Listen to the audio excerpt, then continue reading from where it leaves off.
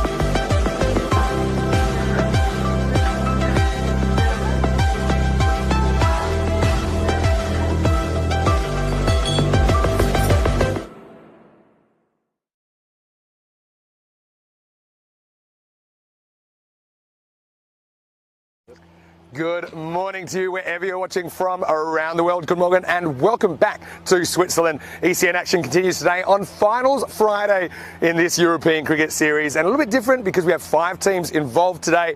Alton, they're already in the final later on. That will be match number 59, but we'll have a bit of a shootout to see who will join them. So for the teams who finish 2nd, 3rd, 4th and 5th, they basically have to win 2 elimination matches to get the right to challenge Alton for the trophy. Beautiful weather here at the moment as well. More about that in a second. The final preparations are going on this field, but let's see what happens at the coin toss here in Eliminator 1. Now these 2 teams, they finished 3rd and 4th respectively on the ladder. It's going to be the Zurich Nomads taking on the host St. Gallen. Let's see what happens at that coin toss.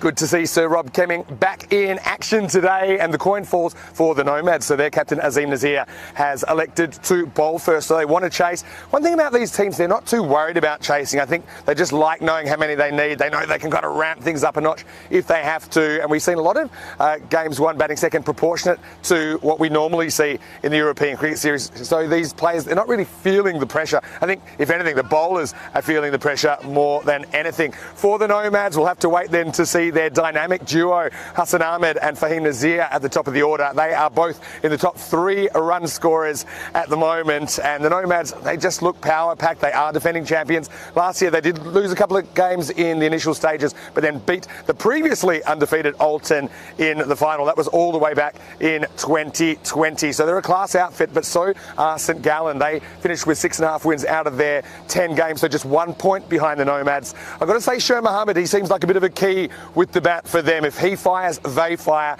and he will get to bat first up. Let's see what they do with their batting order. Maybe they bat him at 3, maybe they open him. They do have a few options. They've also got the cross-hander, Musa Ahmedzai, who's also listed to play for Switzerland in the internationals tomorrow. So I think this is going to be a great game. Not too much between these teams at all. And like I say, every single match today is a huge match because the loser, they're out of the running of that championship. So it should be a wonderful day of cricket. Wonderful day of cricket deserves wonderful weather, and we've got it here in Switzerland today. Probably the warmest day yet. We're expecting 27 or 28 degrees maximum, currently already up to about 18. So cracking conditions out here. I think we'll see the ball flying through the Swiss sky all day. And with a few VIPs coming down for Finals Friday, I think it'll be the perfect setting for them to enjoy cricket, some of them for the first time.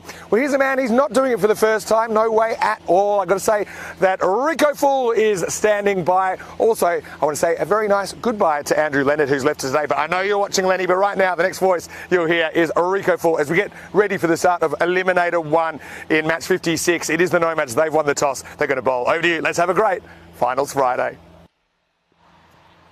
Good morning, cricket lovers, and thank you very much to Mr. Maximo Vili Sandu, wearing the bright red of Switzerland. And it is Finals Day, And if anything that we've seen to go by, that means we're going to see an absolute cracker. We're going to see a bit of a run feast. Talking about run feast, match number 51 yesterday. We did have a run feast. We saw another century. Century number 4 from Ankush Lal, 134 for 41. Of course, got him the player of the match in that victory by 123 runs against Winterthorn. And Winterthorn bowled out with just 51. But then the main match that really a lot depended on was Alton taking on the Zurich Lions. So the Zurich Lions, though, weren't able to recapture the sort of form that we saw in that earlier match because of Malas Stanitsai. His all-round fielding performance was brilliant. Not only did he take that one wicket, but took some great catches, great run-outs as well. And it was 104 to 108. Alton Johnson, once again, 34 not out, the player of the match. Match number 3 was Kosane against Winterthorn. Kosane wanted to finish the series on a high, and they did as well. Put 143 on the board. Jason has been in good form with the bat, and he continued to do so with a fine 55 for 24. That was the player of the match performance from him, and Wasim Javed once again showed us just what a master blaster he is. 31 of 10. And then it was all about Andrew Ryan. The Rhino was in action, taking 4 wickets, and in true Rhino style, knocking over the stumps in one magical moment in that match. Match number 54, Kosane stayed on the park, and they stayed in winning ways as well. Anmol Prabhu showing what he can do. Hasn't really clicked all the way through this tournament. 68 or 25 from him. And Aidan Andrews, who's just been brilliant all round. He made 33 of 17. Zurich cricketers, 118 all out. They were skittled out. 4 wickets from Tariq Khan Ahmadzai, 4 for 22. And in the final match, we saw a player of the match performance from Jagdish Tiwani, who made 59 runs.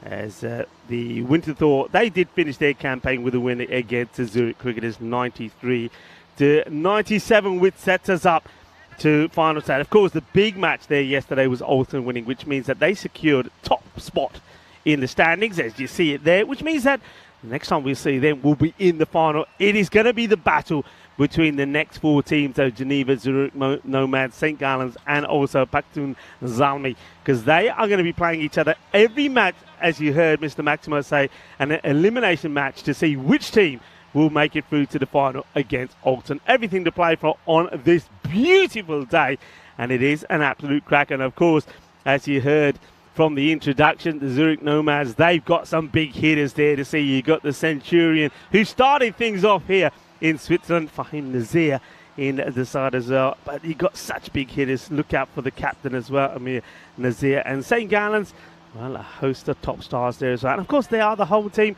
Once again, I think the bat versus ball wall is still yet to wake up.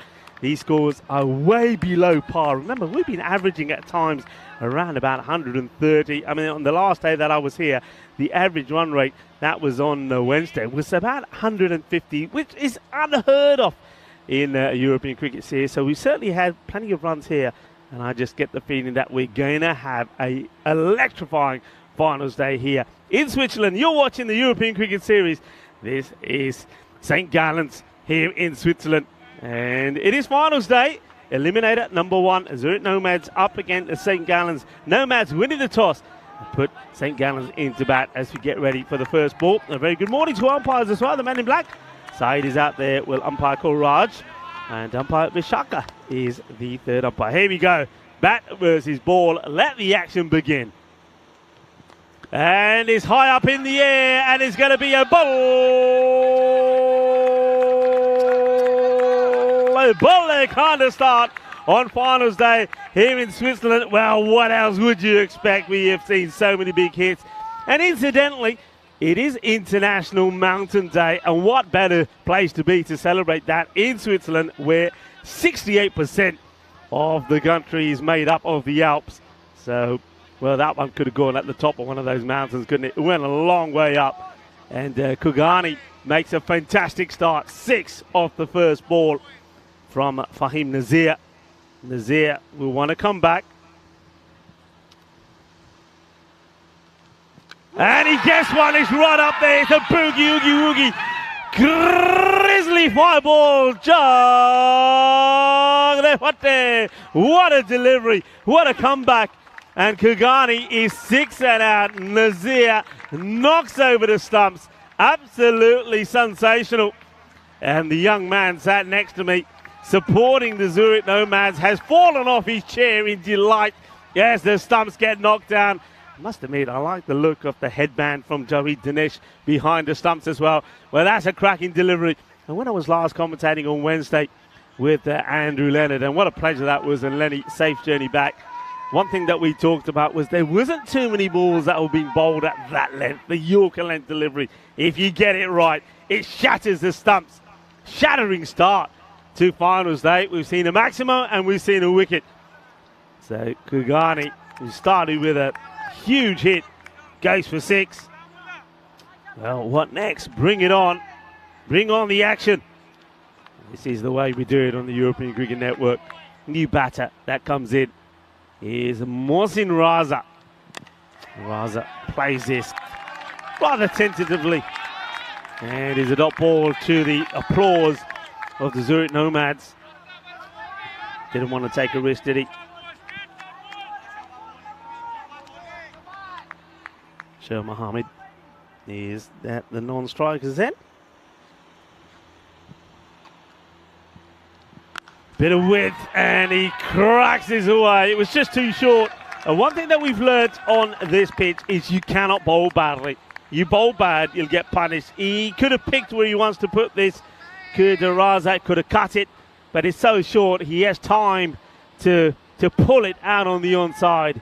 4 runs. Not a good delivery. This one from Nazir. So 2 boundaries off the over. Raza often running with the boundary as well.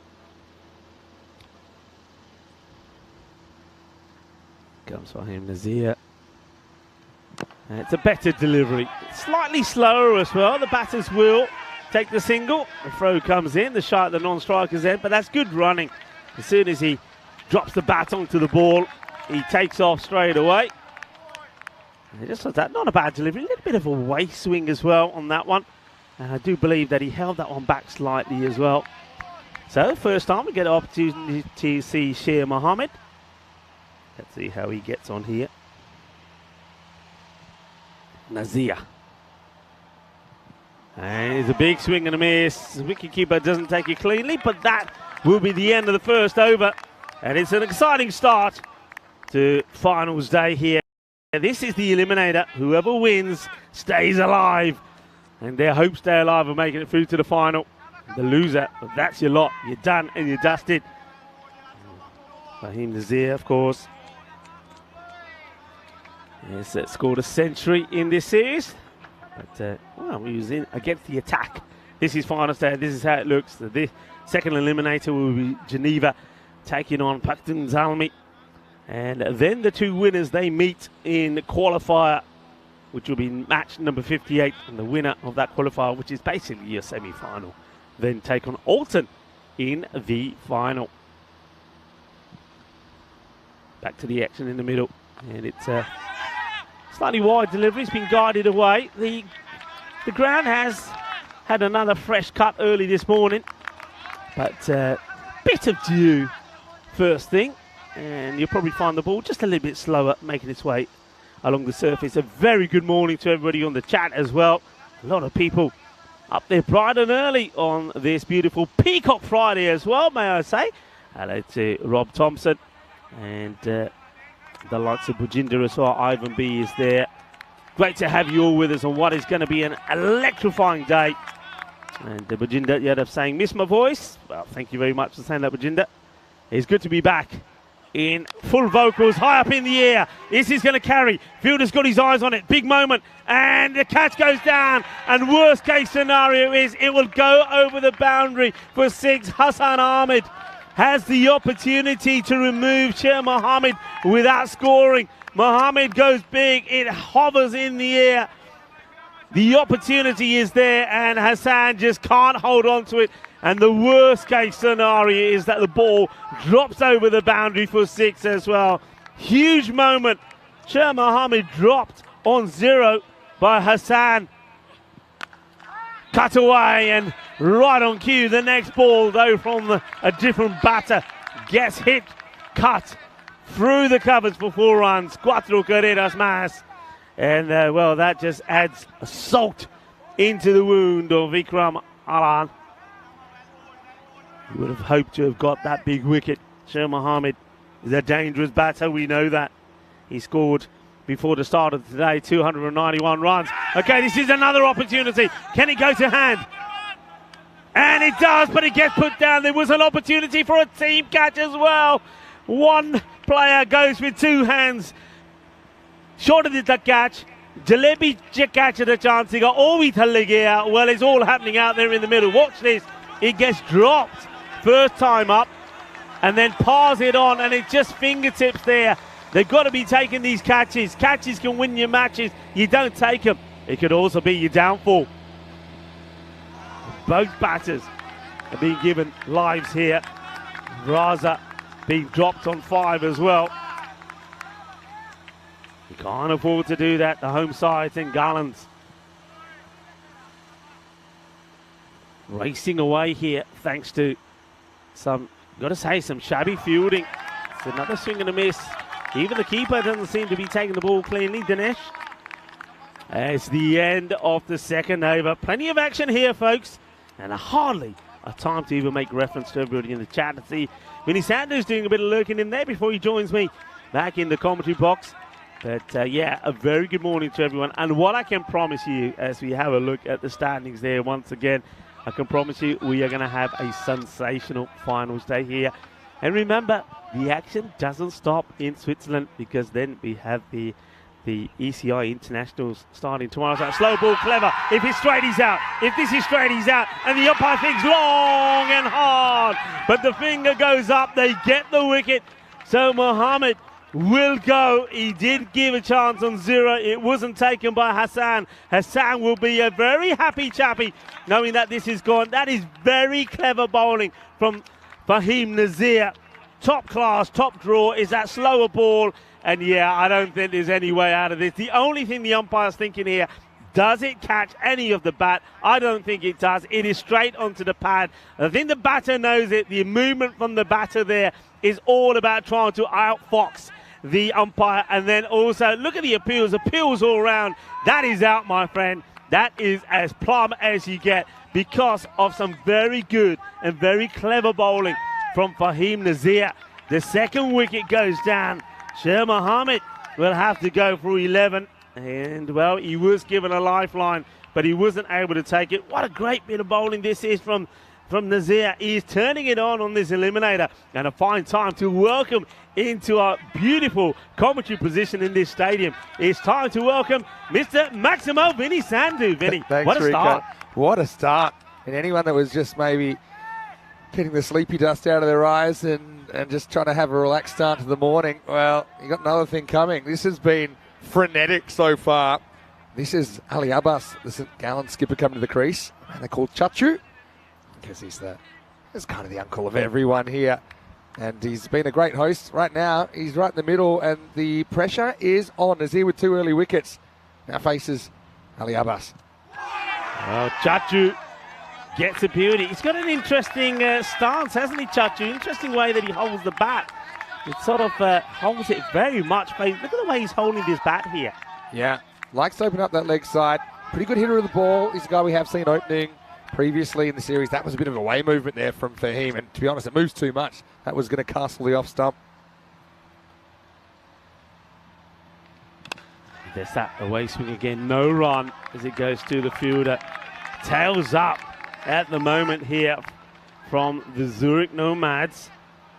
Now, when these two met in the group stage, it was all the way back on last Friday, actually. It was Peacock Friday, and St. Gallen made 124. The Nomads chased it down with 3 balls to spare. So a bit of a low-scoring game, considering how many runs these two teams have scored in the series. This one is a nutmeg as it goes through the legs of the batter. And you can see Chachu there thinking, you know, next time I'll give it a bit of the old chopper shot. He likes the idea of chopping it through his legs. The nutmeg, they call it these days, because the Nats give a brunt from England. But I just think he gets himself in a bit of a muddle with his footwork here. It's almost like you just have to survive this over. How's that feel? And into the pads, no runs. What a fine spell of bowling this has been from Nazir. When you consider, Vinny, that the very first ball of the match was from Nazir and got spanked for a huge 6, the comeback has been emphatic. Really emphatic, and that's despite a couple of drop chances. I mean, Hassan's one, I think he catches that one 8 times out of 10. He has to take it slightly awkwardly to the side of his body, cost him 6. Then we had the almost rebound catch. That was a bit more of a half chance. So last ball of the over coming up. Yeah, these two teams have just been smacking it. Nomads 157 runs per 10 overs with the bat. And then you've got the host St Gallen, who have been going 139. But yeah, it's going to be a big day. Lawnmower just being put to work this morning. There's a lot of grass here at this facility. You probably noticed that, Rico. I know you've only been here a couple of days. Here's the last ball of the third over. It's a good delivery. It's pretty full, but I think he's going down the leg. No appeal at all from Nazir. It had been a top draw bit of bowling from Fahim Nazir. Well, he's certainly up the tempo, hasn't he, for this eliminator. He finishes with 2, and only 11 runs have come off him. St Gallen's are struggling a little. The power play comes to an end, and it's 23 for 2. I get the feeling that might have been a maiden, you know. Let me say, it's a wicket maiden. You're exactly right. In fact, there's the confirmation that they've gone 11, 12, and 0. So Nazir, who's such an important player with the bat, but also with the ball. In fact, Switzerland, they're going to miss him in the national setup this weekend because, yeah, it's unavailable just for personal reasons, and he would be probably the first picked in that Swiss side. We will see a fair few other Nomads in there. We've got Hassan Ahmed listed in there. But anyway, let's get on with over number 4, Ikram Allah, to bowl his second. First ball just tapped away. Just completely bogged down here. I mean, a bad 2 overs can cost you the match. Yeah, it's one thing that I was talking to Lenny about, and Lenny, that's one thing he said that he saw the difference between this format and all the other formats that he's commentated. If you have a period of this sort of period as a batting side, it makes a huge dent in the score that you're able to get. And we're seeing that here. Frustration here, the two batters coming together to try and encourage each other and get things going here. But they're on a bit of a go slow. If you have, I mean, that last over, wicket maiden, and the over before that, not too many coming off the last few deliveries. Well, this is going to be a no ball surely, because and this is why these are being called no ball. And if people are watching, watch this. You have to call this, because once it hits the edge, it can divert. You can't then say that's a fair delivery. That's pretty crazy, because it's actually gone down the leg side. You have a swing at it, though, if you can. You can still get extra runs. So free hit coming up. Misses out on it. It's caught behind, actually, but it won't count because it was a free hit. That no ball broke a sequence of 10 scoreless deliveries. Yeah. So that's a 6th of the innings, and they don't score. So it's very, very tight stuff from the Nomads at the moment. I think you also got to give credit to their bowlers. It's one thing to say, okay, the batters are bogged down, but why is that? It's because the bowling's been pretty tight. Yeah. That's a loose one, and he needs to capitalise on it, and he will. So 4 runs. So finally, and after 10 balls, 10 dots, we saw a no ball. Misses out on the free hit, but he puts away the bad one. This is a full toss on the leg side, going for the Yorker length delivery. That will relieve some of the pressure, but St Gallen's will know that they've got to go big here. They'll be looking to finish in the 40s at the end of this over, so they've got to go some here. They'll be trying. Hello with 2 balls to go in his spell.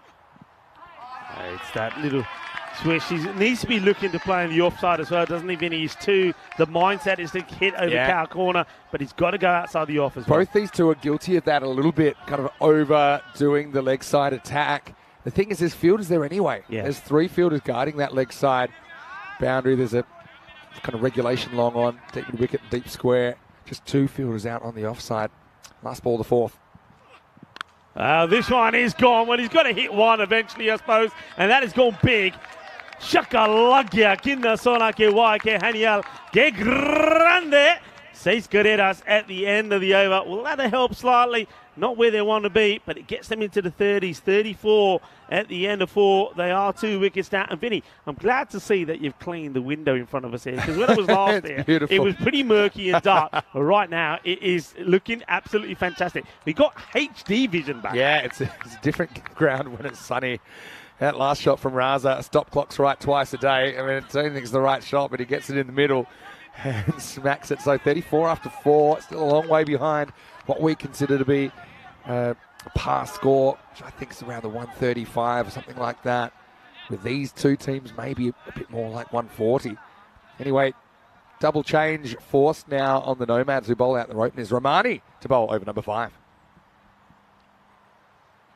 Romani starts short, is a big swing, and well, fortune does favour the brave. And if you're going to swing hard, well, you're going to get a bit of luck. And hay suerte ahí por Ali Abbas. Gets off the mark with 4, but it's taken him 6 balls to do it.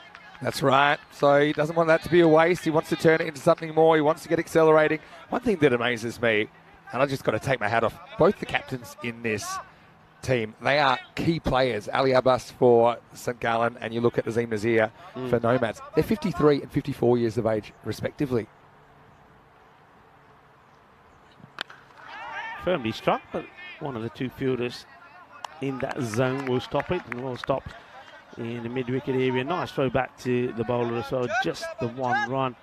I've got to say, Vinny, the location of this ground and the setup is absolutely amazing. It's a lovely walk here. It's different, isn't it? Ground. You get here, and it just, when you walk up to this ground, you're walking over that bridge, going across the motorway, you just get a feel-good factor looking at this ground. I mean, when I was walking up this morning, you know, I saw you out there doing your intros, the grass was being cut. It just felt so good. So and you felt ready for a good day. Yeah, so well looked after. That's what I love about it. Short and in the hands. It's another drop. Would you believe it? Well, the plan works beautifully, but it's executed badly by the fielder. This one is a straightforward catch. It's right into the hands and down it goes. And not for the first time. The fielder there guilty of not able to catch the ball. I think Ali Abbas at non-strike saying, hey, is this off the pitch? But I don't think it is. In fact, I know it's not. You look at that, because it did have a bit of leg cut on it. He said, did they hit the edge of the pitch? But that certainly didn't. No, it didn't. He just got surprised, I think, by the extra bounce there from the bowler, from Romani. So they're having a bit of a chat about this. And, well, it's been, quite rightly called for one with the over, but definitely not a no ball. In comes Romani again. It's a slow ball, but it's been carted away. Lovely jubbly. Que guay, que genial. Manos arriba, arriba, arriba, arbitro. Porque eso es 6 carreras. 6 runs. So these two, after swinging and missing at a few, to be fair, they're starting to get the acceleration going. So, Romani coming on. 4 balls, 11 runs. So that the change of bowling seems to work. The fuller delivery, hit down the ground, in the gap, that's 4 more. Nobody stopping that. Plenty of power in the shot. Well, Raza has had some luck. He's been dropped on 5. He's been dropped on 16. If you don't take the catches, then you're going to put yourself in some trouble. And the man who's in some trouble here at the moment is Romani, who's 15 with a ball to go. Can this be a magical over? Can this get St. Gallen, the home side, up and running once more?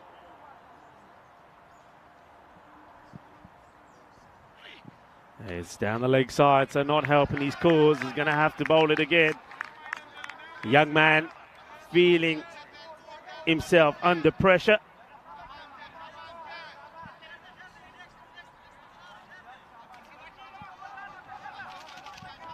So 50's up now. Last ball, the 5th.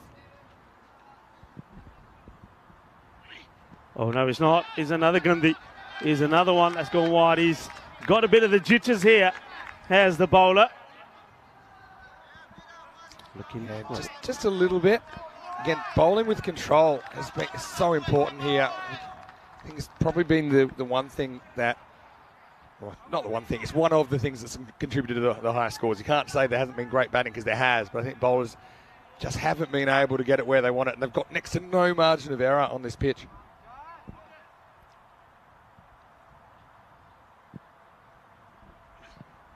He still can't get it right. Well, these wides are costing them. The 50 has come up as well. So just like that, you can see St. Gallen's, they're getting up to a sort of rate that they're going to be happy with. They're still a bit behind where they want to be, around 10 runs. But all of these extra balls help, especially if the last ball, she's trying to bowl here for the 4th time here, are wides. Gets hold of it. Is he going to get in the gap? No, it'll go to the fielder. They'll take one. And at the halfway point, it'll be 53 for 2.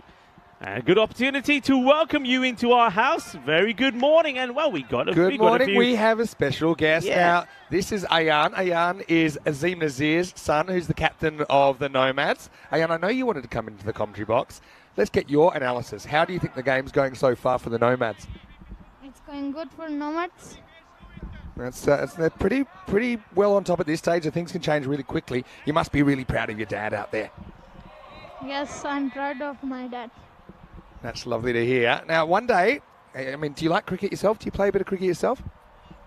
I love cricket to play. So you love playing cricket. I hope that, Ayan, one day we see you out there. Do you think that would be exciting to play cricket on TV? Yes.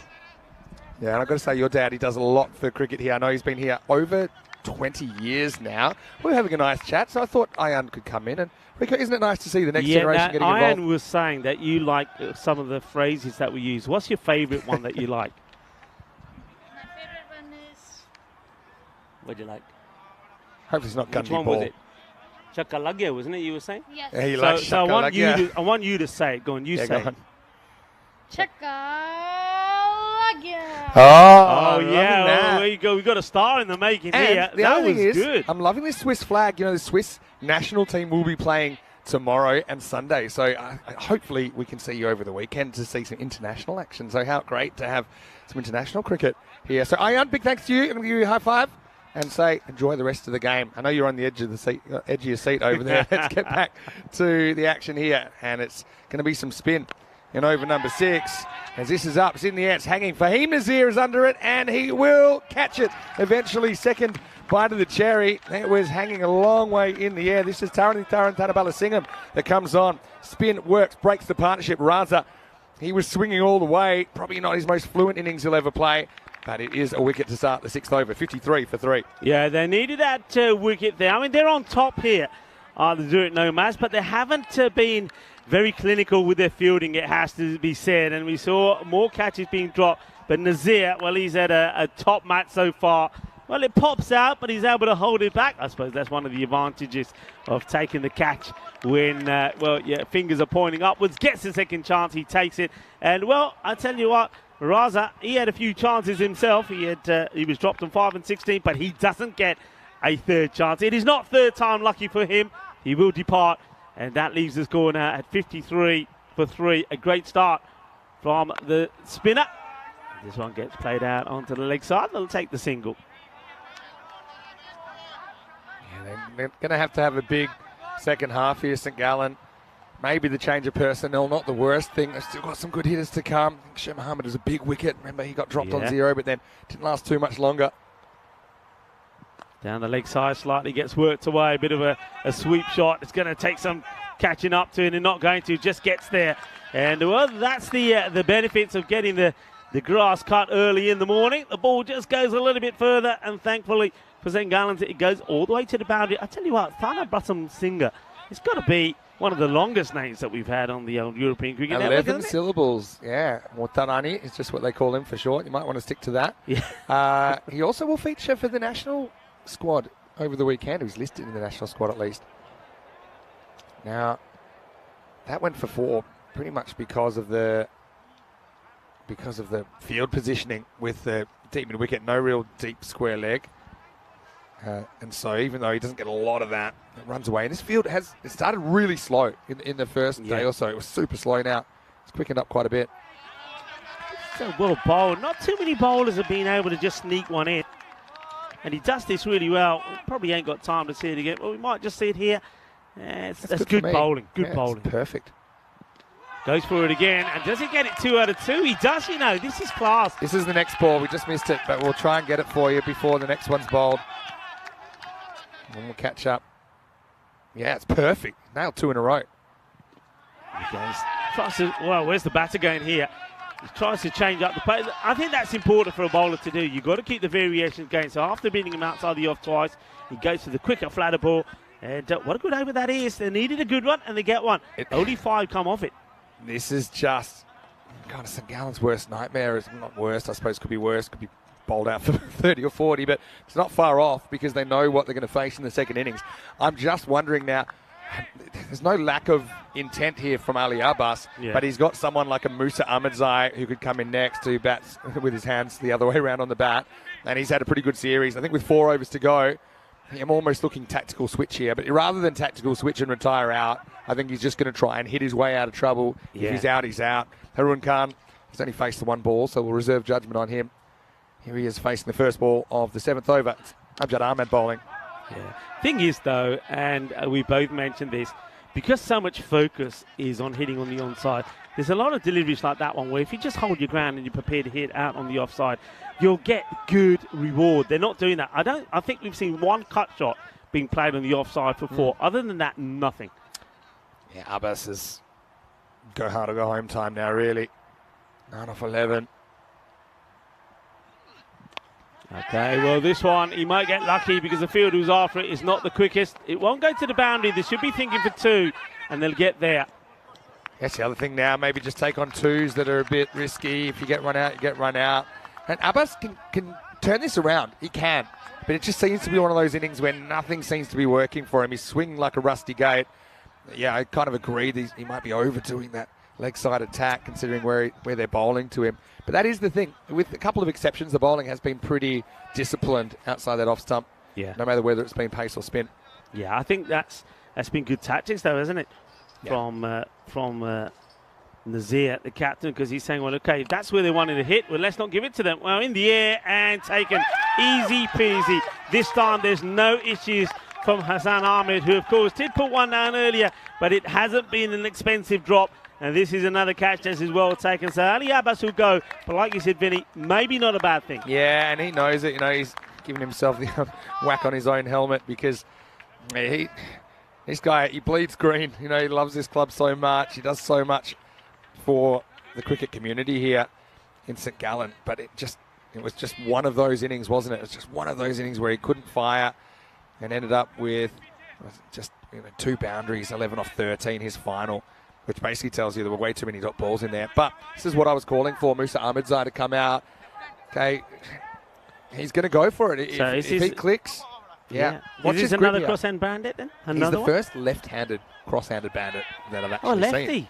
He's left-handed, and you want to see a cross-handed roofer or 2? He's hit a couple up here as well. All right, so he's a carpenter, right? Yep, let's see his grip there. You see the grip? I love it. Yeah. Well, I saw you trying this somewhere on the network well, that's the good start because it's a bad ball. Ball sigi gandhi, but ke mari, choka lag gaya. Well, welcome into the attack to the cross-hand bandit. Musa Ahmadzai, well, he moves his all right. It wasn't a good ball. Short, Gandhi, down the leg side, 4 runs. Here's the other thing as well. Being a left-hander, never mind that he has his hands the other way around the bat, just changes things, doesn't it? They had 2 right-handers there. You know that Ali Abbas was getting bogged down. And just the change of right-hander, left-hander making a difference. It's a good comeback from the bowler. Then Ahmed gets it on the right spot. But yeah, I think that's probably a bit of a lost opportunity there when you've got a left-hander who can be pretty aggressive. I think mix it up. I mean, there's no point having the top 4 that are all right-handers when you've got a lefty sitting out there who can hit the ball pretty well. And he's a bit unorthodox as well. It all adds to the variety, and it could be pretty destructive. Speaking of destructive, it's a full toss. He hits it hard and he gets it past the fielder, who didn't look too agile there, Hassan. He's just taken a good catch. I think he needed to get the dive in and be sliding across the surface here. He didn't want to. He bends over, tries to get a hand to it. He's not able to. 4 more runs, so he comes out. And Musa gets 2 boundaries straight away. And this is what we're waiting for. Vinny, not long to go now. 45 days. Isn't that crazy? My memory is that when we started the countdown, it was 100 days to go. And from memory, although I might be wrong, I think I was in Sweden with Rhino at that time. And we said, we always say it'll come through quickly. It will. I've got some big ECC rumours. So ready for some hot goss? I know that we're in the finals day here. My whispers are that Nabi might play for France. Nabi from Dreux. They might have sorted out the paperwork and all those things. I do hope so. Here's the thing that made me laugh. My source also told me he just has to pass the fitness test. This guy spends 7 hours a day in the gym. Yeah. A fitness test. So, like, if that's the last piece of the puzzle, I don't think. He's this kind of guy, when he opens the door and walks in, you'll say, you'll do. Yeah, there is no you're fitness fit. test required. Are you here for the Mr. Universe tryouts? Sliced. It's racing away. Fielder should get there and will. Batters should be looking for 2. They've got to hustle. Every run here is important. Yeah, they do get the 2. I mean, still still have to be picked. There's always issues every country about people that are in the mix, people that aren't. But I still think that top 3 from Drew, if you can get them qualified, get them out there with their bowling, that can be really hard to beat. Gone. And that's a sneak behind. The batter knows it. He just carries on walking. It's a big swing. And Haroon Khan also departs. Well, Haroon Khan couldn't. Maybe the next batter that goes out there can, because that's what they need. They need somebody who can come out there and blast a few boundaries on the spin. Because up until now, there have been the odd boundaries here, but it's been very much tiki-taka, as another wicket to Ramani. And well bowled to him. And a good catch behind the stumps there from Javed Danish. No mistakes. So wicket number 5 going down. 71 for 5. We're in the 8th over. We've had some real live wire wicket keepers in this series. I've really enjoyed it. We had, for example, Abid Baraksar yesterday walking on his hands back to his position. Seriously? Yeah, we've had Janesh, who takes that one fairly in orthodox fashion. He doesn't mind like a cartwheel or things like this, like a literal cartwheel. I just think I love the characters. I love that these guys, they're enjoying their cricket journey here in Europe, and then we can show it to the world. So 71 for 5. This is Safi coming out now. Sunagul Safi. It's the best case scenario here. Let's say you go 3 a ball, which is just absolute heater. 48. 119 still looks like not enough. He gets the lob in. Got to come back for 2. Got to go. Got to push. They do. Throw comes in, but the batters make it. Yeah, hey, listen, are we going to say that we're going to be proved wrong here by the bat versus ball wall this time around? Yeah. Well, like I said earlier, That's how it's happened eventually. Stop clock is right twice a day. It's been predicting unders. I think we just need to account for inflation with the bat versus ball wall. Inflation is a bit of an issue globally. Yeah, listen, happy Peacock Friday to everybody as well. Yeah. I hope you're, wherever you are around the world watching, wearing your Peacock Friday shirts in support for Peacock Friday. Hey, it's a good day for Peacock Friday. Peacock Friday is always a much better when the sun is out and the sun is shining. Definitely. Now, we haven't had too much time to chat with our YouTube chatters this morning. I want to say hello to Jules Udabridge and happy Peacock Friday to everyone. Kroom's got a very important question for you, Rico. Okay. How's your luggage arrived? Hey, here we go. Peacock okay. Friday. Now, that is a Peacock Friday outfit and a half. That's solid. That's what Peacock Friday is all about. I love that. Yeah, I love the whole body. If only you could get the shoes as well, then I think that's 100%. But that's a solid 95% effort from Diana. Nicely done. Couple to come here in the 8th. It gets tucked up, gets beaten by pace, and now this could be out. And I think it will be. It doesn't go for the direct hit. He fancies that even by passing it through to the keeper, there'll be enough time. The batter is not hanging around. It's a good, sharp, quick delivery. Let's have a look at this. And, yeah, no issues. Good work. He's out by a long way. Yeah, the only issue is the ball.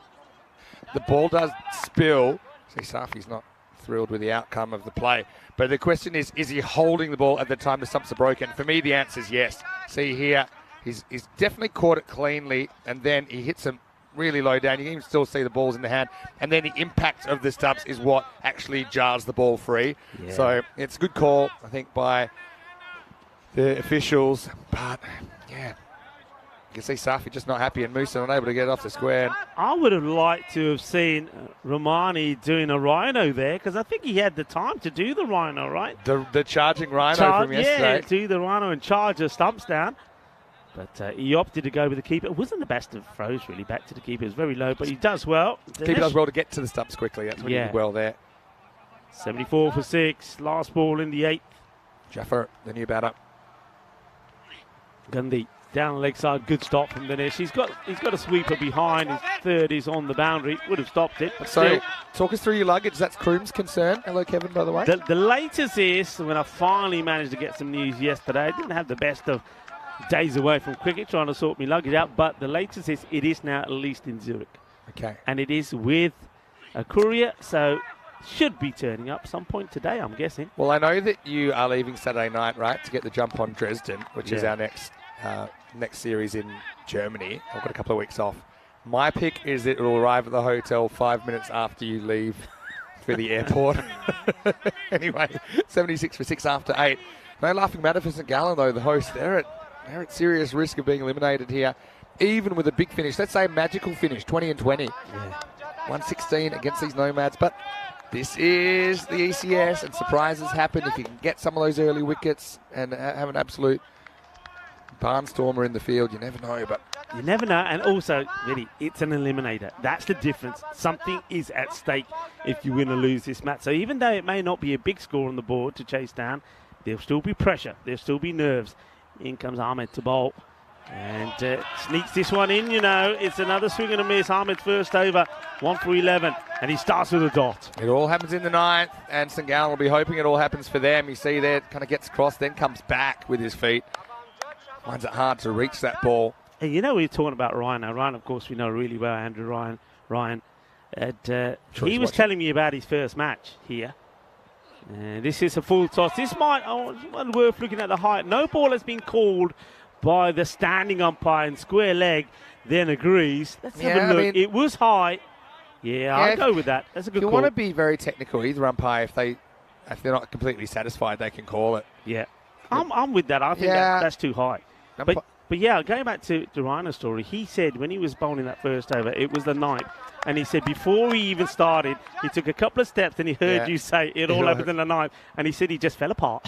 I'll tell you what happened with that as well.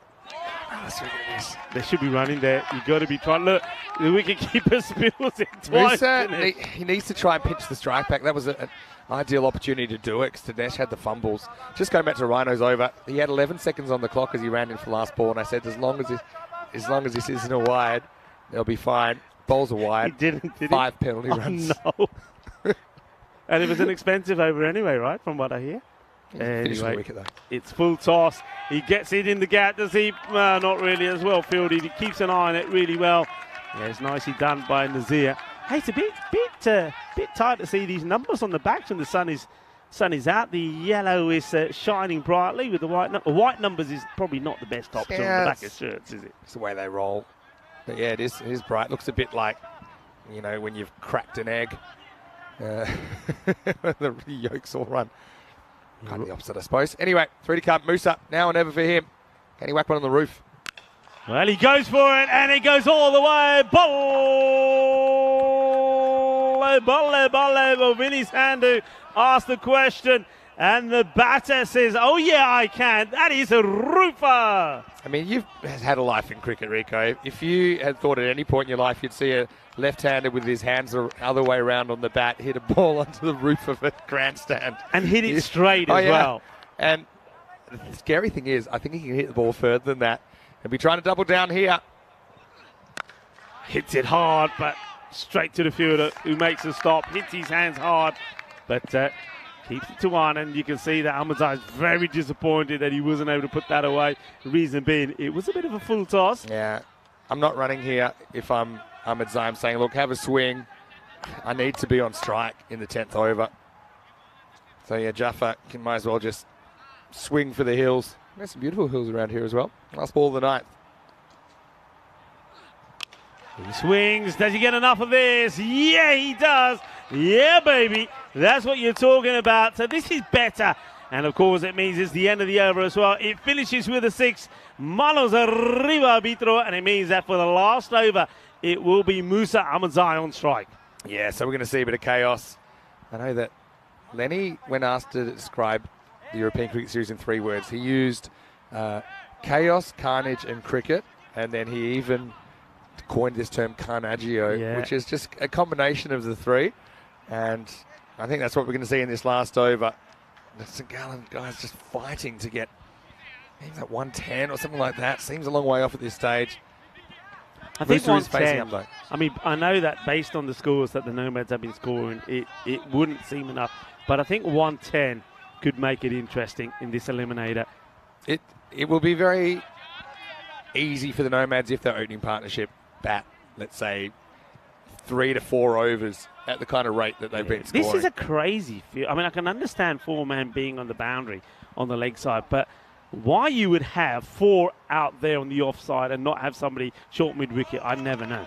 Yeah, so what you're saying is that there's 4 fielders in the circle on the offside, but there's nobody in the circle on the leg side. So, I mean, 4 isn't covering that much more than and you're 3. allowing the batter to take 2 if he wants. And that's what you want to try and stop. I mean, he's saying no, but there's no point saying no when the batter's already there giving you a kiss on the cheek.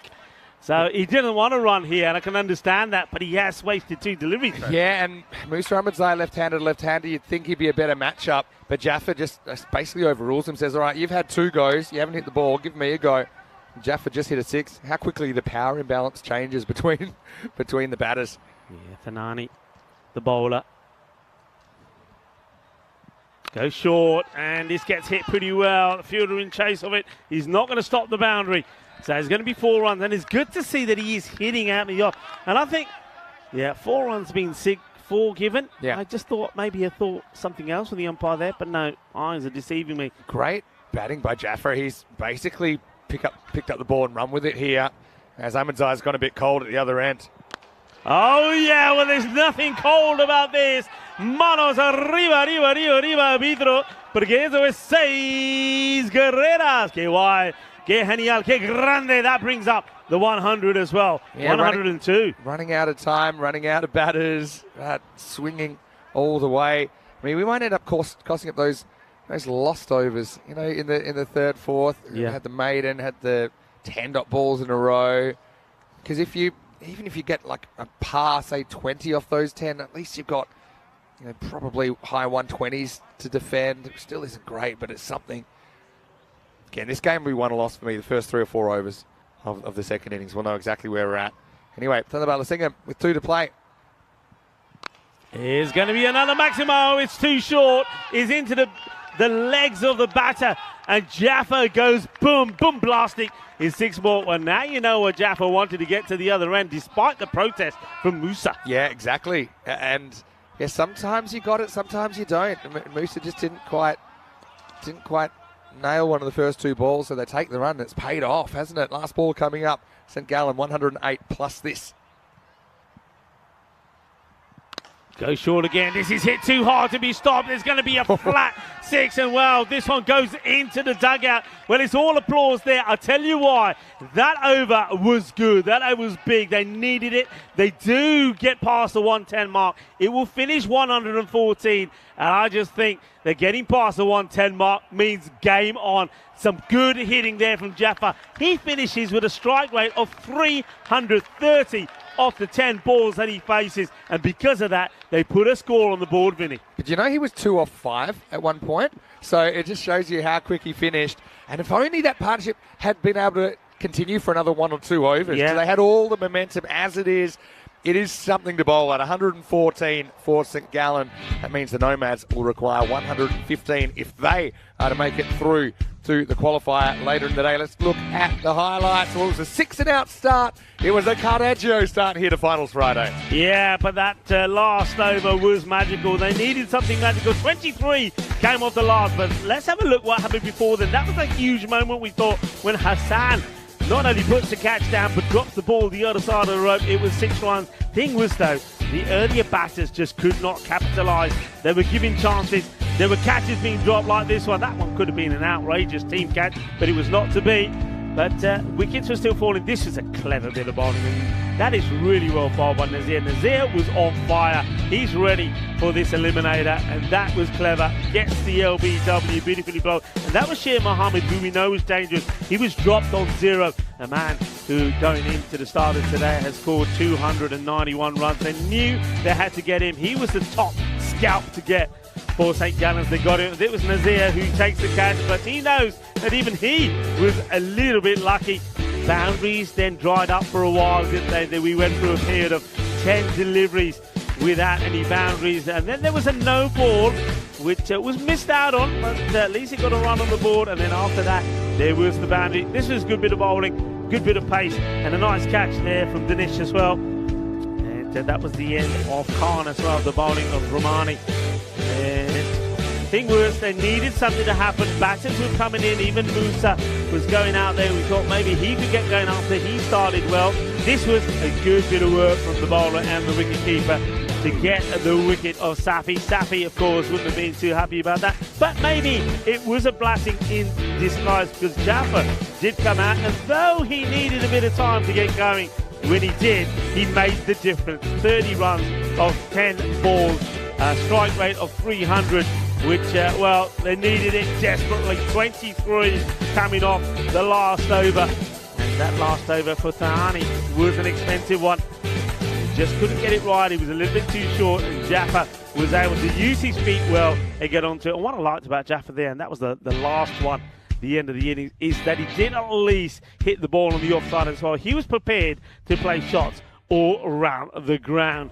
So we'll have a look at the scorecard from the batters. They needed that, didn't they? Those hitting right at the end there from Jaffa. And he ends up being the top scorer. Mohin Raza early on made 27 of 18. And nobody else really able to get going. We saw Ahmadzai started with 2 boundaries, but he dried up a little bit as well as he swung a bit. He was trying to hit the ball too hard, and Mohammad Jaffa then showed what timing and placement can do if you get it right. 114, okay, a lot of people probably think it is below par because we know that the Zurich Nomads have got 2 exciting hitters in their side. They've got the Centurion, Fahim Nazir, who seems to be on song in this match. He has scored 110. And Hassan Ahmed as well has scored a 98.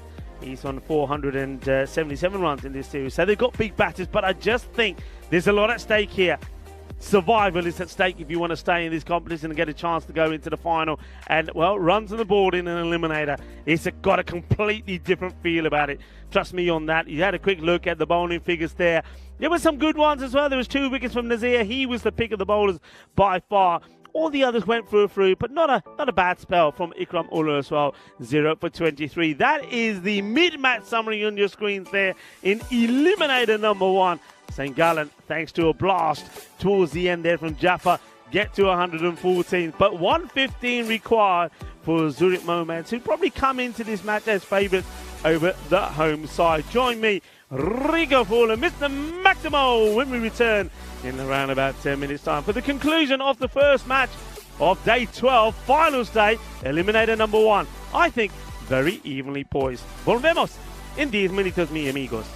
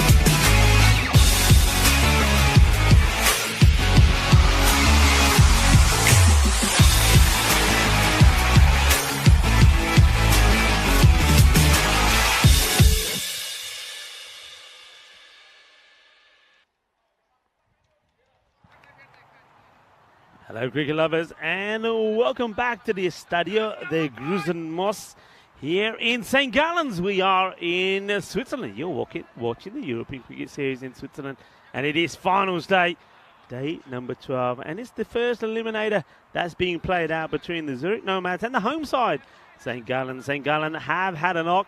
They get to 114, and they've got, well, some good hitting from the likes of Jaffa to thank for that. 30 of 10. The acceleration finally came in the last over. They went for 23. You still would think, and a lot of people feeling that it may not be enough against the hard-hitting Zurich Nomads. But anything can happen. As I said before at the interval, it is an eliminator. And when you get past that 110 mark, I think you feel it. You feel the pressure. Power play is key here. I think if they can get to a 40-45 in the power play, then I think they'll be favourites to win this. If St. Gallen can pick up 2 or 3 wickets, I think then they become favourites as they pile on the pressure on the Nomads. Here's the first ball. And it's a Gundy one. It may even be a no ball. I think it's close to catching the mat. It doesn't quite do so. I think this is a good call. I think even if it does catch the mat here, with the ball so far down leg side, I think common sense means keep it a wide. It doesn't catch it anyway. So good call from the umpire. It's a very good morning to the umpires on my side. And Koiraj have been fantastic during this series. Not quite where he wants this. Gets lucky. And it may even go to the boundary. It does, you know. That's going to be 4 runs. Shows you just how quickly from the bit of the morning dew first up this goes. Not where he's looking to hit this. And somehow he gets enough off this outside thick edge for the ball to go all the way to the boundary. Perfect start as we welcome back into the commentary box to Mr. Maximo. 3 overs for me. 3 overs that if Zurich Nomads do what they normally do in the power play, I think they put 1 foot into the qualifier. Mr. Ahmedzai. Played out to the offside, no run. Question is, where do you bowl to these guys? Because they have no obvious weaknesses. What I normally get to, if I think of a default strategy, is full and straight, or at least full. Try and get Yorkers. I think good players, they make more errors on the front foot. Down the leg side, a very optimistic. Well, the umpire signalling there that he feels there was a bit of bat or something on this as well. I actually think it's right off the end of the bat. Let's have a look at it on the replay. He does bat a bit over his crease as well in his ear. Yeah, well, it hits. I heard a big double noise. Otherwise, for me, actually wasn't that far away. But you can actually see a big deflection on that. Yeah, good call from the umpire, and right on cue. The umpiring has been good. Full toss, too high, and beautifully dispatched. And this straight away is the difference between the two sides early on. Prepared to hit Vinny out on the offside. Yeah, exactly. These guys are 360 players. Hey, just looking at some statistics across the whole year of the European Cricket Series, have a look at this one. Most sixes in the European Cricket Series in 2023. Look who's top. It's Mehboob Ali, or Lala, from Malta. He's got 65 maximos for the year. Sanger from Paktun Zalmi, we'll see him in the second game. He's tied him. Hassan Ahmed is 4 behind. Here's the crazy bit. You want to hear the crazy bit? Tell me. After this ball. Down the ground, and 1 bounce, 4 runs, and smashes into the box of where the St. Gallens were based. Just prepare your mind here, because I'm going to blow it. Because Mehboob Ali hit 65 sixes in 19 matches. The other two, Sanger and Hassan Ahmed here, they've done it in 10 matches. So he hit on average 6+ sixes per match. And they're going to topple Mehboob and they're going to as well. It'd be, Sanger hits 1 with 6 and he's done it. And talking of sixes, right on cue. Bolle, kinna sona. Shaka Lagya. Absolute beaut. Beautiful looking shot. Great batting shape. It's not quite a Yorker, is it? It's kind of a challenge length, and these guys have been up for the challenge. 119 matches since the Golden Ball. Lenny actually promised us one while he was here, so he's disappointed us. I had a bit of an idea with him that I say, look, we'll pay you X money, okay? Yeah. But you've got to commentate till there's a Golden Ball. So it could just be like 1 or 2 matches, and you're on the plane, you're gone. Or ideally, like a 405 match streak like the one we had last year. Instead of saying matches without a Golden Ball, we should say matches with Lenny. Yeah. And have to probably take his passport, as I was threatening to do a couple of times. But, we drew one. Once you get in the triple digits, it's normally around the corner. Finals day, probably slightly better chance as well, because these things Still not had one in a final. We've never had one in an actual final, final. It's Kogiani to bowl over number 2. Bad ball, and he gets punished, and we've been talking sixes. Well, that's another one, and that is a biggie. And he just helps us along the way. Hassan Ahmed, what a way to get off the mark. Thank you very much. That's 6 runs. These guys, I mean, look, let's just talk about some of the stats of these guys here. I mean, Hassan Ahmed started with 477 runs, so he's looking to bring 500 up. Fahim Nazir started the day on 421. The hitting has been awesome. And the thing about it is, forget the stats of the amount of runs, it's the number of boundaries that they hit. It's crazy. We're averaging 12 sixes per 10 overs. Hit hard and flat, and he gets it over the fielder. And I was just about to say that lawnmower is in the firing line, and he gets hit. He gets hit here. Watch this. I tell you what, well, the mower was mowing. Now the Grizzly is mowing down the mower. Clunk right on it. Hopefully that is cricket ball proof. We've seen it going around the ground, sometimes always getting hit, but it's in the hot zone there, isn't it, at the moment. And Hassan Ahmed, 2 balls faced, 2 sixes. Could be another, and it will be. It's a Gundy ball. It gets absolutely smashed. Well, it's raining runs here at St. Gallen's. Just a swere patake chal pe. What a hit. It's not great bowling, is it? I mean, what's the plan here? To even have a plan, that's probably been the issue with bowlers in this series. When they haven't been able to hit their spots, they just kind of keep running and going through the motions. I don't know if they actually got any plan in particular. Just bowling machine stuff. I mean, you got to try something here. Try and nail a Yorker outside off. Even, I don't know, go round the wicket or just do something different at the moment. That's 3 balls, 3 sixes to Hassan. Firmly struck. Well stopped inside the 30-yard circle. Better ball, is though. the call. Yeah, it is a better ball. It's still crunched it. It's not quite a Yorker, but it's a better line at least. Hassan just a little bit late on that. Nicely handled by Hurin Khan there in the circle. So 3 sixes followed by a dot. But he wants to go back on 6 hitting. And, well, this could go all the way as well. And it will. It's going to be 6 more. Once again, he's overcooked outside the off. And when you got batters that are able to play 360, they're going to put these balls away. It's a really good example of if you just miss your spot, there are big consequences. He's so close to nailing the wide Yorker there, but it's probably half a metre too full, turns into a low full toss, and Hassan gets plenty of bat on it, gets it to go all the way. These guys are so strong at the top for Nomads. Hassan, of course, we'll see him in a Swiss shirt tomorrow and Sunday. Good ball. Now, that's what you're talking about, Vinny, right? That's what you got to be. Yeah. And he waits till the very last ball to bowl it once he's already gone magical. But, yeah, just watch this. That's the length. It's got to be there. And no matter how good you are, you can't put this away for 6. Bouncing between the legs of Hassan Ahmed. So, perfect finish. Just there has been no bowler that's been consistently able to do that and even dial up, let's say 4 out of 6 or 5 out of 6. Obviously, 6 out of 6 is where you really want to be. Top 5 teams take part in finals Friday, which means we say goodbye to the bottom 6. Vettingen just missing out on net run rate. They had a really good series, though. They're actually from a division below. Vettingen actually beat both St. Gallen and Alton along the way. So they had a very good day on, I think it was Sunday. Anyway, thanks to all the players that were involved this time around. Gundy, good grab from the wicketkeeper, one-handed lead taken by the wicketkeeper, Garg. Yeah, one thing that when I was looking into the results, Vinny, early on, especially that week one thing I was noticing is that results were just so wayward. A team would win and win by a lot, then crumble in the next match, and results are going all over the place. So the consistency just wasn't there. Yeah, correct. What it is, it's more like when people got going, they really got going and scores could blow out. So there are certain teams that had 1 or 2 batters that I suppose were capable of playing that big innings. If they did, they could score 160, 170. I mean, the Crickets, who last year were 3 years ago when we were here, bottom of the table, they beat the Nomads. They whacked them for 170. Do you know what I mean? And even then, we thought the Nomads might chase it down.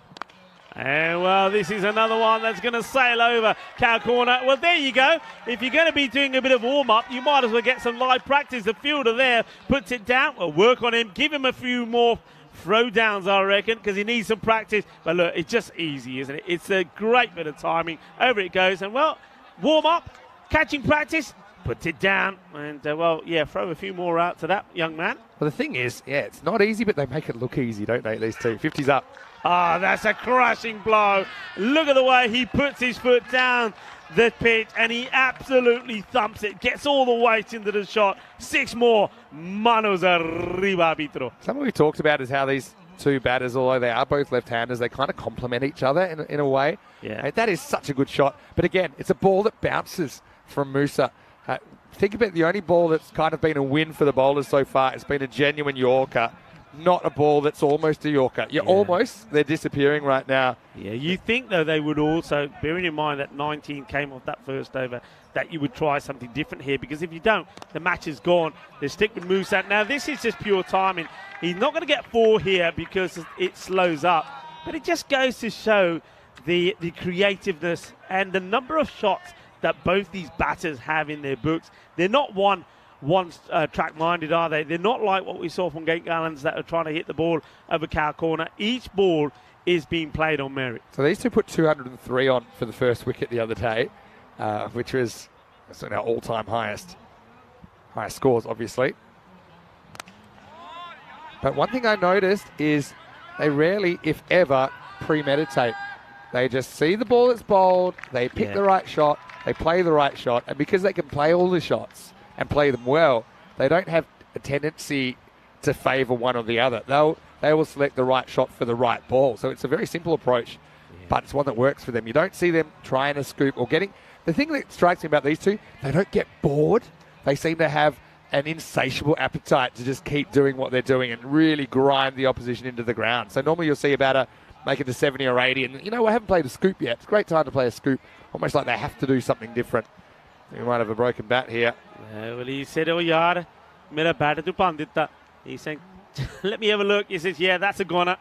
And, well, they like their barbecues in Switzerland. I found that out yesterday when I went for a little bit of a walk. So that's one that would go on the old charcoal.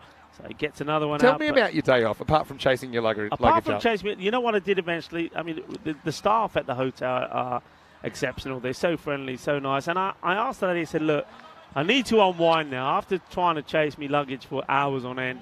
Where can I go for a nice walk? And she said, well, look, 20 minutes away from where we are is a lake. Yeah. So I took a walk around the lake, and I was out there with the birds and the bees, and I must admit, I came back pretty well relaxed. So that's what I did. But what I loved about this, the setup there, is that at a certain part where the lake is, they've got a picnic station set up, where they've got the seating and everything there. And you know what they've got set up? Going all the time, barbecues, just burning away. So you just walk up with your meat, bung it on the charcoal, and you can sit there by the lake. I think it's a great concept because all of the work that they're doing around the lake, cutting down all the dead wood, etc., is then used for the barbecue. What a great concept. Great concept. Very efficient. Bit of an edge. It's the first miscue, if you like, but even that will go to the boundary. And remember I said that I reckon the power play is key. Get to around about 45 and you should go on to win the match. Well, forget 45. How does 64 sound? Because that's what these two have done. 64 without loss after 3 overs. They are well on the way. And what I like about this, let's go back to these two openers, is that they've shown no fear. They've gone out there and they've done what we've always said. Don't look at the score that you're chasing.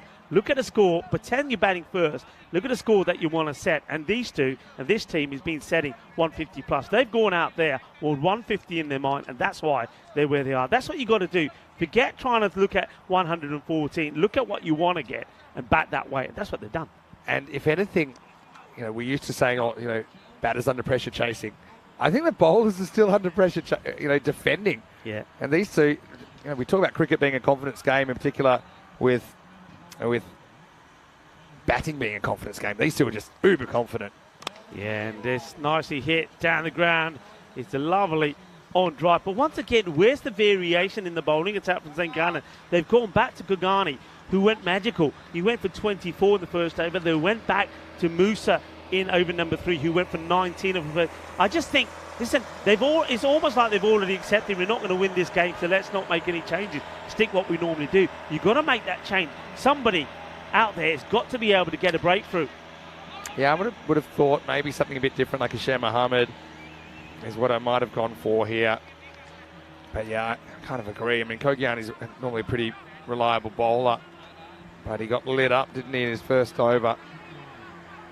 Nomads, don't forget, they are defending champions. Last time around, they had a 4-2 record, but then won both of their matches on finals day.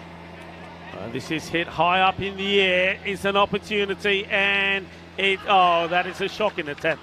I mean, I don't want to be unkind. No ball as well. It's a no ball call, so maybe in hindsight it won't matter. Yeah. But I mean, whether the fielder knew about this or not, I'm saying no. But that wasn't a good attempt, and catch goes down. But just look how. I mean, it looks like Must he have was been really a late. front It's foot, got no to be a ball. foot fault. Yeah. The back heel on the line, but not behind the line. Well, let's give Sher Mohammed the benefit of the doubt then that he has very good hearing, and he didn't have to catch it. Free hit. It's hit down the ground. But yeah, it didn't make great position. I mean, okay, probably not worth talking about because it wouldn't have been out anyway. But yeah, you're going to have to try something different, just variety of the type of bowler that you bowl. Craig on the chat saying this is a good definition of Carnaggio. You're absolutely right. Well, that's a new saying that has come up here. Well, thanks to Lenny. It's a saying that's come up here. Sounds like something I should be eating when we go to Rome in a few weeks. Yeah. Carnaggio. Can I have a Carnaggio? I'll have a spaghetti Carnaggio, please. All right, a couple of come in the fourth. Where's this breakthrough coming from? Not with this ball. He comes back. And the other good thing I was able to do yesterday after I sort of went for that tranquilo walk, I then realised it is Peacock Friday today. So I did get myself a Peacock Friday number. It's a nice one. Yeah, I don't mind this one. You should lose your luggage more often.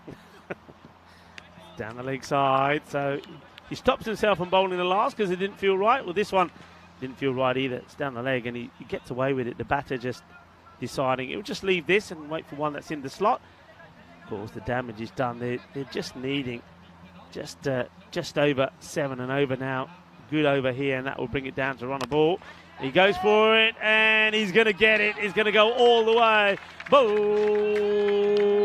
Volley, Ginnasona. Shaka Lagia is another one from Fahim Nazir. He's now hit 5 Maximos and 3 4s. And Hazan Ahmed is in 4 6s and 1 4. You can see 1 9-year-old over there, Ayan, with a very big grin on his face. High up in the air, Gia, Shaka Lagia, 6 more. Que guay, que genial, que grande, grandísimo. Este dos hombres is muy forte indeed. And end of another over, and they're going to do this in style as the score now into the 80s, 82 without loss after just 4 overs. Yeah, if there was a boxing ref out there, he'd probably stop the fight, wouldn't he, at the moment? They are just cruising at high altitude, the Nomads. Who, yeah, when they won the series here in 2020, they beat Alton, who hadn't actually lost a match in the whole series. But then Nomads beat them in the final, and they defended something like around, I think, 110. Different conditions. It was a bit rainier in the final, but it was a really memorable match. One of our first ECN classics, actually. The good news is the lawnmower, though it's been hit, it's still working, it's still going, so that's good. And, we're not going to get any nasty bills. There it is. And they're forever working around here, aren't they? It's non-stop. Credit to the organisers and the ground staff. This is going to be another wide down the leg side. Well, you know, blink and you'll miss it. You know, we're talking about Arif Sanger maybe setting the record. Look at the sunglasses, or the glasses, pardon, not the sunglasses, disappear. Jaffa, who's played his part in trying to at least getting a score on the board. Now he's trying to break this partnership. And he's high up in the air. Well, the man who made the last one look very poor does this time take the catch. And he's going to get a bit of a high five. So he does make it look easy this time round. So no mistakes. And catch cleanly taken. So the first wicket does go down. as it is Sher Mohammed that takes the catch. I wonder how many pairs of glasses Jaffa goes through, by the way. It's, because his glasses have flown off twice in a row, but Hassan gets them off to a great start. He's gone for 30 of just 11 balls, 83 for one. And well, Hassan walks off, and guess what? That means that's 65, 65, 65. That's Arif Sangha, by the way, on the right. So all three of them are tied now for the most sixes. And Hassan, assuming that they do get over the line in this chase, we'll see him later on. You know what? I was looking at an interesting statistic. We've always had this talk about what is more important, the batters hitting sixes or bowlers taking wicket, right? I mean, you always talk about this, right? What would have a bigger impact in your team's progression in the series? As this one could be 2-2. Oh. And, well, he goes for it one-handed. And in a way, I'm pretty glad he doesn't get fingers to this, because the way he's going at this, he could have done himself a bit of damage. I think he touches it. Yeah, you got to go two hands here, though. I think it's a diving two-hand catch. Probably. But he gets fingers, but he's going to be four. But the star was going to talk about, and maybe go after this delivery.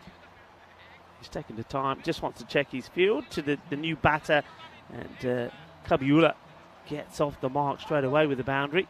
So he's not hanging around. Well, okay, I can tell you here now. When you look at the top bowlers that have taken wickets, so you got Shah from the Lions, you got Vinod from Kosane, Zazi from the Cricketers. None of the top bowlers are from the teams that are featuring in this final stage. That to me tells me it doesn't matter how well you bowl. If you've got batters out there that are mashing sixes, that's what's important. Yeah, well, this will be a tough one. In fact, he's going to put it in his own net, so Zabiola goes back-to-back boundaries as the Nomads are absolutely obliterating the first half of this innings. They're up in the 90s now. Yeah, once again, the shades or the glasses come off. Once again, Sher Mohammed is the fielder, and it's a lazy bit of fielding, uses his feet. Well, he's going to have to get a bit of string, isn't he? Wasn't far away from taking the glasses out, actually. He needs to speak to Viv Kingma, who bowls in glasses. He said, you got to get the rubber bits around the side. That's his secret. But you can see Zabiola, who sometimes doesn't even get a hit at number 3. He's also very good. Yeah. And he's not the only one. Just well bowled, but this is going to be, well, this is off the pad all the way through. It's going to be leg by, so, well. Just buys, yeah. When it rains, it pours. And give me a bit of string. I'm going to run out there. He needs a bit of string. To be honest, Harun, Jaffer, I wouldn't put them back on because he doesn't want to see the scoreboard. And that's just one case of Vivek Garg, the keeper, not following the line of the ball. When you haven't been taking a lot, you start to not expect it as a keeper. And yeah, a lot of these balls have been hit, obviously, in the first half of this innings. Everybody's watching the glasses now, not what the ball does here. Let's see. And off again. He's going down the leg side where the glasses come off again. So this is 5 balls, 5 times those glasses come off. How can he appeal when he can't see? Yeah, he can't see. Watch the glasses go in. This was a proper ejection. Look at them go side on. Whoa. And he actually hits him. He tries to catch him with his hands. Yeah. That's why he's appealing with the ball going way down leg side. He can't see it. Okay, here we go. Are we going to see 6 out of 6? Yeah, we are. Yeah, no, that was a replay. Here we go. Yeah, they come off again. Oh, don't step on them. Yeah, I'm more worried about that. Meanwhile, the ball's gone to the boundary. Shocker.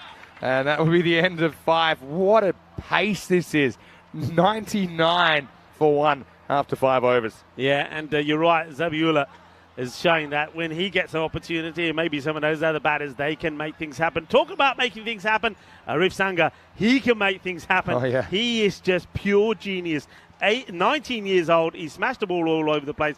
He has scored a century. He was, before the start of the day, the leading run scorer with the score of, 534. 534, wow. Yeah, so watch out for him. The 2 draw cards at the top there. Idris for Geneva, Arif Sangha for Paktoon Zalmi. News from the toss that Zalmi won the toss and they're going to bowl first. So they're going to be chasing. Don't think it really matters to see who plays better. So interesting one for there is that it looks like Izar, the captain, is going to keep. So he's a good keeper. He's also a pretty good bowler, but I also think he's their best keeper. So yeah, that's what they've elected to go for. And that game will be starting in around about 40 minutes time because I think this one might be an early finish on the cards. Yeah.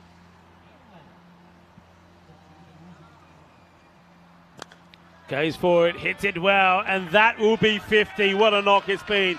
50 coming off just 16 deliveries. And Fahim Nazir, a man that we know has already scored a century in this series. Well, he's gone past the Approaching up to the 500 mark himself now, started the day on 421 runs. What a lovely shot. Well batted.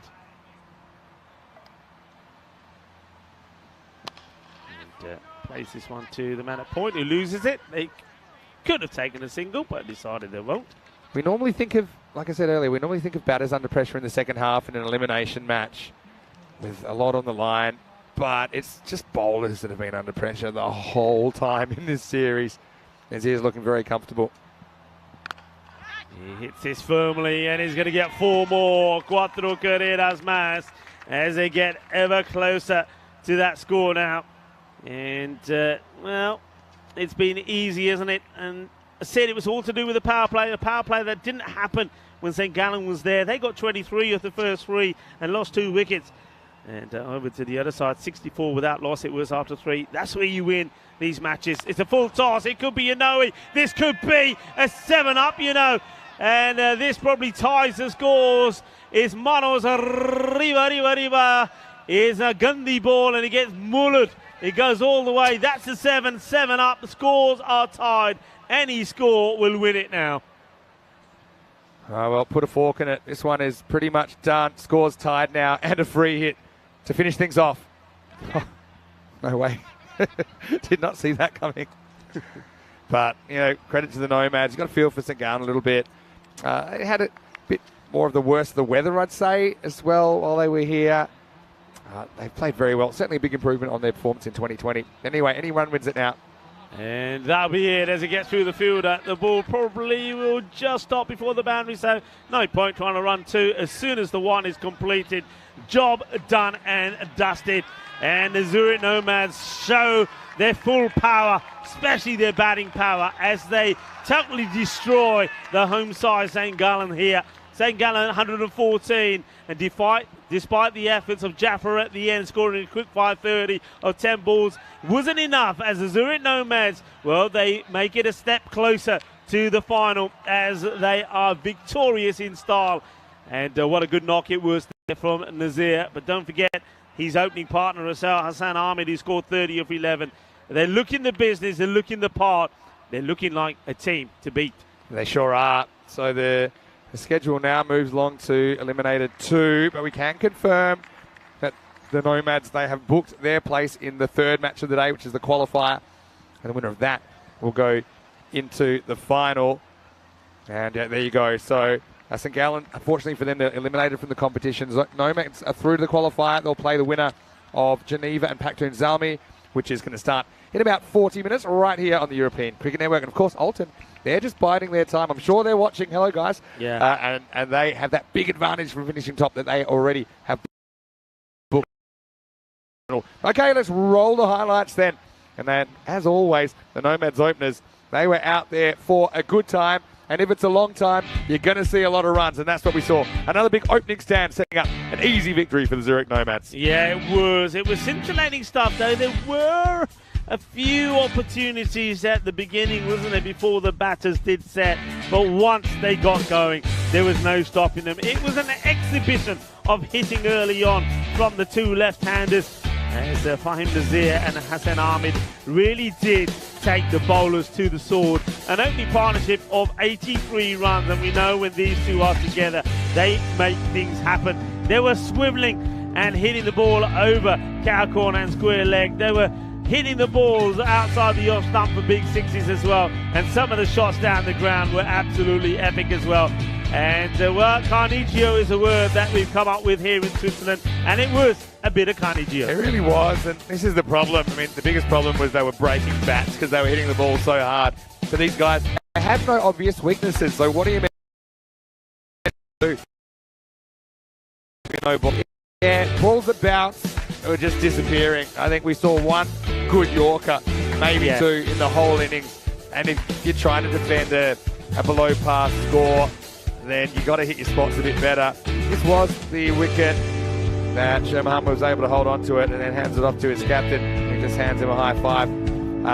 The biggest issue, I think, the glasses falling off. That was holding anxious because this game was rapidly drawing to its conclusion. That one almost took out the glasses. But I've got to say, St Gallen, they've been very gallant actually during this tournament. Remember, they didn't have a lot of success in the ECS in 2020. They actually were top of the table for a while, but ended up just going down, which meant they were in a tough elimination matchup against the Nomads. So they can still be very proud of their performance here. Yeah, they can be very proud, and also I want to give them a big shout out for their hospitality as well. They are the home club. The home club. Ali Abbas has been absolutely sensational. So thank you very much to St Gallen and their outfit for making us feel most welcome here. And they put on some good performances out there in the field as well. But today, I mean, they know it had nothing to do with luck. It had nothing to do with the rub of the green. It just had to do with the Zurich Nomads were just the better side, and they played well, and they got well beaten. Yeah, they did. As we see Nazir, player of the match for his 62 off just 21 balls. He made sure there were no little hassles in the chase. Hassan Ahmed, he tied the ECS record for the whole of 2023 during that knock of 30, which included 4 Maximos. Zabiullah also came out, didn't do a lot wrong, as he was able to crack 12 in pretty quick time. They just didn't quite get the ball where they wanted it often enough, St Gallen. As we look at the bowling figures, 1 for 13. Jaffa, the only successful bowler. And, 25 balls remaining. So that's 1 eliminator down. There's still essentially 2 more elimination matches. We've got eliminator 2 coming up. That's the next time you'll see us. Let's have one other quick look at the teams there, with Paktoon Zalmi winning the toss and electing to bowl in that one. And so we're around about 35 minutes away from a start. So we're going to see more big hits. Let's see which of the bowlers can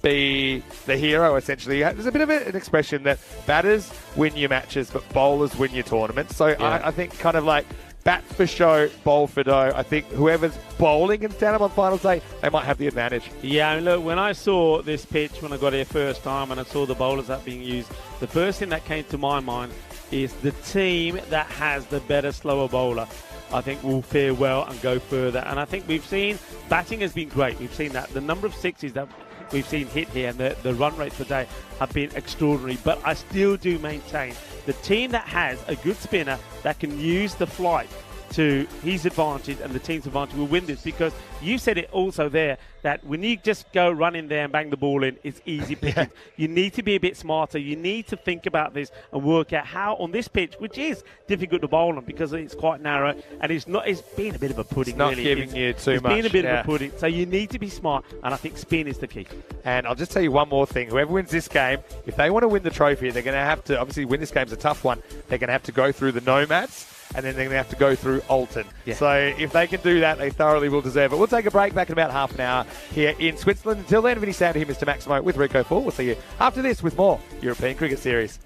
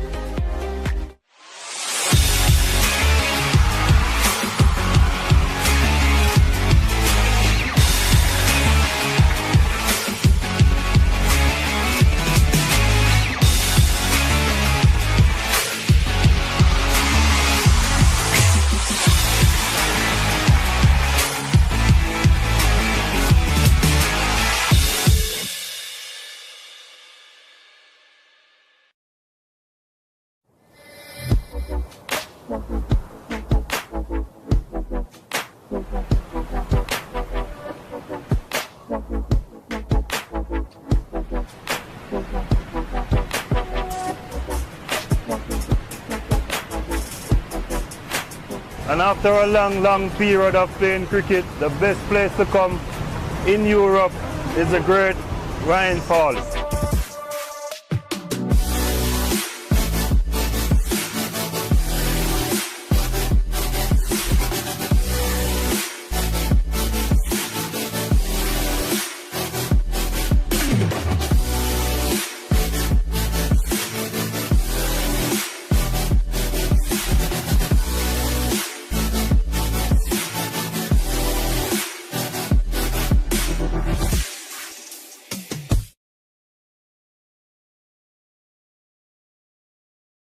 Hello and welcome back to Switzerland. Time for the second match of the day.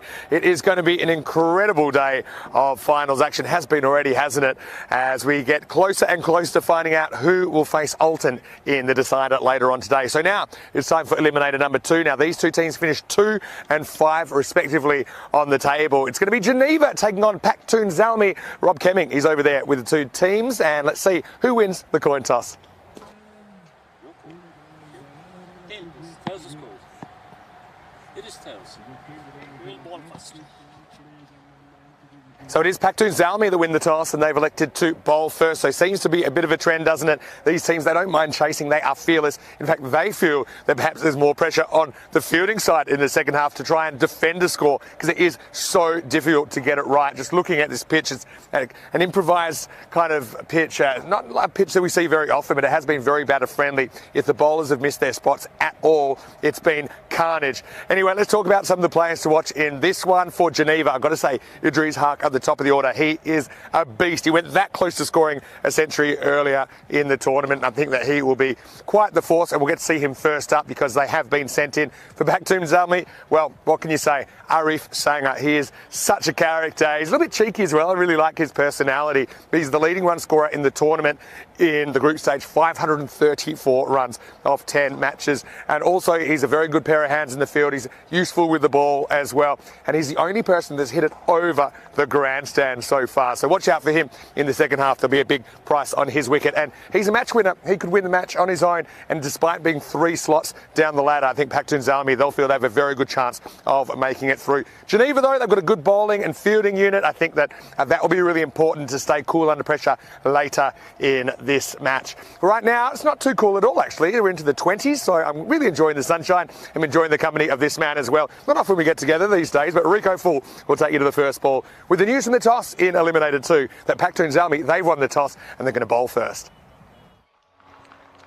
Thank you very much to Mr. Maximo Vinny Sandu, giving us a bit of in-depth in the two teams that are getting ready for this eliminator number 2. Geneva taking on Paktun Zalmi. I'm liking the older bowling action there from Izzat Hussain, who signals that they being Paktun Zalmi, take the field first. I think they prefer that. They prefer chasing. Let's have a look at the two teams here. And then the last time that I was here and I watched Geneva play, they were in very good form. In fact, they went on and won all 3 of their games. They did beat Paktun Zalmi in a real epic match, 134 to 137, winning by 3 wickets. They also beat Zurich Cricketers on that day, 169 to 61, and went on to beat Vettingen as well, chasing 103 down with 24 balls to go. So they're a team in good form, and they're expected to win this one, 122 to 116. Once again, though, I think they'll be looking to go beyond that. They would know about the power of Zalmi, particularly one man, Arif Sanger. You heard him mentioned there by Mr. Maximo Vinny Sandu. Is it really the case of one man with Paktun Zalmi? That's what we're looking to find out here. Now, normally, one man alone might give you some victories, but it doesn't take you all the way to the final and help you pick up that trophy as well. It's very much a team game. And though Arif has been in sensational form, I mean, it's a lot to ask to just do it match after match after match. But it's certainly fair to say when he doesn't perform, then the team fall short. But I think chasing is what Zalmi like to do. So Geneva will be wanting to put plenty of runs on the board. A very warm welcome back to everybody on the chat. The chat has been buzzing today on Peacock Friday. Hello to Kroom, hello to Rob Thompson. Sadar is there as well. Hello to you. He's been saying hello to everyone. Jules, great to have you with us as well as you get ready for this eliminator. And the first ball, morning to the umpires as well. Cool Raj is out there with Vaishaka are the two men in black who, by the way, the officiating of this series has been absolutely superb. We've seen a fair helicopter shots as well. And yeah, it's always interesting to hear some of the sound effects in the background from that military base, which is not too far away from here. We are ready to go. It will be Bashir Ahmed to start with the ball. And he'll be bowling to Idris Haq, who has been in very good form. 314 runs in this series so far. His highest, 98. And he hits this down the ground. It will get fielded by a wide long off, who passes the ball to Arif. Well, there's the man, and there's the old sun visor that he's now been known for.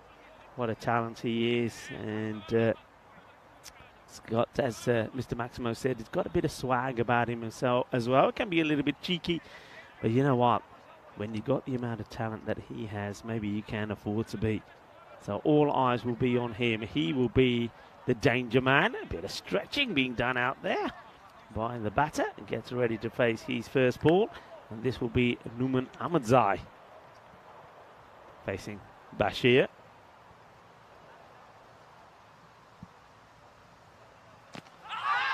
A big appeal, but there's certainly a fair bit of bat sound on this. I wonder if it hits the bat first or not. And let's have a look at this. It's always going down leg as well, so no chance of that being LBW. An optimistic appeal, which is not going to work on our umpires.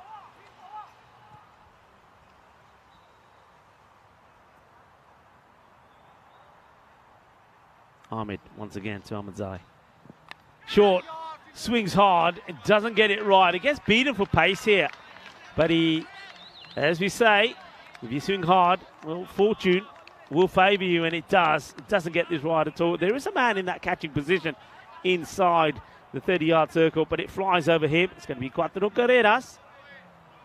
And the field being changed straight away. So the first boundary of this innings comes rather fortuitously as Ahmadzai gets the boundary. Namaste, salam alaikum, sasyakal, Aiba1 to all of our viewers that are watching via fan code in the sub-Indian continent. Lovely to have you with us. It's whipped away through the gap. I don't think it has the legs to go to the boundary. It slows down. That probably is the slower part of this field. Think about the two. But Idris says no, that'll do for now. Bashir looks back to his mark. 6 off the first 4 balls. And if you are just tuning in, welcome. You are watching the European Cricket Series here in Switzerland. We're at St. Gallens. And a lovely stadium this is. The Grundenmoss Stadium. Squeezes this in, well bowled. The only thing the umpire needs to be concerned about here is Bashir's follow through. I think he does go right across the umpire. He shouldn't be there. And I'd like to see the umpire just have a quiet word with him and say, you can't be running in that spot because I can't see through you. I'm wondering if he has had a word or whether Bashir will do it again. I think the umpires need to be pretty strict on this.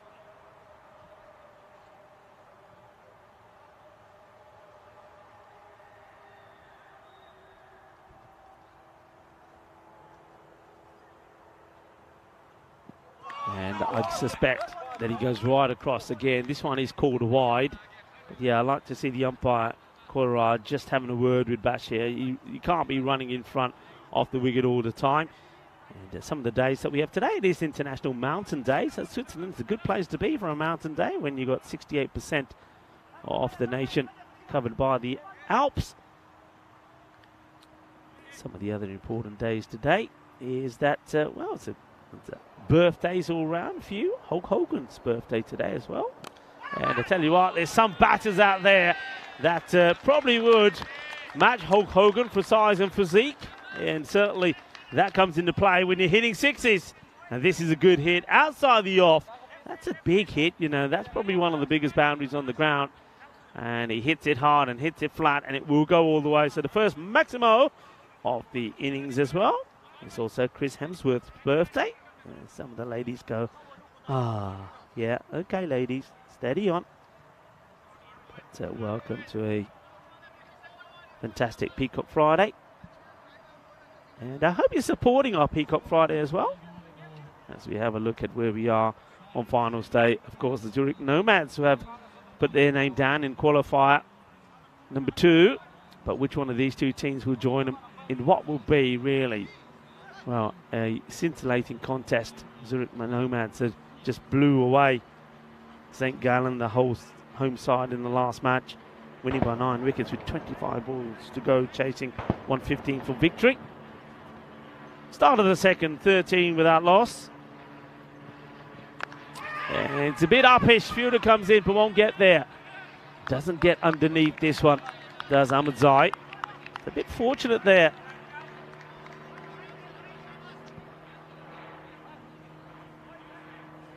So Hamid Khan, the bowler.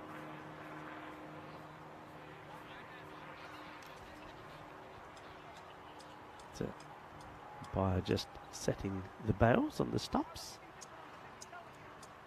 It's umpire Koiraj there. You see umpire Bashaka at the bowler's end, where Khan comes in to bowl his second ball, bowling out to Idris Huq.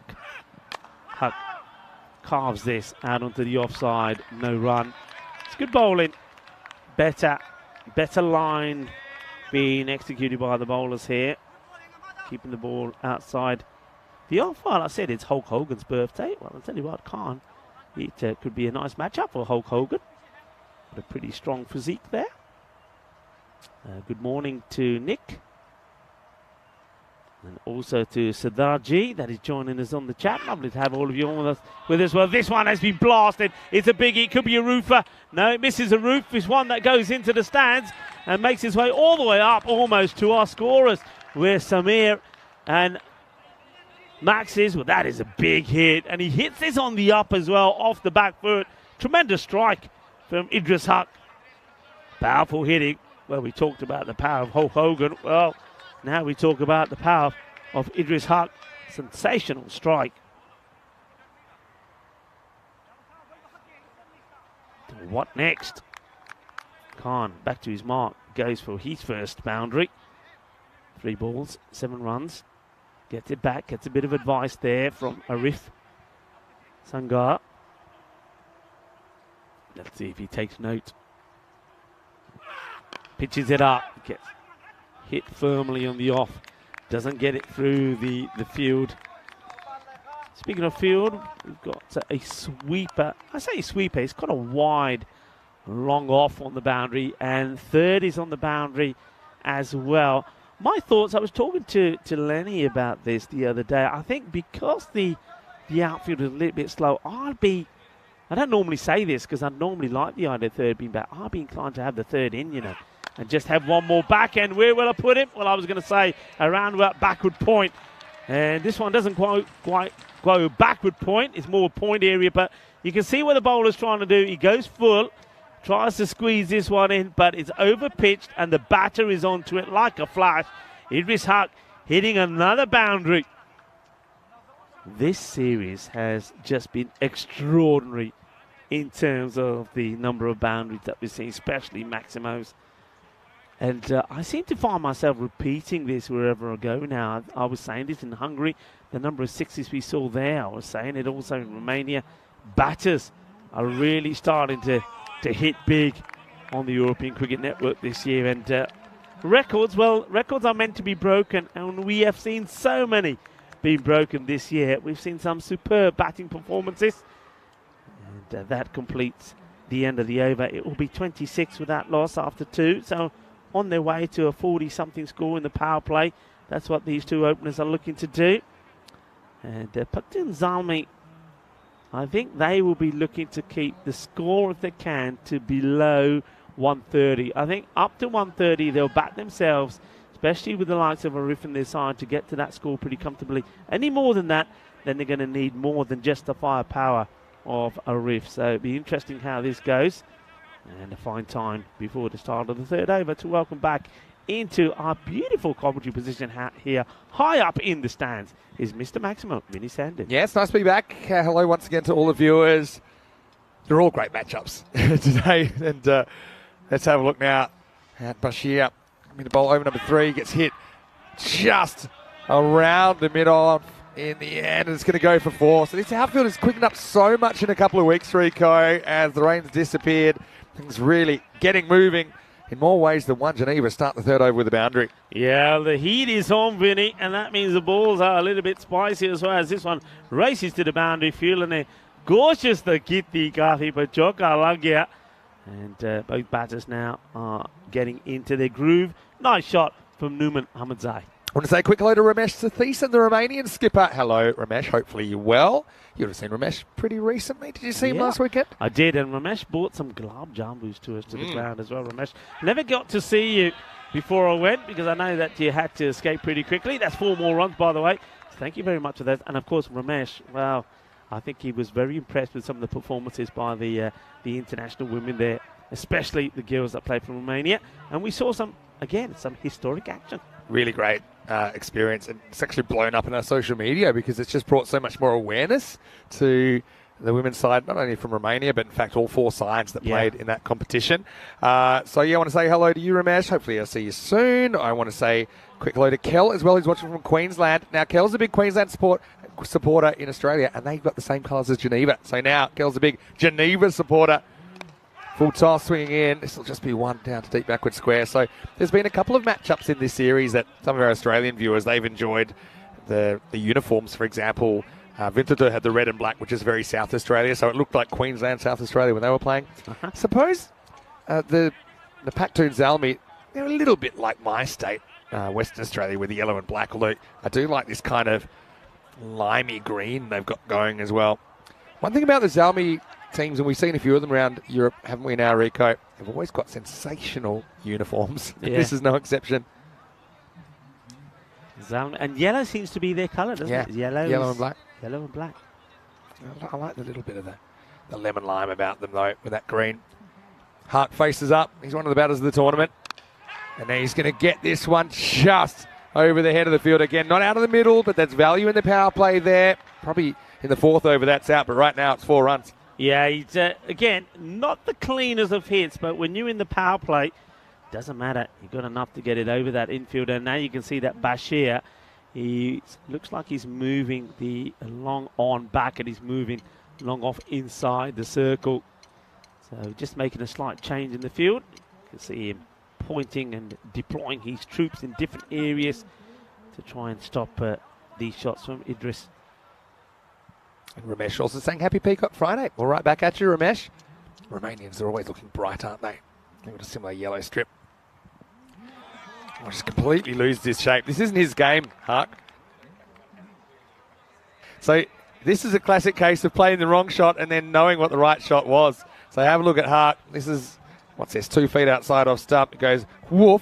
But then he says, you know what I should have done? I should have done that. Yeah. And you know what, Idris? You're spot on. I'm absolutely right. I'm excited to see Idris, though. He's going to play for Switzerland tomorrow. Fair chance he'll do a bit of keeping for them as well. Hassan Ahmed was their regular keeper, but he's out with a broken finger, though. He will play as a bat, Hassan, from the Nomads. It's well bowled. Have not seen enough of this, Rico, and you can see that no matter what the pitch is doing, if you can bowl it there, it doesn't matter. You're absolutely right. We haven't seen too many of this. I think in the last match, that very first eliminator, we saw 1 ball bowled in that sort of area, and that just tells you when batters have got the freedom on a pitch which is batting friendly, you've got to bowl a good line, and that's the perfect delivery. It's the end of the over, 40 without loss after 3. I've got to tell you about this game.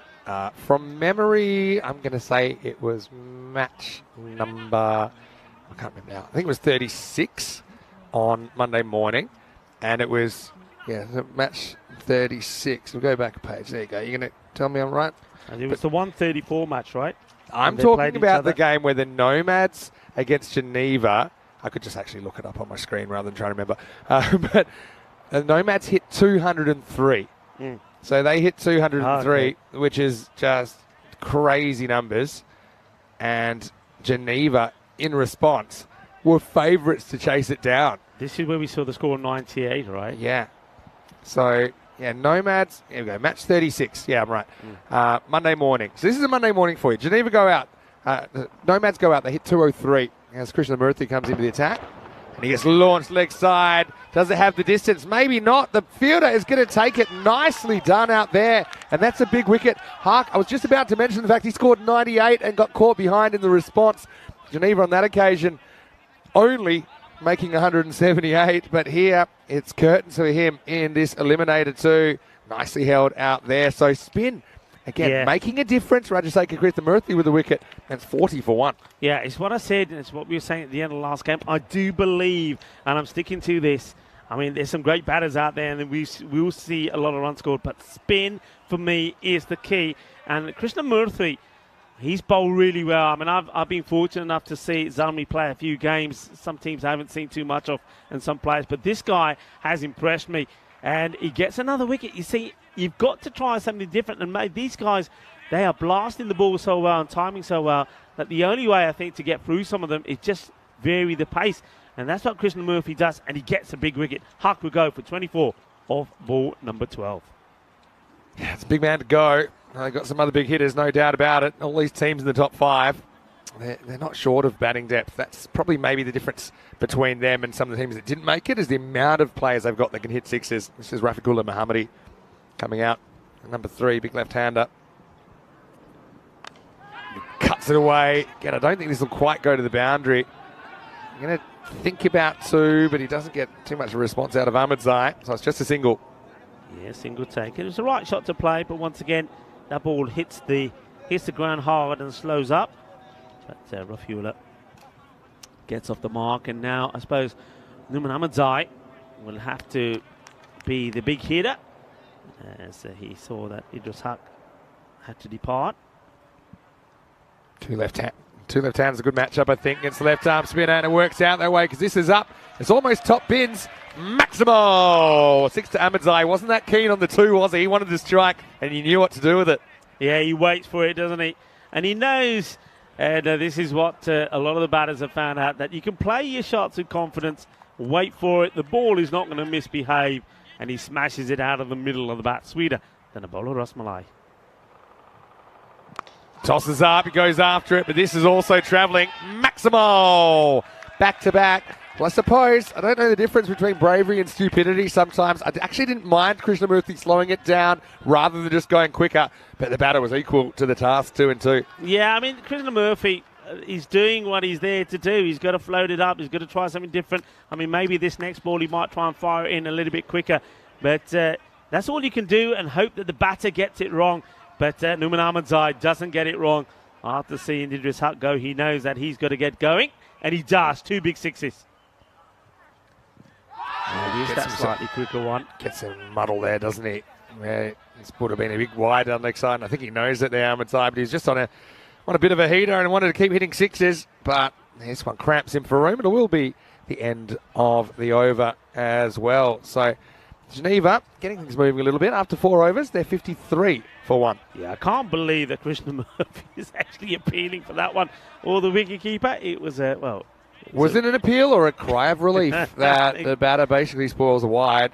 He gets away with the dot ball. Going to say, good catch by Moa's butt out there to get Idris that way because he was battling the sun. Obviously wasn't the over as this one gets blasted away and is through the covers, and it will finish with 4. That's a nice shot after hitting 2 big ones down the ground. This one is the quicker ball, but he gets a bit of width and he dispatches it nicely, makes some room for himself, goes down elegantly on that one knee, and he plays it through the covers. Good shot, top shot, 4 runs, and that takes him to 57 for 1 after 4. I think I need to go back to counting school. You're exactly right, Rico, because there was one ball to come, so 57 for 1 after 4, so that's 142 pace. I just feel, okay, if you want to go by the numbers throughout the tournament so far, about 135 is the pass score. I just feel it might be a little bit higher with these top teams on finals day. So I think 140 plus is kind of what I'm thinking. Yeah, teams batting first are looking for. 140 for me is par today. It's quite amazing to even say that out loud. Yeah. What's the latest? Where are we average across board? I know that when myself and Lenny were here on Wednesday, I know you were watching you were lurking as well. I mean, we were going at around about 150 average. Yeah, that was crazy. I think it's 14.8. I mean, was that the highest scores that we've seen in a day? Was that confirmed in the end? As this one has been hit brutally. This is huge. That is the biggest one that I've seen out here, Benny. He absolutely launches into this. That's Rafaela. That has gone many a mile. He tattoos it. He doesn't bother running. He just admires it. That one almost took our camera out of focus. They're saying, don't even bother chasing that. Let's get a new ball out there. Let's keep the game moving. So it was 14.8. For a 5-match day, yeah, I think it's the highest. We did have one of the days in the Barcelona Bash was 15.2 in the European Cricket Series last year, but that was a 4-match day. Yeah. The other one was fairly recently, if we're talking any cricket, ECI cricket in Hungary, 17.2 on the Sunday when we saw that amazing those day, two of the 3 highest chases ever. That was absolutely insane. All right. Oh, is there a little edge on this? There's a noise, you know. There's definitely a noise. And the umpire now puts the finger up. I definitely heard something. The umpire takes a long time to think about this. Well, here's the thing. The umpire thinks this is out straight away. Yeah. But then he just second guesses. See a little movement? Yeah. And the batter's kind of shapes up to say no run and basically trying to deke him a little bit. Seemed like an edge. Look behind. I think it's more hope than anything from Rafaela that it's not given out. And the umpire then says, look, my first instinct was it was out. I'm sticking with that. He gives it out. Still pretty good impact innings there, wasn't it? Although Rafaela will be disappointed because he goes 6-1 and done. The score is 63 for 2. Yeah, good comeback from, Waka Ahmed got whacked out of here, the first ball. But what he did in reply, he said, okay, I'm not pitching the next one up. He bangs it in short. He knows that the batter's going to swing wild at it, and Rafaela does. But this time, he doesn't get lucky. The snick goes to Hussain, who takes the catch. As another wicket goes down. So credit to the bowler there, Waka Ahmed, for just changing it up slightly. Another one bites the dust. But hasn't, as you said, didn't chew up too many deliveries, get 7 or 3 balls. You don't mind that. It's all about going out there, striking the ball hard, getting a good strike rate, and trying to end up with that 140-plus score.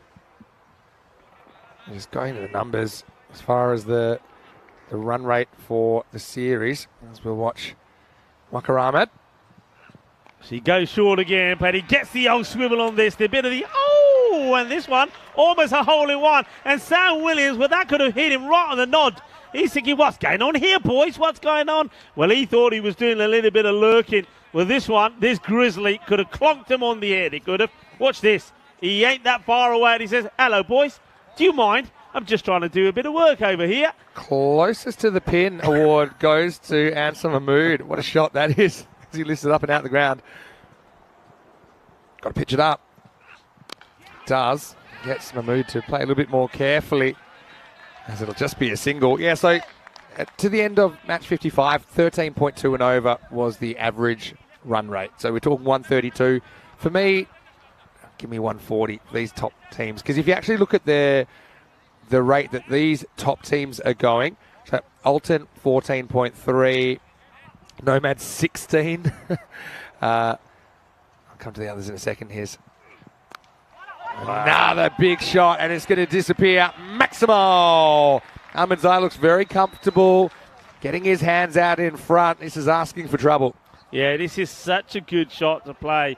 I mean, he doesn't move at all, does he? He gets himself forward, he backs himself to play the hook shot, and he plays it delightfully. And it's sounding good off his bat as well. So Pakhtun Zalmi 13.8 and over. St. Gallen with 13.7. And Geneva 15.1. So you can see that 13.2. It's still a bit light on when you just talk about these teams we're seeing today. As Ahmedzai gets a low full toss, and that will be 1 and the end of the over. It's walking sticks, 77 for 2 after 5. I want to welcome everyone into the commentary box. When you sound to hear Mr. Maximo here with Rico Full. Big hello to all of our viewers on Swiss Sport TV as well. We're live around Switzerland, of course. Hello to everyone watching on Fancode and our YouTube channel as well. And we're also setting up for a bit of a party because we'll have the VIPs coming in this afternoon. So a lot of preparations happening around the ground at the moment. Well, it is Friday. It's Peacock Friday. And it also is the start of the weekend. So a bit of VIP action as well. Yeah, all the merrier.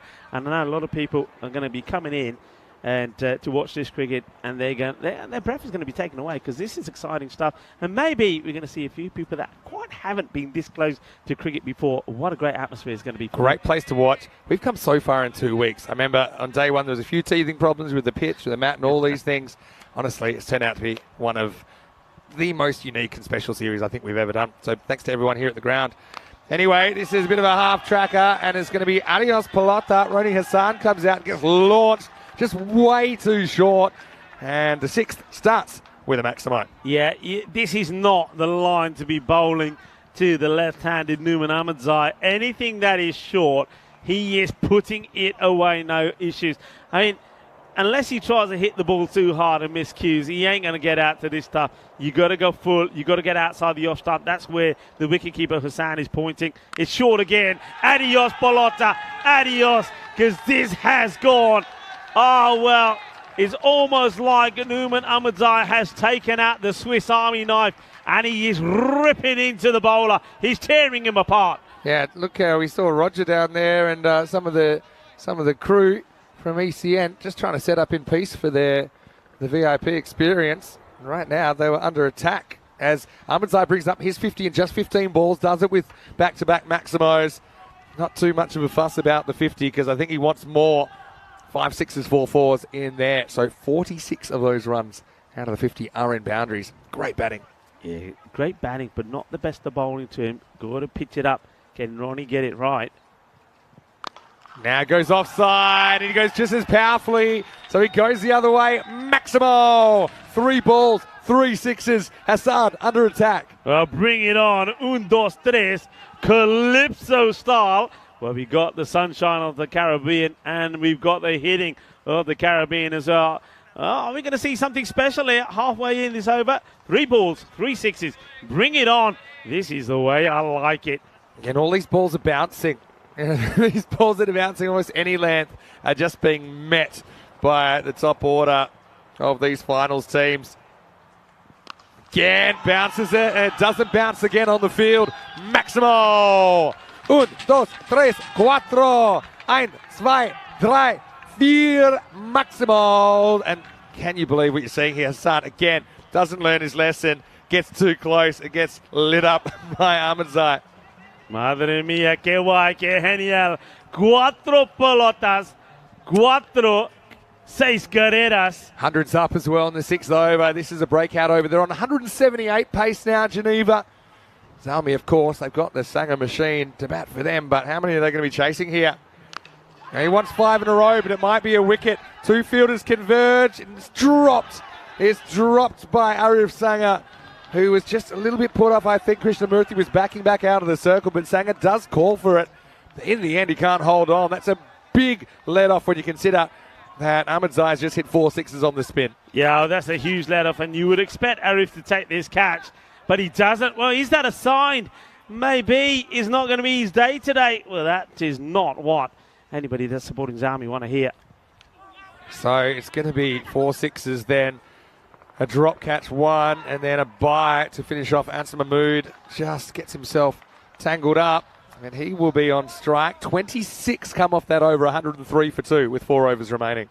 Yeah, they're on their way to a big score. I was saying that they want to be looking at about that 140 score. And they're on their way to it, aren't they? And they've got a batter who's well set. But Numan Ahmedzai, he did offer a chance. And Arif, of all people, putting it down. That's the scorecard. Ahmedzai is going well here. Hey, listen, we've seen centuries. There could be another on here because the way he's going at the moment, and he's had a life. Could he go on? Could we see another century here? What would that be, the 5th? Yeah, I think so. Maybe we can bring the centuries up. I was just noting something else, that the last Maximo in the first game of the day was actually Maximo number 1,200 in this series. Never. It's 1,200. Honestly? Honestly? Kidding. And we've had some rain-affected games. We've lost some overs in there as well. Say that again. That was 6 number, not that one, but the last one of the first game was 6 number 1,200. That is incredible. Well, this might have to go to the list as it's going, and it's gone. Maximo! Now, if you want me to be specific, that is 6 number 1,213 for good luck. Answer Mahmood gets one. Again, it bounces. Bouncing's not your friend on this pitch. Sits up, gets hit. And listen, you're hearing those figures there. How can you say that this isn't the craziest and the best format of cricket on the planet? Here we go. Let's count the tons then, because they've all come like London buses. There's the first 15, but we've had, 1, 2, 3, 4. Nazir, Wazim Javed, Arif Sanger, and Ankush Lal. Ankush Lal, by the way, second highest score of the year. Yeah, that's got to be about, what, in the top 5 of highest scores, isn't it? Yeah, we had it up the other day. I think it is 4th behind Govinder Singh Bajwa, 156, 140 for Lala in Malta, 137 not out for Scott Edwards in the ECL final. Yeah. And then he's in 4th. Anyway, good luck to anyone bowling at the moment. It's full, but it's almost a wide Yorker. Gets away with it. Just a single.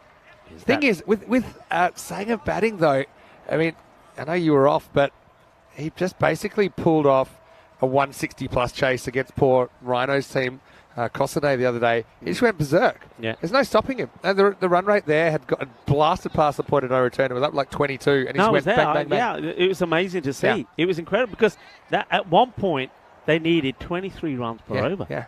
It's just incredible to see. How do I bring that down? 6s? Okay. Here's They a few. scored, I think, 68 of the last 13 balls. Crazy stuff. Amazing stuff. Anyway, this is Hamad Khan into his second over. Does him for... I mean, this will be out if he hits. It would have been gone. Answer Mahmood. His goose was cooked. It'll be a leg by. I was heading miles down leg side. Maybe it was a bit of bat in this, actually. I didn't see it personally, but it will be a run. But it was a chance to get rid of Answer. Yeah, it was. He'd given up the goose, hadn't he?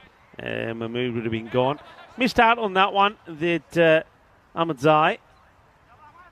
So he knows down the leg side. He's got to really put that away. Back to 171 pace, so just a slight change.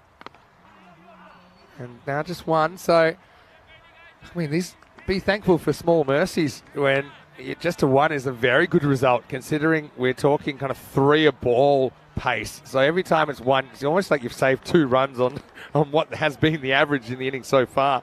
Ahmed Zain 64. Gets 2 balls of Hamad Khan. Let's see what he can do with them. Big left-hander. Great bowling. In fact, he might be gone.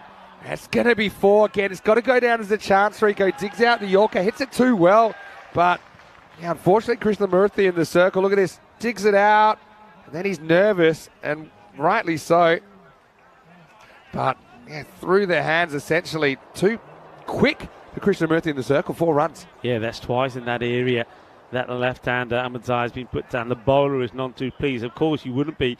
Catch goes down, also 4 runs. So Ahmed Zai has been dropped on 62 by a riff, and then now 64 by Krishnamurthy. Almost looked like it was bump ball, but you see from the side, it certainly wasn't. And you knew it wasn't from how it reacted. The bump balls that are hit into the ground, they don't typically go that far.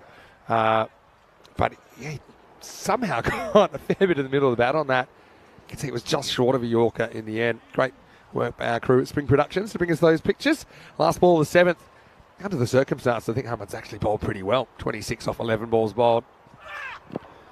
And yeah, once again, full, fairly wide. And Ahmed Zai will just get one off this. He'll retain the strike at the end of 7 overs. The score is 117 for 2.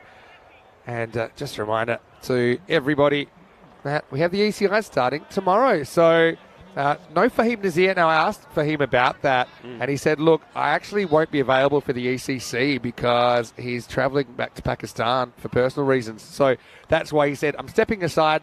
Let's give some guys that are eligible to play in the ECC some opportunities. So that's really unselfish. But we will see Hassan Ahmed. I'm excited to see Idris Haque, who's playing for Geneva here. Someone like Sanger hasn't quite met the qualification criteria as yet, but that should be a wonderful series. And, of course, it is starting tomorrow.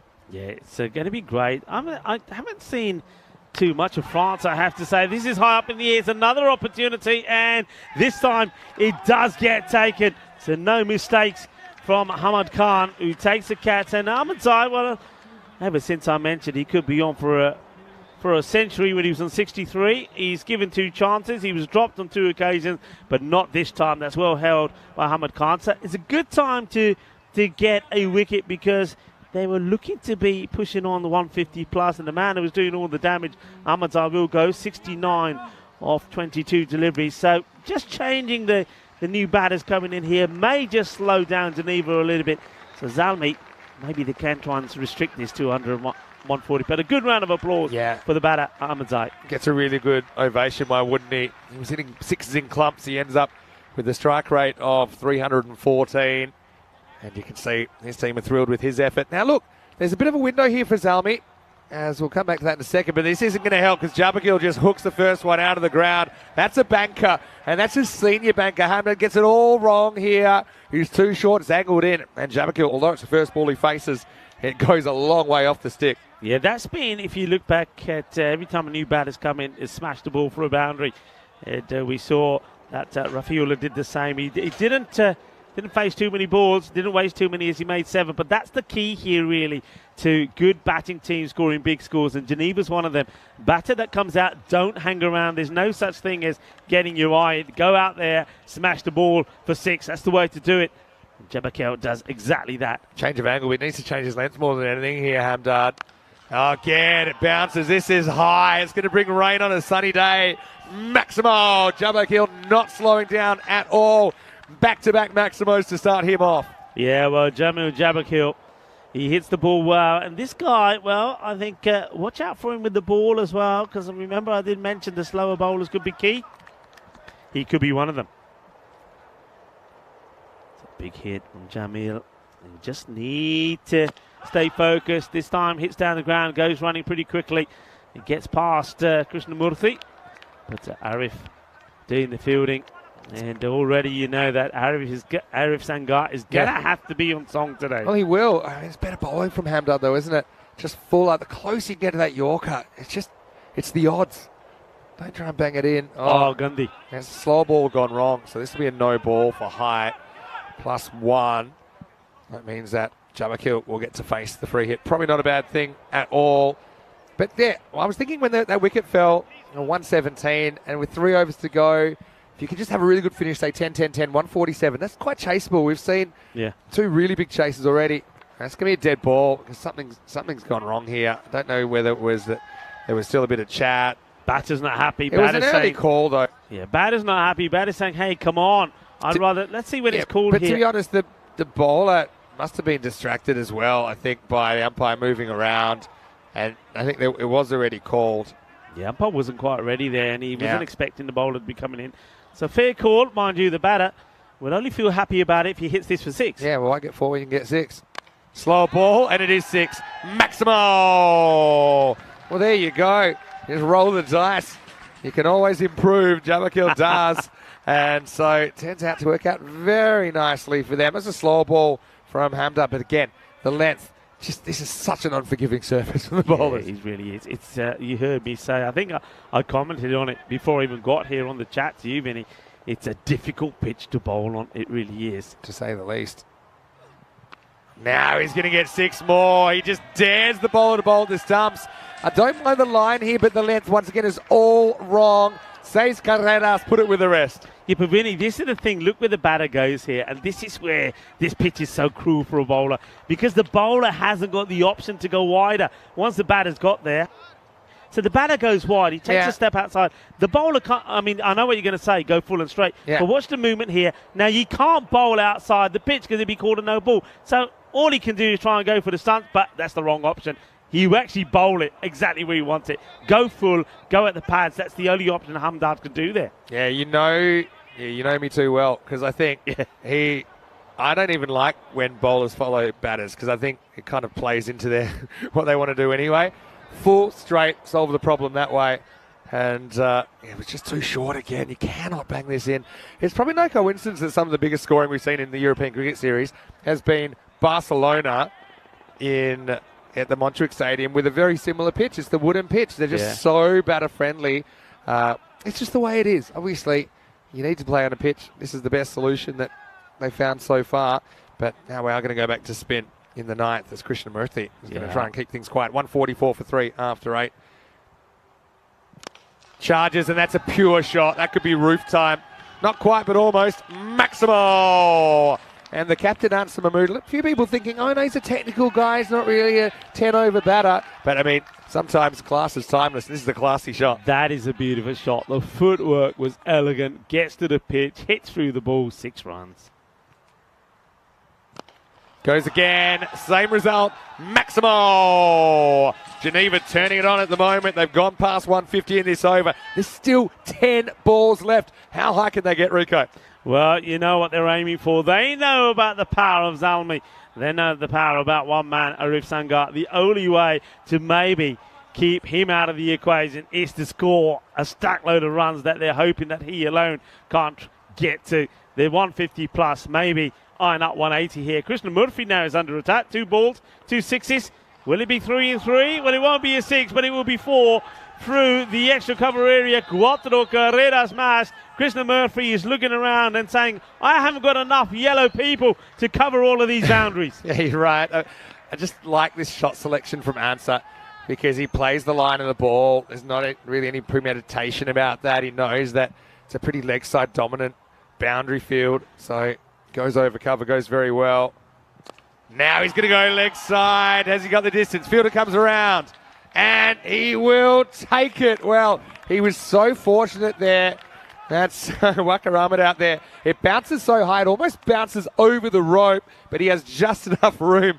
So it'll go 6, 6, 4 and out. All happening in the ninth. 160 for 4. The end of Answer Mahmood for 32. Well, it's a good job you got strong hands because this hits the hands strong, pops up in the air, and he's able to snatch the ball before it falls over the boundary. But what a knock from the captain. And what a good strike rate. Over 300. He'll fall for 32. It was ball number 11 that gets him out. But look at the score, folks. 160 on the board. There is still 8 balls to go in the innings. Are Geneva going to be out Genevaed here? I mean, could they make 180 and lose? Maybe. Oh, this is going to be called wide. I'm not super sure about this if it pitches on because he does seem to make a pre-movement before the ball's bowled. Oh, maybe not. It's just a little shuffle step. So maybe tramline still. All right, now he's going to get launched leg side. And the hitters just keep on coming. It's Bilal Muhammad who launches his first legal ball out of the ground. Maximal 6 runs. Yeah, I like the look of this guy the first time that I saw him. He came out. He had a player match performance against Zurich Cricketers when he scored 47 of 14. And he bowled very well as well. Took 2 for 11. He's a good all-rounder. And what a good start. A cracking start from him. Oh, no. They just held up the bowl there. He's going to bowl this right as the clock's disappearing. Anyway, this is going to be out, and they really want 2 here. Out. Well, hang on a minute here. Now, I get the feeling that he does leave his crease and try and get back. I suspect here that Bilal Muhammad could be the man that gets run out here. Well, there's so much going on here. The clock expired 1 second before he bowled it, but the umpire held up the bowler. But then we're going to have had to decide who's out.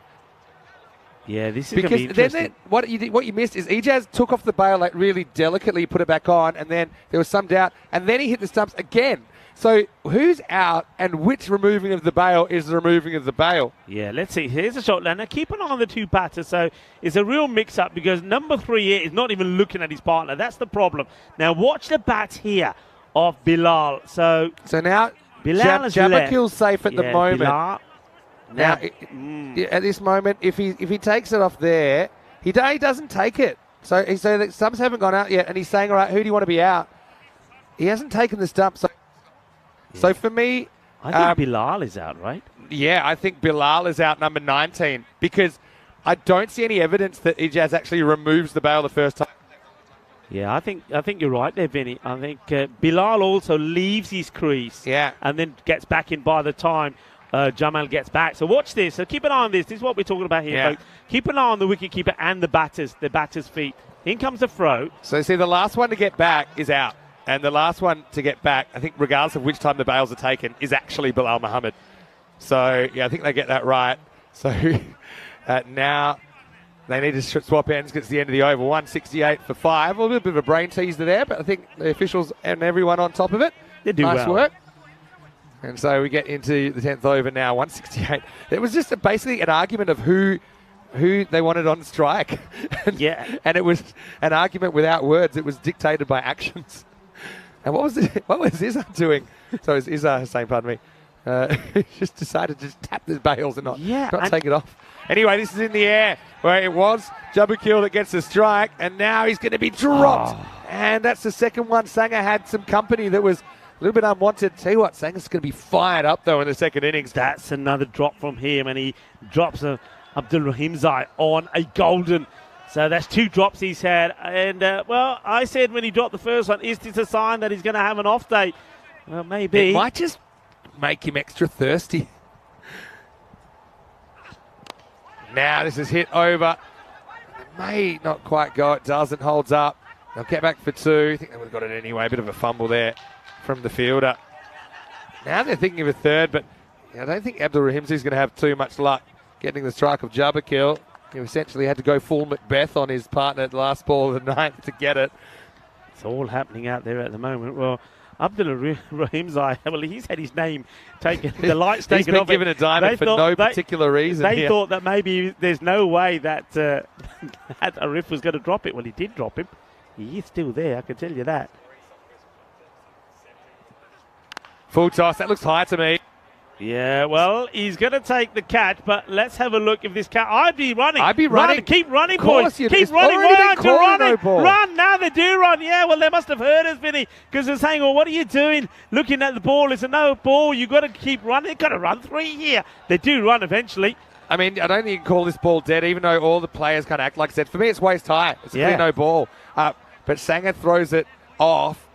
And this is one case where, like, all the players kind of act dead.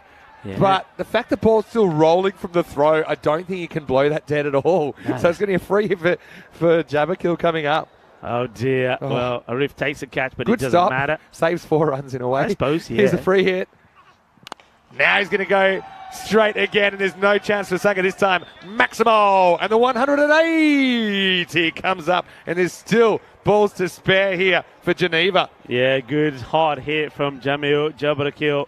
He's batted well, hasn't he? Hasn't faced too many. That was only ball number 10. I mean, the strike rate from some of these boys has been quite sensational. I think it might actually be 37 off 9. I think they'll be counting this for a long time. But anyway, let's have a look. So, yeah, 3 to come. They're 181. Jabakil certainly has done the business in the 10th. Now he's going to get runs. How many, I can't tell you. It's a top edge. Is it going to make the rope? It does just. So nothing rolling for Paktun Zalmi at the moment. And with that, it's 185 with 2 balls remaining. Captain chases it hard from behind the stumps. Izar Hussain gets a slide in, but he can't stop it. It goes to the boundary. And the score just keeps going up, up, and up. And with 2 balls to go, they're eyeing up a 190-something score here for sure. The craziest thing is normally you'd say this game's dead, but it's not dead. It's not dead. Even if they get 190 here. And we almost saw 204 chased down, and probably should have been chased down back in that match 36. 2 to come. Well, there's 6. Put it with the rest. Jabakil has come out, played an absolute heater. He might have had to throw Bilal Muhammad on the fire to do it, but he has gone ballistic in this 10th over. Maximo, and that one takes Geneva into the 190s. In the slot, gets peppered, gets put away. Boom, plastic stuff here. And 191, what will they finish on? Well, your guess is as good as mine. Bit of fake footwork, but then he'll just stand still and blast it. Another full toss, and it's adios pelota. 50 for Jabakil, 197 for Geneva. And so I don't think this will be a no ball. They're having a quick check, but to me it wasn't quite high. You were going to tell you something here, what we've seen. 77 off the first 5, if we look at this. I think that's okay. 120 off the last 5, Vinny. 120 off the last 5 overs. It is quite incredible. It is quite incredible. What a score. 197. And, well, Paktun Zalmi, if they are to do this, then we're going to see history in the making once more. Tell you what, Bilal Muhammad suddenly has become a huge Jabakil fan, even though he pretty much got pushed over the cliff off the last ball of the 9th. But right now, Geneva in the maroon looking very, very confident. But I'm telling you something, that Paktun Zalmi, if there's one team that can do this in such a situation, they could be walking off the field right now thinking about creating history here in eliminator number 2. But once again, the Maximos were flying. Let's count them up. There were 23 sixes in this 10 overs. Carnage here at St. Gallen. I can't believe what we're seeing here. Yeah, just to repeat that, 77 on the first 5, 120 on the second 5, and it was just runs galore from the moment they went out there. Idris Haq, he scored 24 of 12 before he finally did depart, but he was out there with Ahmadzai, and Ahmadzai, the left-hander, he hit the ball so purely. 69 he scored of 22, but they didn't help themselves. There were a few catches that went down, and you can't be dropping catches. in big matches like this? And is it going to be the case of, well, the catches and the poor attempts that we saw there a couple of times on some of the fielders, Krishna Murphy and also Arif? Was the downfall here. Asking the question here, I think this was out. The umpire takes a good look at it and does then eventually put his finger up.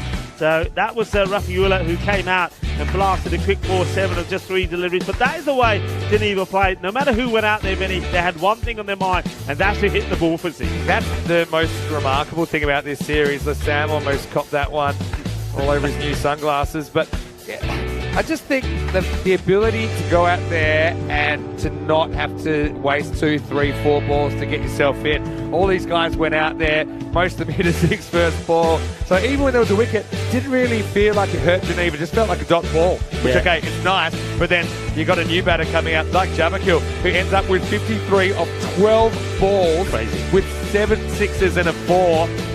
But yeah, Geneva, in the end, they were kind of queuing up to face, weren't they? Just Bilal Muhammad, who only faced 2 balls. One of them went for 6. And then, yeah, it was kind of a strange one, wasn't it? As we saw this attempted to, it was basically whoever their non-striker then gets to face, he's saying, well, I want to face. No, I want to face. In the end, Bilal had to go. But I tell you what, there's a bit of extra pressure there on Jabakil to make the most of the 10th over, and he certainly did. As they walk off with 197. In fact, Jabakil turns it into a lightning half-century for Geneva. Yeah, and look at those lovely scenes. I mean, it's only the halfway point. And I'll say this, from what I've seen in my short time here in Switzerland, if any team can chase down these runs, it's Zalmi. And we've seen them do it. We've seen this team produce some amazing run chases. So it is on for them. But maybe it's just a tad too far with the scores going not only just past the 180s, but past the 190s as well. Look at that scorecard. What a healthy scorecard it is. Great batting from Numan Amanzar, the left-hander. He hit the ball sweet. And then one man who went out there and blasted the ball to all parts of this ground at Jamil Jabakil. What a knock this was from him. And the bowl as well. Yeah, you got to look away because some of those hurt you. Yeah, they do. Obviously, the openers comparatively good. 13.5 is about par, but everyone else a lot more expensive than par. I'll give him a positive for Zalmi. Only 5 extras in the innings, but 197 is big. But there's a big player, and I think he holds the key. Sanger, he's one player that could potentially pull this off. 198 will be the target. Join us in a few minutes for the chase. We'll see who will meet the Nomads in the qualifier. And the winner of that, of course, makes it to the big dance against Alton. Vinny Sander here, Mr. Maximo, with Rico 4. Enjoy the break. Towel off. And join us for the second innings. In a moment, you're watching the European Cricket Series.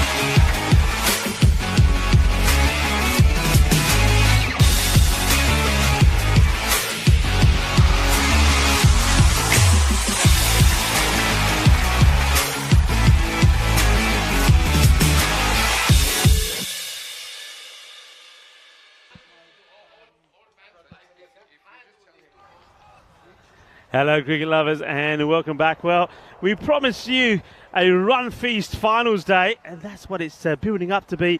And Geneva, well, they haven't let us down. They've gone out there and they've scored 197 off their 10 overs. Superb knocks from Numan Ahmadzai, 69 to 22, and Jamil Jabbar Hill, he clubbed the ball all over the place. 53 of just 12 deliveries. So Pakhtun Zalmi have got it all to do. They've got to go already. More than the point of no return that Vinny Sandhu often talks about, which is the 8. But I think that's all changed out here in Switzerland. It's the first over will be bowled by Afiq Khattak. And, well, they'll be looking to attack Khattak straight away. Let's see how it goes. Here's the first ball. And he launches it. It's high in the air. The wicketkeeper getting underneath it. Idris Haq will take the catch. And it is going to be your first bowler, Arif Sangar, the man who has scored over 500 runs in this series, 534 to be precise, will go first ball. It will be a first ball duck, the first ball off the innings. And he's going to go. So Arif Sangar has done so many good things in this series, but is it going to end on a flat? I just had the feeling with him in the field when he was dropping those catches, it's going to be a golden. A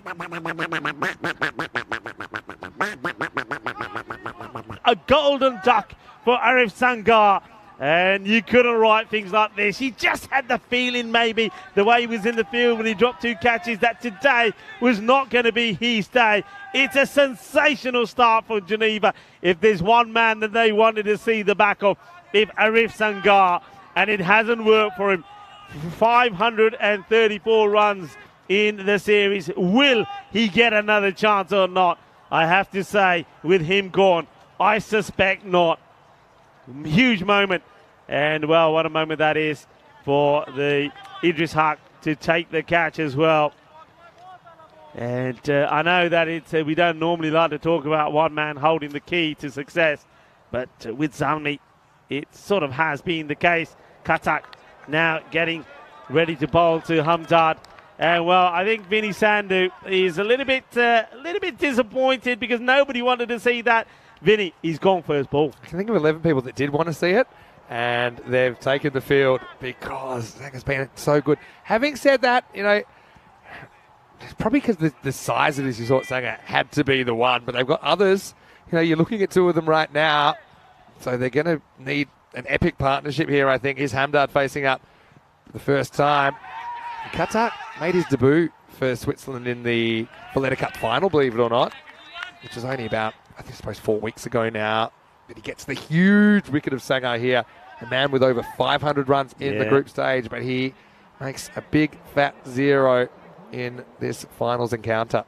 Yeah, well, Khattak is the man who does the damage. Khattak in the attack, and he gets the big wicket, the huge wicket, the one they needed. How can they respond? Remember, that's the thing here, already needing 19 and over before a ball is bowled. Down the ground, this is a good hit, nice and clean, it will go all the way. Manos arriba, Vitro. Well, the only thing you can do, Vinny, is attack. There's no point doing anything else. You either win this and or you go down fighting. Go down in flames, you go down in flames. So you've got a massive problem here, and that's basically chasing 200.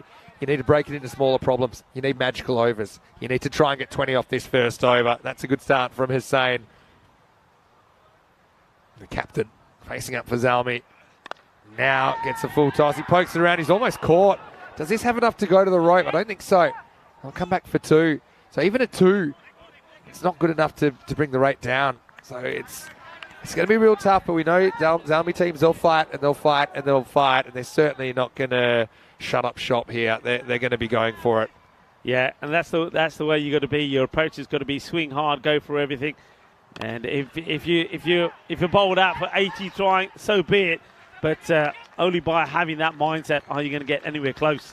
So I'd say that Sangar doesn't get nervous much, but he would have been very nervous when he skied that ball. The only person that would have been comparably nervous would have been the keeper, Idris Haq. Okay, it's a regulation catch, but you just have so much time to think about the moment. But Idris held on. Now big swing across the line from Hamdard, who can't score off his first 2 balls. As we get to the end of the first over, and the score is 10 for 1. So Geneva following up with The big, big, big wicket. Can't think of enough adjectives to describe how big that wicket was of Sanger. 10 for 1 as we see the golden ball counter. Tell you what, if this is golden ball, it would be one of the all-time great matches. But 120 matches since golden ball, would you? Yeah, I can't see it happening. Hey, look, with the wicket-keeper's mindset on now, when the ball goes up in the air like that, it's the very first ball of the innings. You've done a team talk. You know, as the bowler's coming into bowl here, it's going to be Bilal Muhammad, who, well, he just doesn't release it. But he's been good, Bilal. Keep an eye on him. Yeah. But you know, you've had a team talk. Sure. Everybody is talking about a riff. You know he's the key wicket. That ball goes up in the air. It's the very first ball, goes high up. You got the gloves on. You know it's your catch. What's going through your mind? It depends on the person. Oh, short. Tries him out with a hook shot, and he's ready for it. 1 bounce 4. Had a really good shot. It's been called a no ball. Why is this a no ball? I don't know how it can be a no ball. If it's over his head, you call a wide. You don't call a no ball. It's the first ball he's bowled. The first ball, the over. So I think he's saying it would have been a wide. It can't be a no ball. But no, I don't think this will stand. I think it's going to be just 4. Yeah, there you go. So maybe what it was potentially is you can forget that the over's clicked over. So I think they get it right in the end. So it's not a no ball, just 4. It's pretty important to communicate to the batter who's expecting a free hit when they hear the no ball. But anyway, the same. Actually plays a really good hook shot to Bilal Muhammad. I'm going to come back to your question in a second. Oh, no. This has gone completely wrong. I want to have a look at this isn't a dead ball. Look at the foot of the bowler here as well. Watch the bowler's foot. He slips. But this... That's a no straight away. That's a no ball. Well, the thing is that I don't think this can be a dead ball. It's got to be a no ball for me. But, okay, back foot no balls are slightly different here. As long as you land with some part of your foot on the surface because it's such a narrow pitch, then it's okay.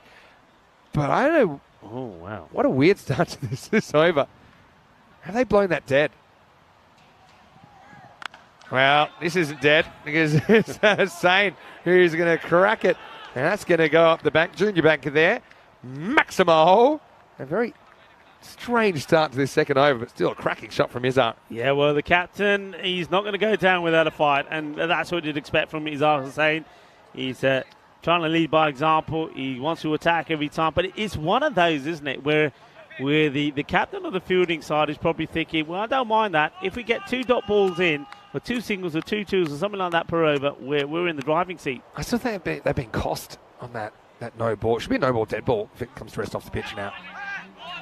And this is a viciously signed spinning ball to handle down at deep third. Just a single. Yeah, nice bit of work from the fielder there. It was a slow ball. Maybe the umpire called dead ball thinking it slipped out of his hand. Yeah, but it slipped in the action. It went forwards and sideways. But yeah, it's a weird one. I suppose it only really cost them 1 run in the end. But it would have been a free hit. As it was, didn't matter for Hussain. Whacked it for 6 anyway. No ball called, and this could be to do with... Is this to do with how wide it is? I think it's front foot, no ball this time. Again, it's a slightly different rule here. It's a front. So you can see the front foot is what it's for. It's probably on the line, nothing behind. So it's a slightly different, like a local playing condition here because of the pitch being so it's narrower than regulation. So that's why, as long as you have something on that surface. Anyway, this is going to be pumped for 6. Maximo Hamdard finally gets one swinging, and he gets it over long off on for 6. They're going to continue to fight here, Zalmi. Yeah, well, this is what you want to see. Just don't give up. Keep swinging. Keep fighting. Make the most of the no balls. Look, if one thing you need to help you chasing 198 is a few extra deliveries, and they're getting them at the moment, and they're making it count. So 28 for 1. There's still a couple of balls to go in this over. The other thing for me, though, I wouldn't be comfortable with my back foot coming down half on the grass, half on the surface, because it's an ankle tester. Yeah, and the whole balance. The whole balance is affected. And well, Bilal has done a fair bit of bowling on this. And like I said, in one of the last matches I saw them play, he was the player of the match with bat and with ball, but he's just not getting it right here at the moment. Now in the air, and that's going to travel as well. Well, mind it. Nice goalkeeping as well. Who was that? That might have been Hediatullah Shinwari that takes the catch. Maximo! As Zalmi, well, you're going to think I'm crazy, but they're pretty much on the pace right now, Rico, despite that wicket of Sanger first ball. Yeah, I mean, nobody would have expected it. I think when that wicket went very first ball of the innings, you thought, This is the match. This is going to be too wide, I think. Let's see what the umpire thinks about it. He wants the wide. Umpire says it's not. I don't know. Wow. I want to see I thought this again. got a little bit of the line for me. It's got to be a wide. Oh, that's wide. Oh, these things matter in such a big chase. The look at the bowler turning around, just basically reverse appealing, saying, please don't wide me. That was a wide Oh, ball. that's a wide. Oh, that hurts, doesn't it? Because you need an average of 3 runs. It basically costs you 3 runs, which is an average ball at the When moment you in think this about game. little things, the wide, the no ball that we thought maybe should have been given. One of those things could make an impact here. 34 for 1 after the 2 overs. So that's kind of where they want to be, but they've got to keep game magical. Every over's got to be magical. It's a good delivery and very well stopped. They will take just a single. This was hit with power, with a bit of pace, but the sting taken out of it by Tarakel. Yeah. So they've been cost 2 runs and a ball, essentially. Let's have a look at the highest chases. You know one team you'll see there? Paktoon Zalmi chased down 161 in match 46 against Kosane. This is even bigger. This is going to be a no ball for off the pitch. And now there's a disagreement. And I think this would have run out, Hussein, at the non-strikers end. I think this would have, if this hits Vinny, he would have been gone. He commits because he wants to get on strike for the free hit, doesn't he? See, the thing is, it's not really the striker's call there. Whether he would have been out or not, I think He would have gone, I probably think. just out. But, you got to trust your non-striker's call. You're both capable of hitting the free hit. And Hamdard does hit it. Does he get enough on it? Just got to keep it inside the field of play, which they will. They'll come back for a slightly dicey 2. Same, does make it back to the non-striker's end. Yeah, so these are the things. When the ball goes behind you, don't worry about the ball. Look at your partner. If he's running, you're running. And they do cost themselves a run. Hamdard does get 2 off the free hit. Who knows what Hussein would have done with it. Yeah, that's true. And they take 2 there, but you don't mind the fielding side here at the moment. Geneva giving 2s. And this one may not go to the boundary as well. The chase is on, and they will stop it. And it's a slide and pick up, nicely done. In comes the throw, so a couple of 2s. 2s are a win-win for Geneva. It's boundaries that are required here by Zalmi. They sure do. So, yeah, you want to be basically 60 at the end of this over. You're not going to be 60, but say you can get in the 50s. Just hope for some magical overs in the middle. This partnership is getting them somewhere.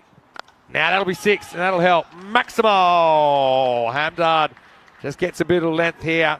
It's one of those chases that almost everyone needs to click. You can't have a passenger, and both these 2 are swinging for the fences, and both have made starts. It's important they can both go on with it. Yeah, good hit. It's a little bit too short. I mean, the ball does do a bit. It starts to move away from the batter, but at that length, it just, swing for all money. Hit the middle of the bat and get the boundary. So Katak, who got a wicket, of course, the only wicket so far, the very first ball of the innings. It was a huge wicket as well of Arif Sangar, who's already gone past 500 runs in the series. Good slow ball.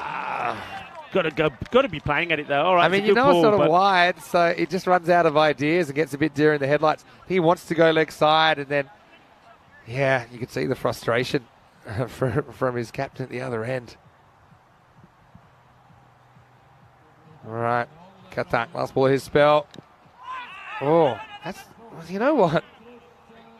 He actually nicks it onto his pad, must have bounced, but it carries to the keeper. Let's have a look. What does this hit?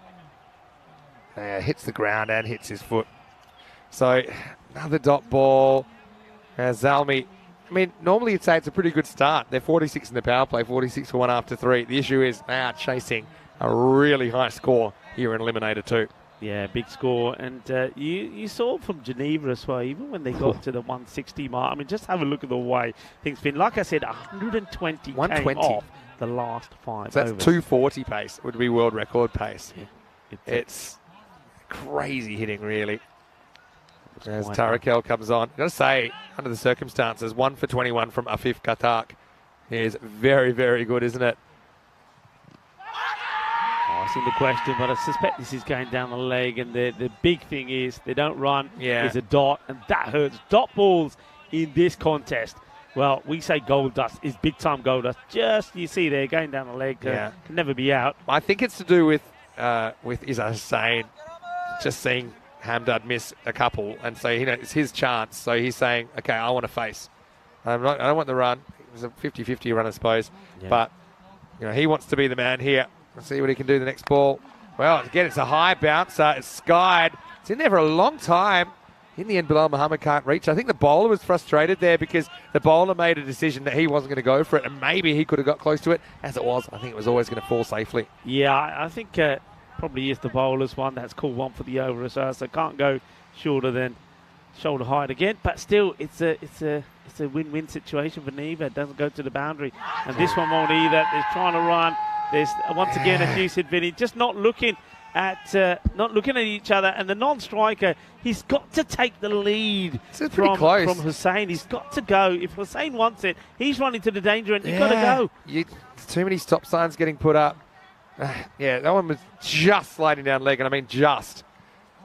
But again, when you don't know where the ball is, you look at your partner. You know who your partner is. You can locate them and let them decide. Trust them. It's just a little bit of a lack of trust, I think, between these two in the running. Now, I think the bowler here might have an issue with his finger, so they just need to get that strapped up quickly. It's a tough place to be. Zalmi, they've entertained us all the way through this tournament. They're trying to make a game out of this. Yeah, ordinarily, you look at this start and you go, okay, that's not too bad at all. Yeah, so, you'd have to say they've... the way that it starts, it's one of those, isn't it? Like you said, you get a good start, you get 20 of the first over, you think, okay, right, that'll give you the confidence to say, well, okay, we can maintain this. You can do exactly what Geneva did, but losing that wicket straight away. But then fair play to them as well, that Izzah Hussain particularly basically said, okay, it's not about one man, we're a team. If we lose a riff, we can still do this, but there's just been too many dot balls already in the innings. There's been missed opportunities, ball down the leg side where it's hit the pads. You can understand that because they're literally trying to hit every ball and hit it hard. And sometimes when you're in that situation, Vinny, it just takes the timing out of the phase, doesn't it? How about the comparative scores? They're exactly the same, which is unbelievable. They were both 47 for 1 after 3.3 overs. Just think about that 120 in the second half, which I would think it actually could be the highest second half we've ever had. I'd have to go back and check Badlan and Shaheen when they scored 229. Yeah. But that is just insane. It's batting, crazy, isn't it? It's crazy hitting. When you think, all right, the power play, they were only 40 in the first 3 overs. So sometimes when we see big scores, it's because the power play has gone for 60 or something. Yeah. He hits this square and away from the fielder. And he's not going to... He is going to field it. I didn't see the ball come out the other side. So a bit of accidental fielding prevents some runs as well. Yeah, he almost sits on this, doesn't he? Look, it gets through him, and he says, where's it going? He's expecting to see it over the boundary road, but he said, oh, right, that's a result. I've stopped it. Okay, it doesn't matter how you do it, as long as you do it. Tarakel is happy. Well, I don't know where this is from him. Only 3 have come off it. Last ball off it is down the leg side. It ends up being a very good stop by the keeper, and this must have caught one. No, he's saying he's saying that it catches something. It doesn't. Just going by the reaction. Everything. It misses everything. They cannot take a trick in this chase, can they? I reckon they're having a bit of a conversation about it. Oh dear, oh dear. It's another ball they're going to get less. How frustrating is that? Have a look one more time, man. It's debatable whether they can do anything about this. The umpire thinks it flicks the pad. It doesn't. I don't see it. Oh, that's cruel, isn't it? That's really cruel. You need these calls to go your way. You need the single. You need the extra ball. They don't get it, and it does end up just being 3 from that over. Things come in threes. There was a no ball off the pitch, which was called a dead ball, just because it was so bad. Yeah. There was a wide. Okay, that was probably the most forgivable of the lot. Might have caught half the tram line, and then that one, just umpire hearing something, might have made a bit of a noise as it went past. But yeah, 49 for 1 after 4. Will be Izzah Hussain to face up. He's only going to get one here. I think he's trying to say this bounces off the pitch. He's asking for it. Could this be another one? To me, I didn't see it either. But let's see if we can get this one. No, that's not off the pitch. What happens is it blows the top up when the ball goes past it. What a crazy thing. That's why he's asking, because he sees it move. Now they're asking the question for an LBW. They're all up and about. The umpire looks long and hard, and he says no, and Jebakel Well, remember his impact with the bat, and he scored 50 of just 12 deliveries. Now asking for this one, and I says, yeah, going way down leg side. Gets a lot of movement there. Yeah, he's a very good swing bowler, Jamil Jabakil. Okay, listen to this. You know, I said 120. Is that the highest we've ever seen in the second half of the innings? Oh, how I've forgotten that Badalona Shaheen insanity back in Barcelona. I'm going to tell you what theirs was. Oh, he's bowled him. That's another good in-swinger, Hamdard. He's just trying to get things moving, but he's the one that has to get moving now because Jabakil gets one to swing back viciously. So Zalmi loses the second wicket, 50 for 2. 50 partnership, but again, not quite going at the rate required at the moment, Zalmi. Yeah, he's going to have to go. And 23 off ball number 17. So his strike rate was nowhere near what it needed to be. Well bowled from Jabakil. This time he doesn't get the ball to swing as much. And maybe that is what throws Hamdard. The Hamdard has to depart. New batter will come out. And Bashir Rahman, now this guy can give it a hit. Yeah. But the thing is, I mean, look at that rate they need now. They've got to be going up more than For 26 runs an hour. Yeah, for a ball. You need some supersonic overs. It's just hard to see Geneva giving up that many, although having said that, they did give up 200 plus to the Nomads. Okay, so 120 in over 6 to 10. It's pretty good. And go on, in that Badalona Shaheen game, they were 93 off 5 overs, and they finished 229. So they actually scored 136 off the second half. They're over. It's insane. I'll give you the over by overs in a minute. That was such a crazy game. Another good in-swing out, just locks up Bashir. So, yeah, I have a feeling this could fall away pretty quickly. The over 6 to 10 back then. Yeah. 23, 30, 26, 22, and 35. Wow. Matty Rahman with 100 off 27 balls. Yeah, back then it was the equal fastest century ever, equal with a couple of other players. Another good in-swing. It really does move the ball. You must love watching Jamil bowl. He's a talented swing bowler. Yeah, and you know the good thing about it, I mean, you mentioned this a few times. Whenever the ball is banged in or when the ball is pitched, the batters get a chance to get after it. So he's got just the perfect length. He's not over pitching, but he's not giving the players any half volleys.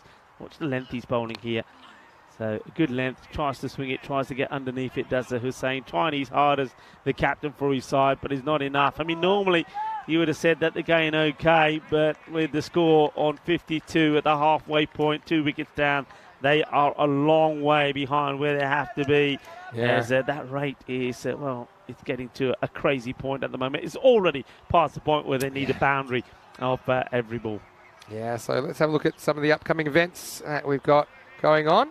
Oh, for some reason, we'll have a quick look. No, we'll come back. Okay, so Dresden starts on Monday, so we're only 3 days away from that. I know you'll be there with Charlie. During that Dresden tournament, there's all these other internationals going on. So Netherlands Ireland, as well as Netherlands Jersey, and the Men's Continental Cup. So you've got men's and women's cricket in there. I'll be joining you in Krefeld, then you can sit out Rome, even though I know you'd love to be there. We'll miss you there, but you could probably use the 2 weeks off because the ECC is going to be insane, and that's the next tournament on that list. Good stop from the keeper. This would have been a challenge because they haven't got anybody back at fine leg. So this could have been a minimo. So a nice stop there from the keeper. While I'm pulling out funny stats from that game. Now, this was match 36 in the European Cricket Series Spain-Barcelona in 2022, 16th of November. And so I'm going to talk fastest, or most of last overs in that game, the combined total. Wow, that's absolutely lasered by Hussain, who's still there. He's got that sense of responsibility, so he's just going to see if a miracle can happen. 6 at a time, Maximal. That was a clean hit. Yeah, he picks it up beautifully. It was there, it was in the slot, and well, if Andrew Leonard would say, he would say that is a banker. It certainly is. Big hit, but you need a lot of those. You need to be doing that every ball. Go on, tell us. So if I said to you, think of this as like a 2-over spell. The 10th over of the first innings, the 10th over of the second. So think about a guy bowling 2 overs, right? Which we see all the time. Uh-oh, that's a no ball. And this will be a boundary as well. So it's going to be a no ball plus 4. That's 5 and the free hit to come. So I suppose that ball goes for 11 and counting. That'll help. That's a minimo there. And it's the only way you can get into this. So let's say 2 overs. None for how many? What's the worst what's the worst number you can possibly think of? 2 overs, none for... I know we've seen 50s. We saw one actually the other day. So let's say 56. Okay. Well, it's probably a good time to tell you now that since you're away, the record's gone up. It's none for 61 is the worst a bowler's gone for. But if you're just talking the 10th overs in that Badalona Shaheen Men in Blue game, 2 overs, none for 80. 80? Are we allowed to say, come on, you got to tell me who the bowler was. This is going to be another one that's going to sail over for 6 runs. Manos arriba, Mitro. Well, I tell you what, Izar Hussain, he knows it may be almost impossible, but he's not going to give up. And look, when you get a free ball and you smash it for 6, well, that helps the equation. Guys are fielding for 2 days and bowling like 20 overs or 30 overs in first-class cricket and going none for 80. So what happened was, one of the overs went for 35. That was first innings. Second innings went for 45. One bowler went on after 2 balls. He was no balled out of the attack. And then someone else came on and got lit up. Oh, there's another no ball, and they'll get... Well, they won't even take a bye here. Hussain decides he wants that responsibility. But then that 45-run over, it took Men in Blue from 129 to finish on 174. But remember, they were chasing 230. So they still win the game by lots, 55 runs. And it meant there was 403 runs in the game. It's the only 400-run game we've ever had. We got pretty close earlier in the week with that 203 to 178. That was 381 runs in a game, that second. So is that the match that holds the record of the most boundaries then? Well, I don't know if you talk... It depends if you're talking sixes or fours. Yeah. So this one had more sixes than that Barcelona game. The 203 to 178. As this is up, and it's going to be cracked away, Hussain. You've got to admire this guy. I mean, he's done it all for his team. We've seen him wicket-keeping. We've even seen him bowling. He's obviously... very well respected in the team as well. And again, he's just throwing the kitchen sink at this Maximo as he closes in on his personal half-century. Yeah, I mean, this is good from Izar Hussain on 2 accounts. One is, of course, he doesn't want it to be a poor showing for Pakistan Zalmi. He also still inside 100% believes that can still get there. But also on a personal note, he's going to be playing international cricket at the weekend. So he, batting well out there. His form is important, taking this into that weekend. Well, it goes leg side again, and this time we'll only get 1, and he will run it.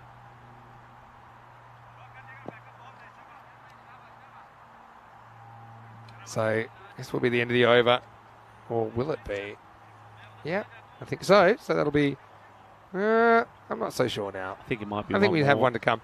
So as far as most sixes hit, their record was 41 in a match, but that match between the Nomads and Geneva, there were 46 Maximos. That is unprecedented hitting. Even the Maximo rate here, 12.0, 6s per 10 overs. I'm going to compare that to Barcelona. Up in the air and 6. Well, one ball makes the difference, as it's Bashir. That is going to take this over supersonic as 32 come off the 6. And, well, a couple more of those. Maybe we will have a contest. It's 84 for 2 after 6. Well, yeah, I mean, that one just certainly keeps it alive, doesn't it? 78 goes to 84 now. 84 for 2. And, where were we at this point in the end of the 6th over? 103 for 2. So, yeah, they're behind. And even with that superb over, the rate still stays at 28.5 required. But you know what? It just goes to show what can happen. Hussain has moved on to 48 of 19. And going to need something special. Tarakel, this looks out to me if he hasn't hit it. He's going to hit middle stump, but maybe he has hit it. Oh, no, well, he's going to be given out. If he hasn't hit it, it's plumb. But, I mean, it'll be very hard to tell from the replay. It's going to hit halfway up middle stump. So Hussain's going to be LBW for 48, 84 for 3. Let's check it out on the replay. Thanks to String Production. Yeah, when I see this first up, I'm thinking he's out. I think he's plumb. I don't think he gets bat on it. You can see the pads right in front of the stuff. And I think Izar knows it. Izar's been hurt. Well, what will hurt even more is when he turns around and sees that the umpire finally has, after a long, hard-looking thing, put the finger up. And I can see what the bowler is thinking there. He turns around and looks at the umpire and says, well, why did that take so long? Look, I don't mind it. The umpire, run it through your head. The only thing is sometimes the umpire can put too much doubt in his mind. If you think it's gone, if you think it's plump, don't hesitate, put it up. The thing is, it was a little bit of a weird one because no one's expecting a above-knee full toss to be missed and not whacked for 6. And then certainly the question for me is, has he got an edge on that? Have you missed something? Because it probably hits maybe it even rattles around the leg. It ends up lodging in the top of his pad flap. So there's all these different noises in there, and then you've got to ask yourself as an umpire, was it bat before pad? I didn't see any evidence of that. I think Hussain, he's going to have a bruise there. But I've got to say, I got a lot of time for Izzat Hussain, 48 off 20. Yeah. Did his best, but it's just pretty much an impossible task, isn't it? This is going to be Moa's butt coming out at 5.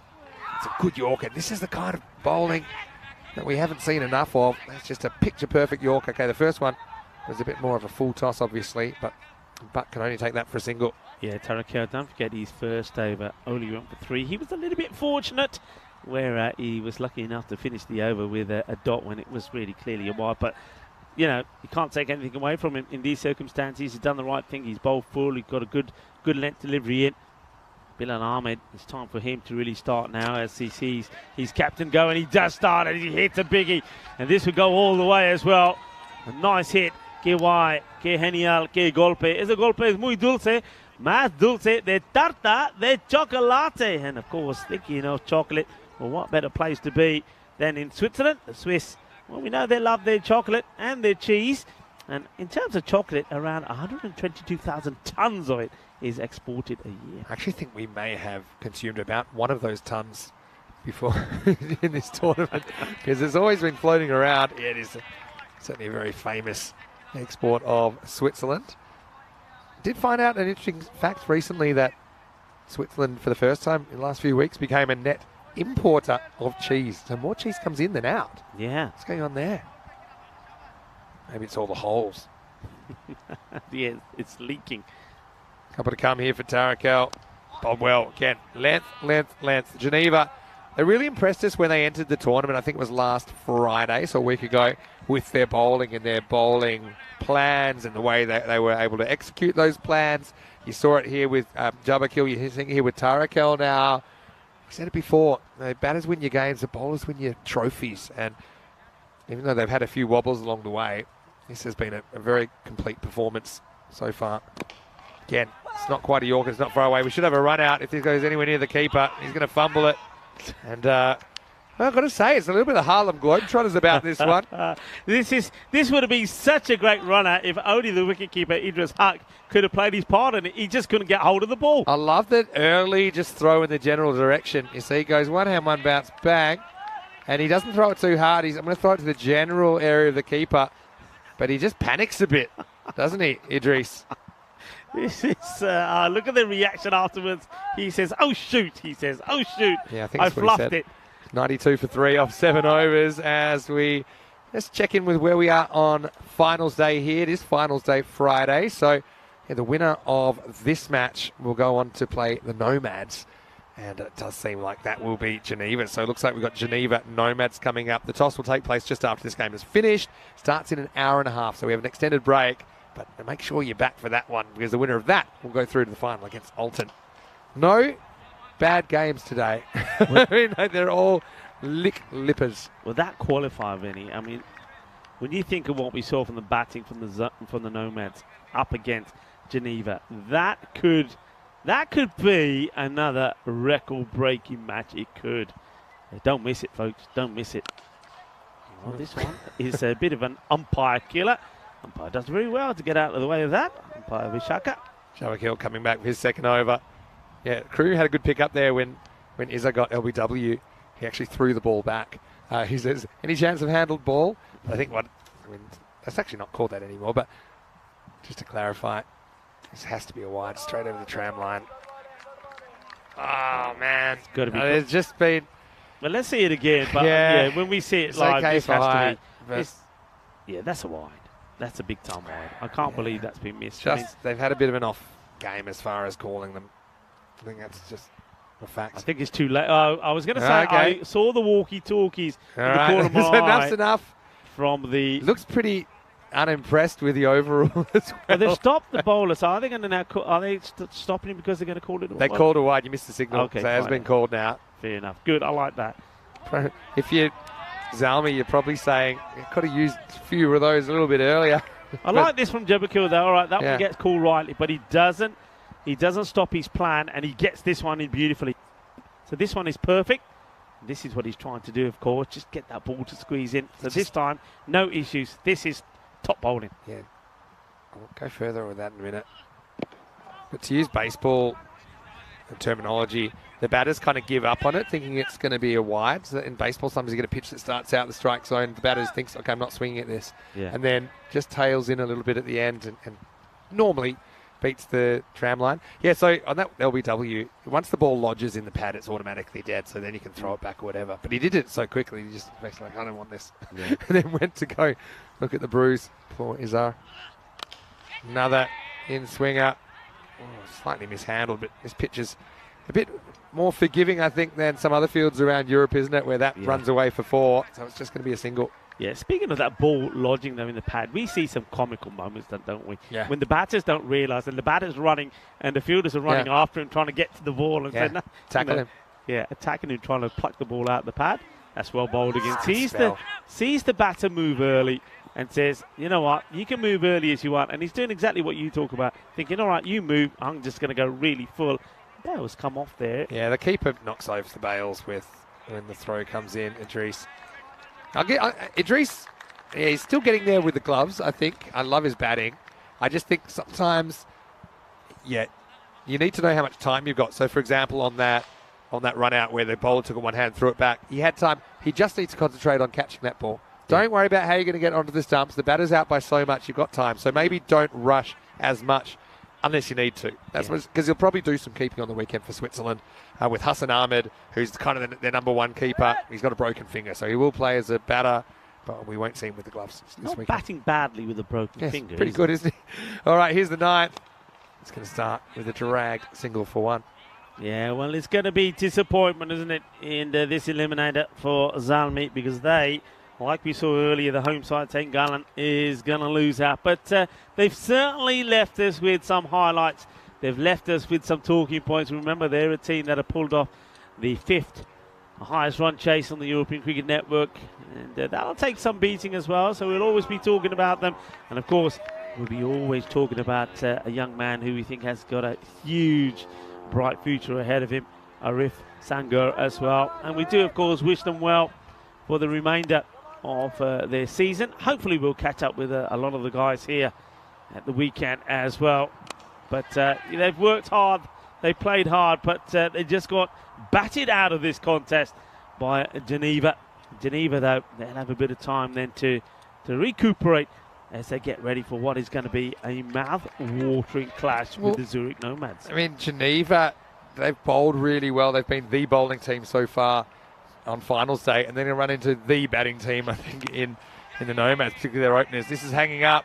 Possible collision on the cards. It'll be dropped, but the main thing there is that no one gets hurt. Numan Ahmedzai puts it down. Yeah, it's pretty high. I'm just wondering if this is dipping enough. It was the slower delivery, so it comes out to it. And I think it probably... You lose your benefit of the doubt there, I think. Yeah, you can see the umpire saying, no, it's fine. Yeah. Good umpiring, though. Signalling early, not the best at catching. Would have been out. And this one is out of here. Balle. Inna zona. Shaka lageva movies, but saying, well, before we say goodbye, I want to hit 1-6 as well. Well, he does. And he takes himself to double figures. He moves to 10. Ball number 7. And we hoping he can maybe do it again. Interesting colour of the pads. I'm surprised they've allowed him to go out with those ones, to be honest. Rustic. And it's going to be another. He says, 1 is not enough, Rico. I want another. Give me another one. All right, then.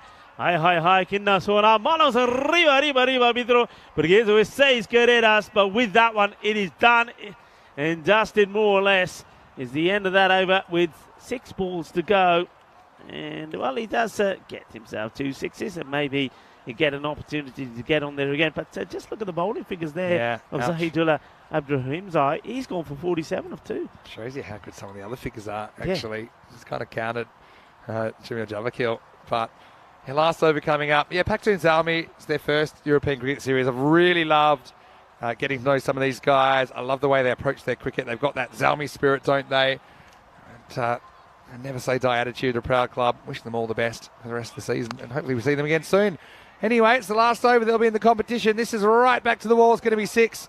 Well, needed to find the sunglasses there, didn't he? That's That's Sahidullah Abdulrahimzi. He's just been banged for 47 off his 2 overs. Things don't get a lot better. Now he gets relieved of his duties. 6 runs to start the 10th. He was struggling as soon as that ball was in the air. He couldn't find it. He couldn't see it. He doesn't have the shades on. And now he's being replaced by a man who's looking cool in shades. Katak moves to that area. This is a wild one. It's pretty flat. But how high is it? That's what they're going to have a look at here. I mean, it's being peppered away to the boundary.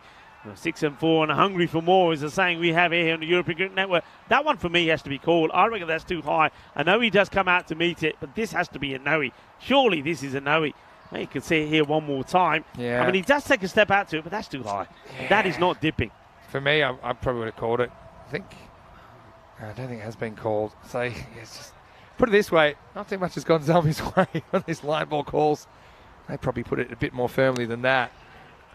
You wouldn't say it's actually had an impact on the game. It's just been a bit of an annoyance, I think. Yeah, I think those ones early on, Vinny, when they were sort of staying up with it, they got a couple of harsh ones where if the ball had gone, the extra ball had gone to the boundary, it could have kept them in it. But yeah, I think when you look at it now in reflection, maybe it hasn't made a difference. But you don't like those calls going against it because you always believe it could have made a difference. But no full toss. And this time it'll be handled, no pressure. Oh, there you go, another fumble. Does Katak get replaced now? This one doesn't cost him 6 though. Doesn't cost him anything at all. What about Geneva though? They made a late entry into the tournament. It's still their first European Cricket Series as well. They weren't one of the 7 teams we saw back in 2020. What a great performance. They've now made it into the medals.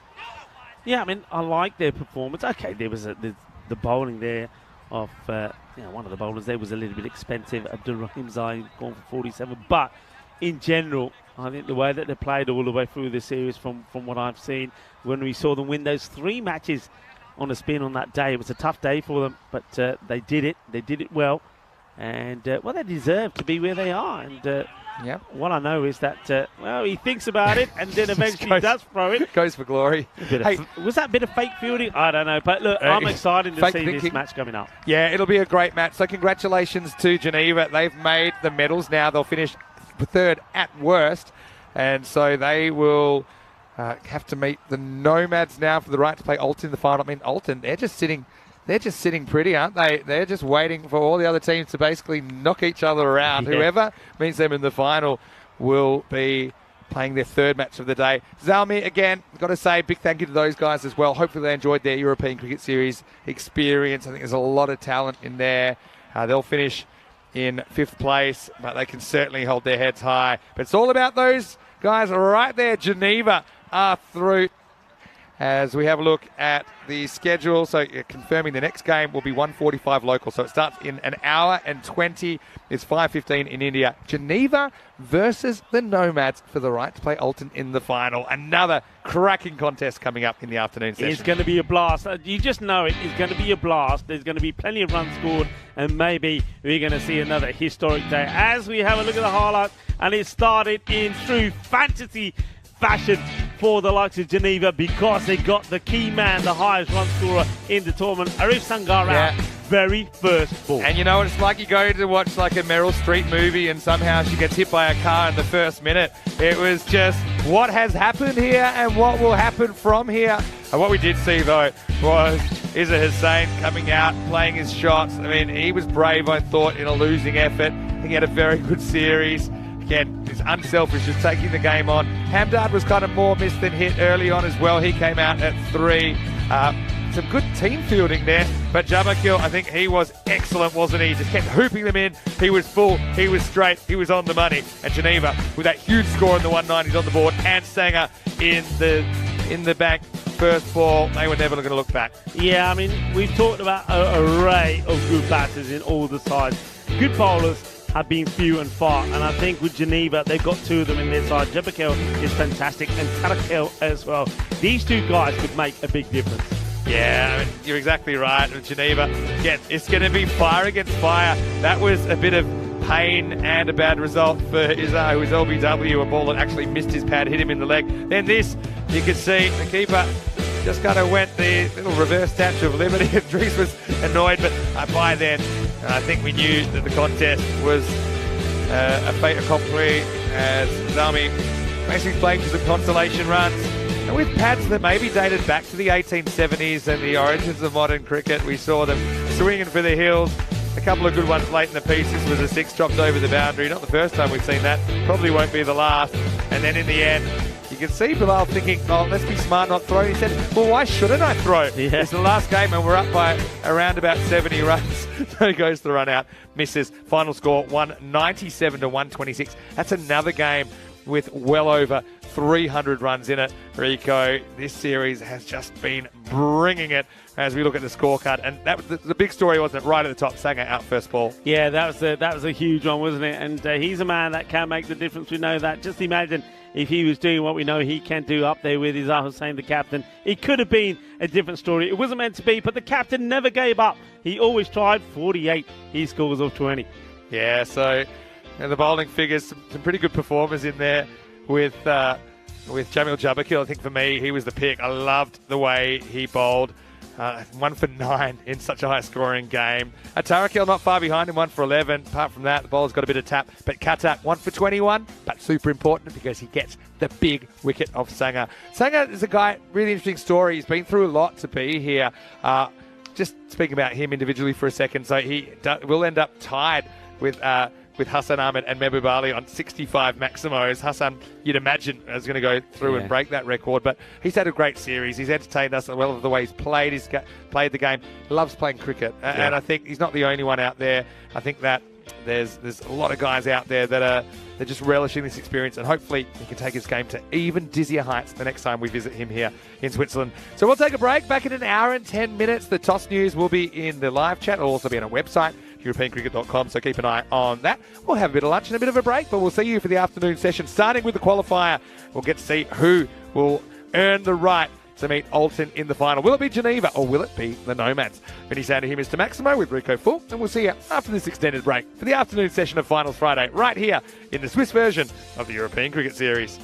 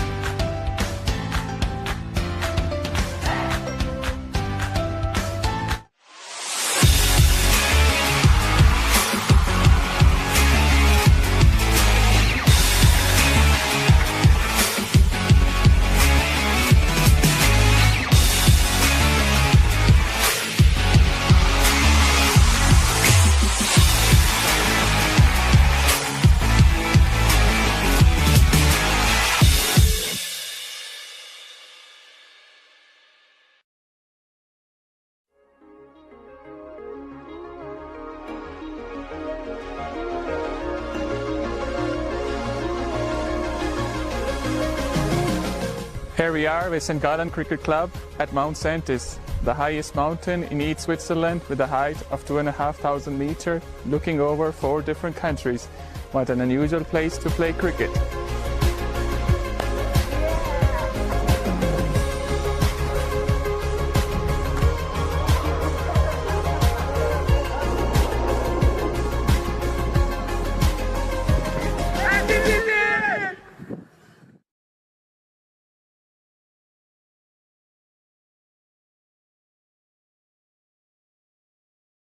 Welcome back to Switzerland. Time for the afternoon session. Things are really hotting up.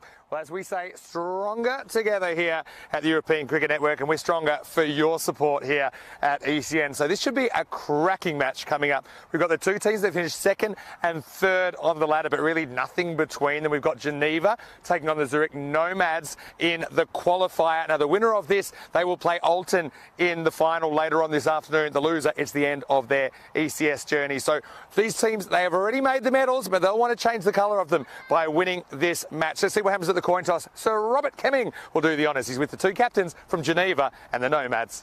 Your call. Heads are scored. It is tails. We have one So the news from the toss is that Geneva have won the toss and their captain Ansar Mahmood has elected to bowl first. So I'm not surprised by that. I think both teams, they wanted to chase. We know in particular that the Nomads really like to chase. They certainly have the ability to do that. But I think that Geneva, they want to lead with their strength. And one thing that they've been a cut above, I think, the other teams in this competition is their bowling in the field. And they really shut the gate on Pakhtun Zalmi. Having said that, maybe they thought about batting first because they did crack 190 plus batting first in that last game. To be honest, I don't think it really matters. I do think what matters is if Fahim Nazir and Hassan Ahmed get going in the power play, which is the first 3 overs of this match. It should be a real fire versus fire contest. I've got to say, Jamil Jabakil was outstanding with the ball, and we'll see him bowling those big in-swingers. I think Tarakil's been a very good player as well. Ultimately, you've got good players on both sides. It's anyone's guess. Geneva, they are on ECN debut in this series. We know the Nomads, they are defending champions. So if they want to go back-to-back, first they're going to have to get past Geneva, and then whoever wins this, they're going to have to go past Alton to win the trophy. All right, well, Rico Fulbin, great to have you on finals day. I'm going to put this where it belongs. Let's get ready for the qualifier for the right to play off for the trophy. I can tell you the news from the toss, Geneva, they're winning the toss, and they've sent in the Nomads. Let's see how that works out as we get ready for the first ball. Thank you very much to Mr. Maxwell. Yes, let's get ready for the battle of bat versus ball. This is what it all counts, is the eliminator. One of these 2 teams will go on to face Alton in the final later. Who will it be? Well, one thing I can tell you is both teams today have been in fantastic form. Remember, it was the Zurich Nomads that, they just swept aside the home side St. Gallen in the earlier eliminator today, 114 to 115. They did it in style. They did it with 25 balls to go. And then Geneva, well, they were just in ruthless form against Pakhtun Zalmi, 197 to 126. I must admit, I am a little surprised with the result of the coin toss. I think Geneva, having batted so well against Zalmi, putting 197 on the board, I think they would have and should have fancied themselves to go out there and get runs on the board. I just think in the big match, runs on the board are vital. But they turned down the opportunity. They want to chase, so they've given the Zurich Nomads the opportunity to put big runs on the board. 122 to 111 is what the bat versus ball wall is saying, and in favour of Geneva. So Geneva will like that. The umpires are making their way out in the middle for what promises to be an absolute sizzler of a match. I must admit, I do like the promotional video with St. Gallen out there hitting the snowballs in the mountain range in the Alps. I tell you what, it'd be nice to have a few buckets of ice here at the moment because it is hot. It's an absolute superb day for finals day here in St. Gallen. And, well, this lovely stadium, the Grundenmoos Stadium, has been fitting for this European Cricket Series that has so many good things happening, so much action, and a lot of history and records being broken here as well. We are ready to start this, the qualifier, and what a big match this is. And just to repeat, as you saw in the middle there, the Geneva winning the toss and their captain electing to take the field first. So Zurich Nomads We're going to be looking to see how many runs they can pile on the board. I reckon that you're going to be looking for safety for 140 plus. Again, I'm going to stick with that mark, 140 plus. They'd like to go bigger than that, but minimum, you're looking at 140. One guy who has bowled really well, Afif Khattak. Remember, he took the prize wicket of Arif Sangar, very first ball in eliminator number 2. What a huge moment that was. Can he strike first here? Remember, the likes of Fazim Nazir, he has been in superb form. He scored 483 runs in this series so far. And Hassan Ahmed, who's at the non-strikers end, 507. That is incredible hitting from these two guys. Both of them, if you're a supporter of Geneva, you'd like to see them back in the shed pretty early. Umpire Sahid and umpire Kulraj, the men in black, are getting ready for the start of this match. And a big warm welcome to everybody that's been tuning in around the world. And it is finals day here in Switzerland. What a day it's been already. More action, entertainment still to come. You're watching the European Cricket Series here in Switzerland. It is finals day. This is the qualifier. Which one of these two teams will meet Alton in the final? Here's ball number 1. It's a good one. Pitched up, well played by Nazir. So he needs to be a little bit cautious to some of these fuller deliveries. Anything that short, though, they'll latch onto it straight away. And starting with 2 left-handers, people will have mixed views about it. Some people will say, well, why not mix it up? Thing is, though, the way these two have been batting, why indeed? And, oh, well, this could have been a one-handed Jalebi wonder catch from the fielder. It was struck well. It went like a bullet. It went like lightning. And the fielder has half a chance. And Dalvinder Chandok almost pulls off an incredible catch. It was not to be. Goes to the boundary. We start with a 4. So close yet so far. Khattak once again. Slower delivery. Well bowled. Well played as well by Nazir. These two.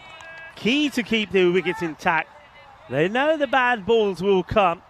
And they know there will be a time to attack everything. At the moment, they're just being a little bit careful of Khattak. So well pitched up again, and the batters will rotate. They'll take the single. So a chance now to see Hassan Ahmed. And as mentioned before, Hassan Ahmed already 507 runs to his name. Remember, top run scorer Arif Sangar 534, though he wasn't able to add to that in eliminator number 2. Khattak to Hassan. And Hassan goes down the ground, hits it powerfully. Fielder's got to come across, makes a very good stop. Well done. Bilal Mohammed, that is in the action. And has a bit of ground to cover. And this is hit well, firmly struck. The ball skidding across the ground, but he gets down, doesn't he? Gets down, gets his hands onto it. Good bit of fielding. Down the ground, and this will be 1. No, it goes all the way. Bolle. Kinna Sona. Shaka. Lagya. Manos arriba, Vitro. As it does go all the way. And a fine way to finish the first over. They finish with a Maximo, which doubles the score. 12 without loss off the first. And just to remind you, the Euros of cricket are coming up pretty quickly as well. The European Cricket Championship, 45 days to go for the actions to start there in the province of Andalusia, Spain, in Malaga. Cartamania, ready to rock the world once more, where, well, all the teams will be stronger together, like it says on those stumps. Which team, though, will be stronger together here in this qualifier? Jamil Jabakil to bowl next. I think he bowled so well in that eliminator. Him and Tarkil were key with the bowling. Jabakil, he's going to get launched. This is a biggie. Oh, wow. This is a massive hit. Humongous. Manos arriba, que guay, que genial, que grande. Eso es grandísimo. Ese golpe es muy dulce. Más dulce de tarta de chocolate. Wow, what a hit. What a start. Well, Jamil Jabrahil is under attack straight away. Awesome hit. What's the reply going to be from Jamil? Anything that is just slightly short, the batters have lashed onto it straight away. Changing the field from the captain as the man at mid-wicket comes in and long on goes back. Strange field choice, really. They're keeping the two men straight here now. So long on and long off. Back on the boundary. Jabakil. Once again to Hassan Ahmed. Ahmed, he'll whip this away. It's a Gandhi ball. And it just leaves a little noodle. And that's what he gets onto it. Well, 6 and 4. And Hassan Ahmed hungry for more. Remember Hassan, he does have a broken finger, which is keeping him from keeping wickets, but he's not stopping him smashing the ball around to all parts of the ground. And he just looks at home there in the middle, doesn't he? Looks confident, looks relaxed, and looks like he's settling in for another big score. Full toss, and this will be demolished. You can't bowl that. That will go all the way. Shaba, kinna sona shukka lag gaya. And it might be worth looking at the height at this as well. I mean, you saw a look of it there. And, well, Shubi's after it. I wonder if the umpires will have a closer look. Could this be a 7-up, guys? Could it be? I suppose it's just on the downward trend. It's a Gandhi ball. It gets walloped away. Hassan looking strong, looking set, looking powerful. Jabakil is in trouble here. Goes again. There's a bit of a miscue. Fielder coming in. And, oh, he puts it down. Diving full length. That's a huge opportunity. Ahmed gets dropped. And he gets dropped on 17. It's not an easy one, but you'd expect Bilal to take these. But down it goes. He has time. He gets himself into position, but he's not able to take it. What a let-off. Nazir back to Bilal, who still will have the thought of that drop catch in the back of his mind. You can see as he goes back to his position, his shoulders down, playing it back in his mind, but he's got to get it out of his system pretty quick. Nobody means to drop catches. It happens. And now he's being swapped. Oh, that's cruel. That's brutal. You can't make mistakes, otherwise you get replaced. And Numan Ahmedzai takes that spot off long off. It's well bowled and well played. Good full length to finish. 18 come off the over. They're asking the question here. I wonder if we go side on. They're going to go upstairs. Let's have a look at this. Here comes the throw. And the bat is clearly down. So not out will be the call on that. 18 will come off the over. So 2 overs completed. 30 without loss. And that over, a bit of an expensive one. It's the sort of start that you'd expect from these two. Both at the middle now, standing, talking to each other. Hello to the likes of Shrug. Hello, Shrug. I hope you're well. Hello to Siddharji as well. Looking pretty in green there, Siddharji. And Twilight. Twilight asking if this is the final. It's not the final. This is the qualifier. In other words, Alton are in the final. Whoever wins out of this match will be playing Alton in the final match of this European Cricket Series here in Switzerland. And Twilight getting the answer there from Siddharji as well. Siddharji, thank you very much for your answer. Namaste, salam alaikum, sat sri akal. Eyeball one to our global family watching via fan code. I hope you're enjoying the day. कितना आज दा मजा आ गया कि नहीं? कितनी जबरदस्ती cricket देख रहे थे Switzerland ਦੇ ਵਿੱਚ. No change in the attack. Katak comes in. That's a good delivery, nice and full, being met well by the batter. Good cricket all round here. You'd expect that from these two sides. Two quality teams going head to head. Single taken, and they'll rotate the strike whenever they can. Katak looking for that breakthrough. Now to Hassan Ahmed, who's looking by far the most relaxed and the most confident of the two batters. But remember, that chance has gone down. And high up in the air, does he get enough of this? Fielder's coming across. Got to call for it. Oh no! They've got to call for it. It's a collision. The catch has been taken. Well, this is about stronger together, but I do believe there could be a nasty injury here. There was no call. The two fielders colliding together. They hit each other hard. This could be nasty. The catch has been taken. How does he hold on to this? You'll never know, but oh, that's an awful look. He gets clonked on the head. And the man who's down, Numan Ahmedzai, is the one who's going to be feeling this worst. Tarakil has taken a sensational catch, but at what cost? Let's just hope that nobody is seriously hurt here. They have the wicket. It's a wicket of Hassan Ahmed, but at what cost? I get the feeling that Numan Ahmedzai here is just taking his time to get up. Yeah, he does get up. Oh, that's so good to see, because they absolutely smash into each other here. Well, teams do need to be stronger together, but that's taking it to one extreme. But both men are okay. That is the key here. And, well, the captain is just going to make sure they take their time here, maybe take on a bit of water. The umpires will be doing the check as well to make sure the men are okay. They look fine. That is a huge moment. That looked nasty, but the catch has been taken. Hassan will have to go. And Tarakil, well, I tell you what, to keep hold of that under that collision is incredible. What a huge moment that is. That is the end of Hassan Ahmed. 18 he'll go for. And what a catch that is from Tarakil under extreme pressure as he collided with Numan Ahmedzai. And, well, you can hear a bit of the emergency services perhaps in the background, but thankfully is not required here as Mr. Maximo Vinny Sandu joins me back in the commentary box. Yeah, well, as Captain Sully said, as they were going to land on the Hudson, brace for impact, as Tarakil and Ahmedzai, two star players for Geneva, they have what can only be described as a nasty collision. But how about the strength of the hands from Tarakil to hold on to the ball? That's one of those things, given the circumstances, they were just laser focused on catching it no matter what.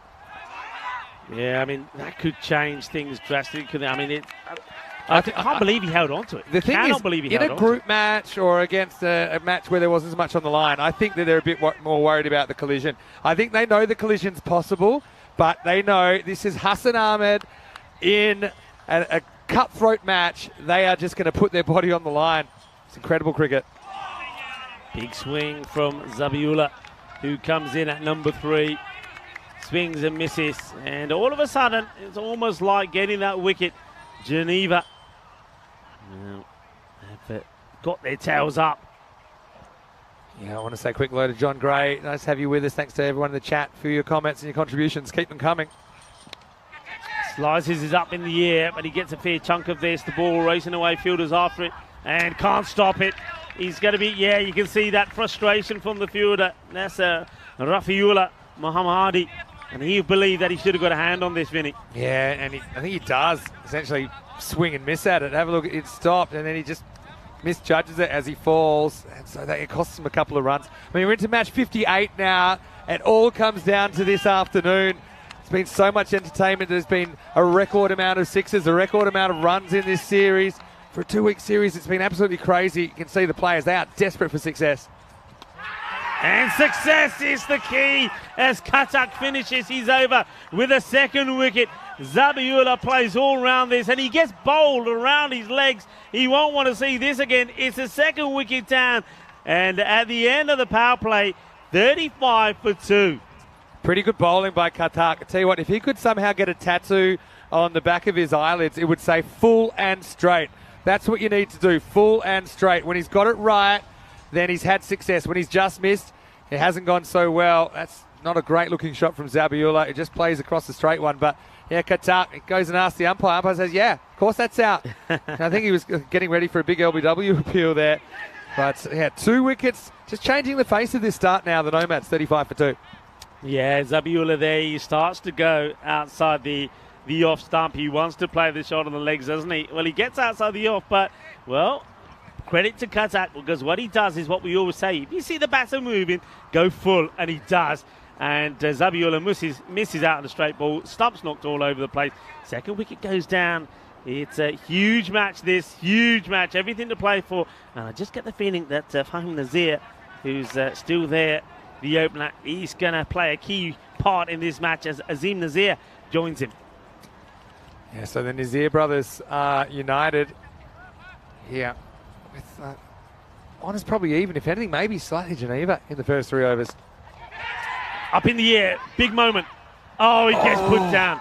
Oh dear, gets put down, and then there's shocking running from the batter, because he thought he was gone for all money. Now, this is Fahim Nazir, the man who's made his century, get put down. I mean, you've got to take those. I cannot believe Katak hasn't held on to that. He's just come off his 2 overs, maybe just wandering mentally. But he's a key fielder. He was never really set. He was in motion. But that's to drop Fahim Nazir at this stage of the game. It is a huge opportunity that literally slips through the fingers of Geneva.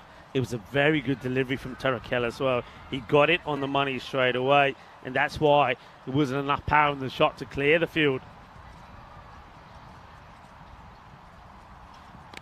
Shorter delivery this time. That's worked very well. He's got good timing on this, and it will just get stopped on the boundary. Good bit of footwork from the fielder. Does well, and that's Joseph Moses out there. Well, to quote one of my favourite movie lines, I'll have what he's having. And I don't know how Azim Nazir is 54 years of age and going out basically looking and batting like a man half his age. He's quite incredible.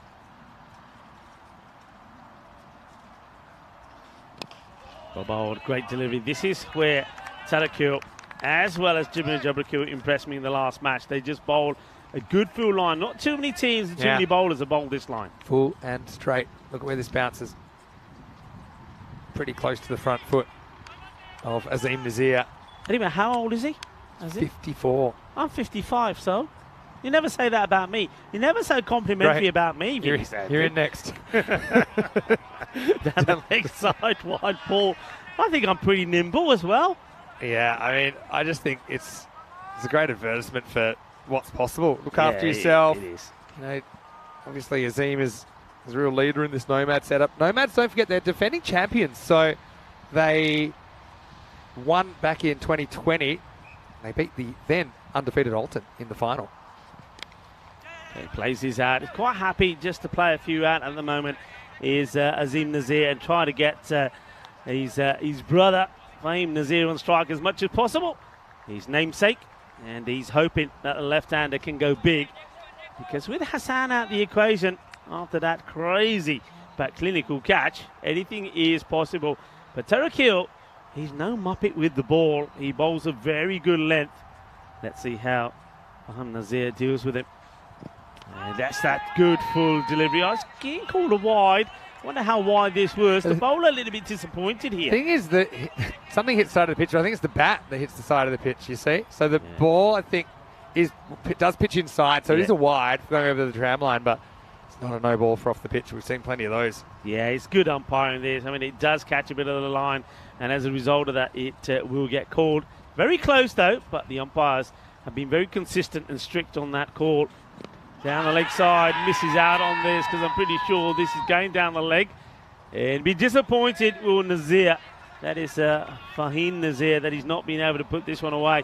It's where left-handers like it, and he knows this is a missed opportunity. Flashes into the pads. It could never be LBW. What a cracking contest so far. Twists and turns, and we're not even 4 overs in. He'll want a boundary here, you know, Vinny. Only 6 have come off the over. He'll want a boundary. And he backs himself to get one. And, oh, outstanding. Absolutely outstanding. What a catch. What a moment. What a comeback from Bilal Mohammed. He put one down earlier, and that was Hassan, but no mistakes this time. This is a cracking catch. It's hit hard. It's going away from him. But this time he does it right. This time he gets the ball in his hands, and he is absolutely delighted about it. That is a cracking catch. And it's a huge moment as Fahim Nazir departs for 14. 41 for 3 at the end of 4. Huge, huge moment. Life doesn't always give you second chances, but Fahim does in this case. And it's a case of once bitten, twice not shy, as Bilal Mohammed takes a great catch low to his left, low to his right, pardon me. And so that's 3 wickets down. Nomads 41 for 3 under immense pressure. And Geneva, they've executed their skills pretty well here. Full straight. I think the bowling's been a bit short of a gallop in this series, but they are representing right now. Jabakil is going to come back and bowl his second over. I don't mind this. He's got 2 fairly new batters at the crease as Kazim Chowdhury comes out at number 5. Yeah, I like it. Jabakil and Tarakel being my pick of the bowlers. And I think when you've got those early big hitters out of the equation, this is where, as a fielding department, you put the pressure on and you use your two best bowlers to try and get a few more wickets here, slow that rate right down, and then hope that the other bowlers do their job towards the end. In comes Jabahil. Across the line, but he's going to get lucky. That's unfortunate. It's going to be 4 runs. Doesn't know too much about this, Azim Nazir, who earlier on was quite happy to just push singles and get Fahim on strike. Well, with Fahim gone now, he knows he's got to play a shot or two himself. Yeah, so I suppose a bit lucky, but you make your own luck. 10.8 and over at the moment. It's well behind. Geneva, don't forget, made 178 against the Nomads bowling, but that was a game they still lost by 25 runs back in match 36. So good comeback. Batter disappointed he's missed it. You can see what he's doing. I quite like this. They're leaving the mid-wicket cow corner open with having the mid-wicket inside the circle. So they're basically saying to the batter, look, it's open, go for it. Well, they're not saying that anymore because now he is being pushed back. So I didn't actually mind that because nothing was connected. And I quite like the eye of the fielder in there. Just he's there for the miss hit. Just wondering what happens here. Can you imagine if anything gets miss-hit and doesn't go to the boundary? I could have had another wicket. Well, small missing.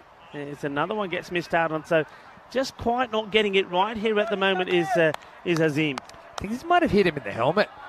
Look, top edge, yeah, it does. It made that kind of sound. Thank goodness Azim's wearing the helmet. Yeah. And you can see them just checking he's all right. He's a popular figure, even with opponents. That saved him a trip to the hospital, Rico. Big time. And Gets the face up at the next few ball. stitches as well. Such a difference. Once again, going for the big hit, doesn't get it right, but he will rotate the strike, and I think that's important. If you're not hitting it out the middle, well, until you get going, just at least don't chew up any deliveries. And yeah, you're lucky he's happy he didn't chew up that last one as well. That's what the helmet is for, and that's why I do like the new regulations that came out, and I do hope that we will follow suit and start to say to all of our batters when they're playing whatever it is, ECRs, European Cricket Series, that to the quick bowlers, got to wear that lid, and wicket keepers as well, standing up, should be wearing a helmet. Actually, I don't even see why you'd make exceptions for spinners, to be honest. I'd just make it part of the standard equipment wherever possible. So, you know, off a spinner, why does the keeper wear a helmet up to the stumps to spinner? Because you can get little deflections. As we see, there's a few spectators cruising in. That's a pretty nice vantage point up there. Yeah, it's very nice, isn't it? Nice. At the top of the hill, looking down at the cricket. Hill. Oh, that's a nice shot. This is just timed beautifully. And he goes all the way down the ground. He just waits on this. I think it may have been the slightly slower delivery from Jabahil, but Nazir, he nails it. And he hits it big. That's going to be 6 runs. Beautifully played. And what a match we got on here. Yeah. What an exciting one. What they're playing for? They're playing for a spot in the final video. That's right. I mean, that was absolutely smashed. Some of these balls are going to go back looking like footballs because that's crashed into the steps. Hey, look what we've got here. We've been talking a bit about the ECC, which is coming up in just over 6 weeks' time. This is the trophy for the European Cricket Championship. It's very, very special. It's very ornate, thanks to Local Lifestyle, who provide all the trophies and medals. What a lot of people don't realise is, let's tilt it forward. I don't think anything falls off. I mean, look at the detail on that. I mean, that is special. Well, this is going to be another boundary. We'll check it out in the replay first, and we'll come back and have a look. But it's just been squeezed out. Nomads on the counter-attack. That's just a lucky one, really, as a bowler. You just got to accept that. That's an unlucky outcome. Yeah, have a look at that. Can we look at? I'm very nervous about it. Wow. This isn't one that doesn't sensational? detach. That's a bit of bling bling. Look at all those diamonds there. Oh, I love it. This is. It's got to be the best trophy ever for cricket. And that'll be on show at the ECC. 31 nations will be fighting for that trophy, and not quite like the ECL trophy. Could it be? Could it be? Could it be? They got an interesting group, actually. Switzerland got England 11 in there as well as Cyprus, Malta, and Romania in Group E. Back to the action here. That's been hit pretty well. Fielder takes it on the bounce, gets the throw in. So trying to hustle and trying to get to a good, high, decent score here. So the ECL trophy, which is the Champions League trophy, actually has a detachable crown which the captain of the winning team can wear. Yeah. It's not the most comfortable, I'll be honest, but it is pretty cool.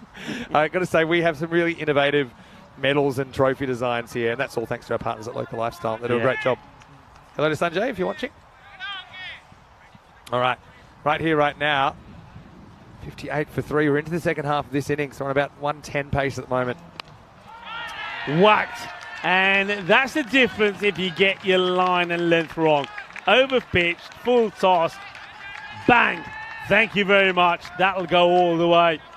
Doesn't get the line right and gets walloped. Tarek Hill has been good. He's been one of the pick of the bowlers today. But it just goes to show, if you don't get it right, it will go all the way. And I know that Dave is in the chat. So Dave, just for you, just to welcome you, Sweet Caroline, as that goes all the way. Hello, Dave. Yeah, touching hands up in the air.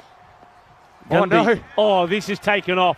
It's hit the pitch and it's just gone off. It's actually lucky it's hit that. It was lucky and unlucky because it hits that ridge. See the rubber, and so yes, it bounces over the keeper, but also slows it down a fair bit. Yeah. So that's why it goes up and over the keeper, but it doesn't go for 5 wides. It's just the 2 wides. Yeah, watch this. Yeah, you're right. It helps to slow it down, if anything. So it will be wides. Tarakio now to Chowdhury, who will probably get another bat. A wide, he will. So over just, and umpire side says that's another. A bit of a lead there from Kasim Chowdhury, who will be hoping he can latch onto a few as well. A few boundaries, yet to hit a boundary. But Azim Nazir has finally found his straps. Slower ball, it's hit firmly down the ground. Should be just a single. And at the moment, maybe Chowdhury, that's where he sees his role for the moment, especially while Nazir has started to hit a few clean out of the middle of his bat. Kasim Chowdhury is actually Hassan Ahmed's brother as well. So an opportunity for him to essentially be a bit of a hero here with just over 4 overs to go. Asking the question, it's a big appeal, not out. I'm not quite sure why the batters weren't looking to take a run there as well. I think the opportunity was there. Let's have a look at this. Yeah, pitching outside the leg. That's stump, right. and it doesn't matter where this goes afterwards, it can't be out. Maybe he thinks if he runs in front of the umpire, might be able to have more of a chance of getting the LBW. Last ball out from Tarakal. Firmly struck, trying to get it in the gap, but he won't. Fielders come across. Good backing up from the fielders. Well, this has been overthrown by a long way. The wicketkeeper does dash back, takes the catch. I think in terms of what we've seen from bowlers, if you're bowling on this and you bowled your 2 overs in and you're going for less than 25, you've done well. So you've got to say that's a good spell from Tarakel. He's bowled his 2 overs for 22. Before him, Jamil Jabrakil bowled 2 overs for 30. I think you take that. 6 overs in, 69 for 3. So he's still the opportunity, I suppose. If you get like 15 and over from here, 129, almost a pass score. Geneva, we know they're a very good batting lineup as well, but the same thing could happen to them. They batted really well in the last game, though, cracking a score in the 190s. Asking again, but I suspect it's very much the same down the leg side. And yeah, leg by signal, so it was going down leg side. I must admit, Vinny, I know you were saying a bit like me, you can understand the call at the coin toss, but I just thought that Geneva, after that dominant batting display, they probably would have wanted to bat first. Would have been quite tempted, surprised. but I think the Nomads, like you can't bat the Nomads out of the game. You know, that's the thing. Goes down the ground, but it will go all the way. It's hit too straight. The fielder never in the say. He's a couple of metres away, but he can't get anywhere close. It's 6 more runs. And, well, Chowdhury, he does get one out of the middle. That's what they need now from Chowdhury. He's well built, isn't he? And if he can start cracking and hitting the ball sweetly, they're going to fly. That's the first of hopefully many from Chowdhury. Oh, well, this is everything. All the white goods, including the kitchen sink. But he misses out on it. Bit of a grunt from the batter as well. He'd be disappointed he's missed this. Yeah, he will be. Just didn't quite get across to cover that line, did he? But really, yeah, I can understand most teams, there's been a bit of a trend towards chasing because it's almost like the batters aren't under pressure chasing. It's the bowlers that are under pressure trying to defend a score. It's just been how this series has gone. It's been very different. Played out. Bilal had a few issues, didn't he, in that last match with his follow-through. He's always catching the bit of that green strip on the edge of the pitch. And we think that probably does affect your balance a little bit. But so far here, he's got closer to the stumps. I like that. And I think he's keeping his balance better. He's staying more upright. So once again there, that's well bowled. I've got to say, this is a crazy shot. This is outrageous. When you look at this ball being bowled, you think, what a good delivery it is. It is full, it's on middle peg. Look what the batter does. How do you play that shot? That is outrageous, Vinny. That is a decent delivery. Yeah. It's right in the block hole, yet the batter goes right across and hits you for 6. It's crashing in the middle and off. In fact, if he misses that, he's dead LBW, but he doesn't miss Nazir. picks it up. Beautiful bit of timing from the veteran. He moves to 27. Last ball of the over. Oh, my Lord, what a hit. Well, this is humongous. Once again, it's not a bad delivery, but Bilal Mohammed, he's hoping that he can get through the straight one and get a miss hit, but no way. He waits for it, and he is absolute monster hit. That is big. That is big as we've seen. What a hit, what a stroke, what a way to end the over. And the score is 89 now at the end of 7 overs. Wow. Let's have a look at some of the events coming up. Now, these are all the events that we'll have just before we reach Khartoum for the 3rd edition of the European Cricket Championship, the Euros of Cricket. We'll be moving to Germany for 4 weeks in the European Cricket Series and ECIs to finish those 2-week series as well. Go to Dresden, then go to Krefeld, then we'll be in Rome for another 2 weeks. In between, we have some T20 International Women's Cricket from the Netherlands and also the Continental Cup for men in Romania. So plenty of cricket, and all of that is in the next month or so. So it's crazy time in European cricket. Yeah, crazy time, and crazy out there in the middle as well as Chowdhury chops onto this.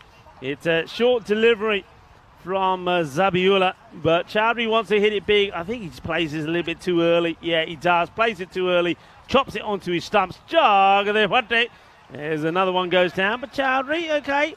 He's played a few nice shots. Yeah, down it goes, down the stumps goes. So Chowdhury will go for 14 off 8 balls.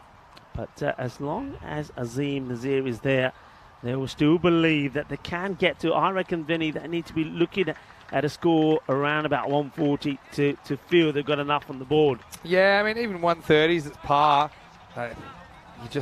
You hope they don't smash you out of the game in the power play. We know Nomads have got some good bowlers. I mean, Fahim Nazir keeps stepping up with the ball for them. I've got to say I like the look of Amjad as well. Also, you've got Tarani, the left-arm spinner. Wow, well, that's the way to do it. Manos arriba, arriba, arriba, arbitro, porque qué grande eso es. Oh, this is just humongous. Have a look at this. It's been smashed out of here. That is awesome.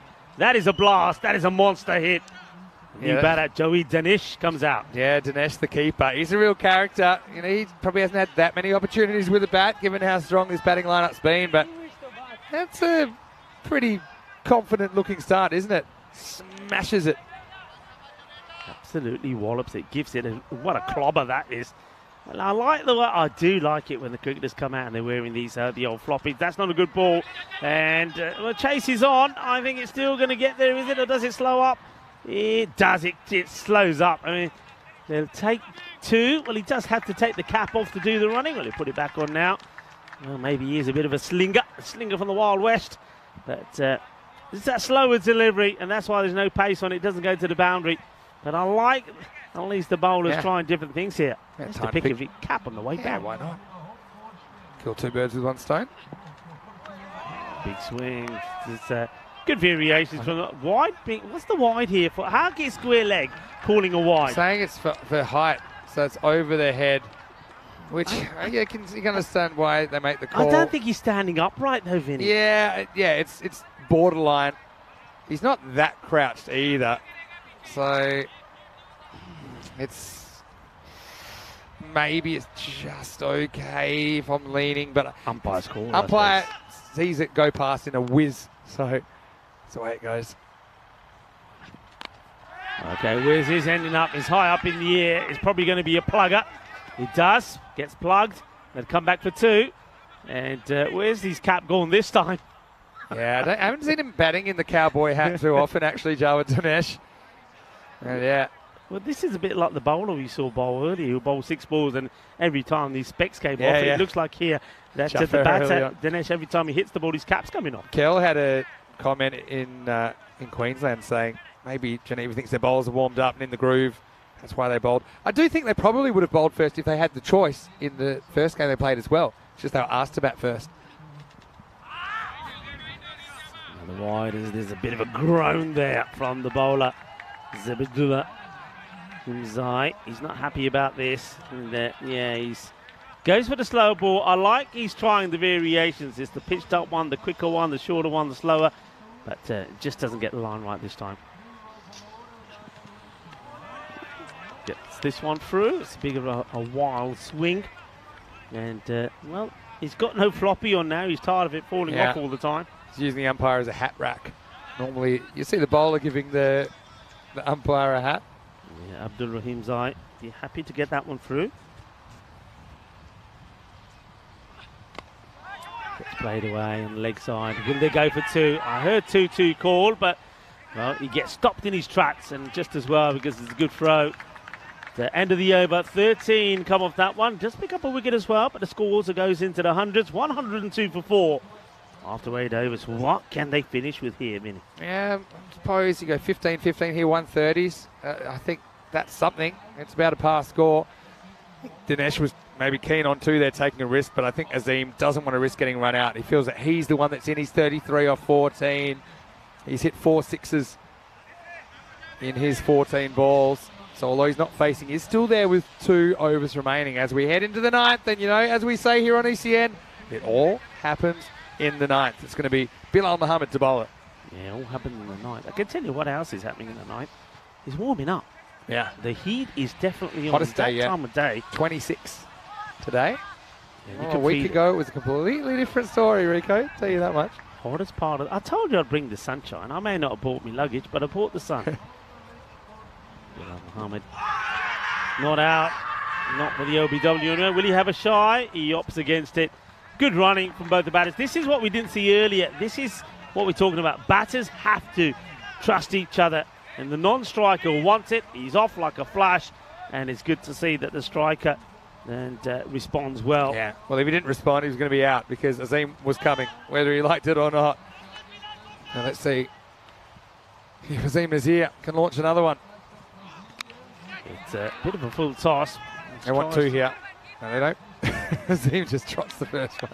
Yeah, they didn't go quick enough, and he probably hits it too well. But those men on the leg side boundary, they're fielding well. They're actually attacking the ball. They're not waiting for the ball to come to them.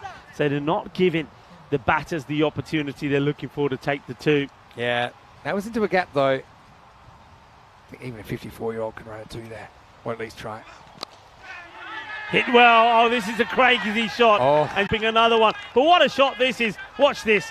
Oh, that's a classy hit. Powerful hit. That's and it goes all the way. We've got Shub there. And to tell you what, he's just completely roasted poor Rob and the officials in the cube. As it looked like Shub was going to save them. Then he just let it go through to the keeper. Didn't want to risk a drop. I was going to say, not too bad to not take the 2 when you've got Dinesh at the other end blasting a 6. Oh, well, he doesn't let go of it. Why not? I think he would have had his man here. But he doesn't want to give away an overthrow, so he's weighing it up, and it's like the cogs are turning here. It's a great bit of bowling in the first place. Again, full straight Yorker.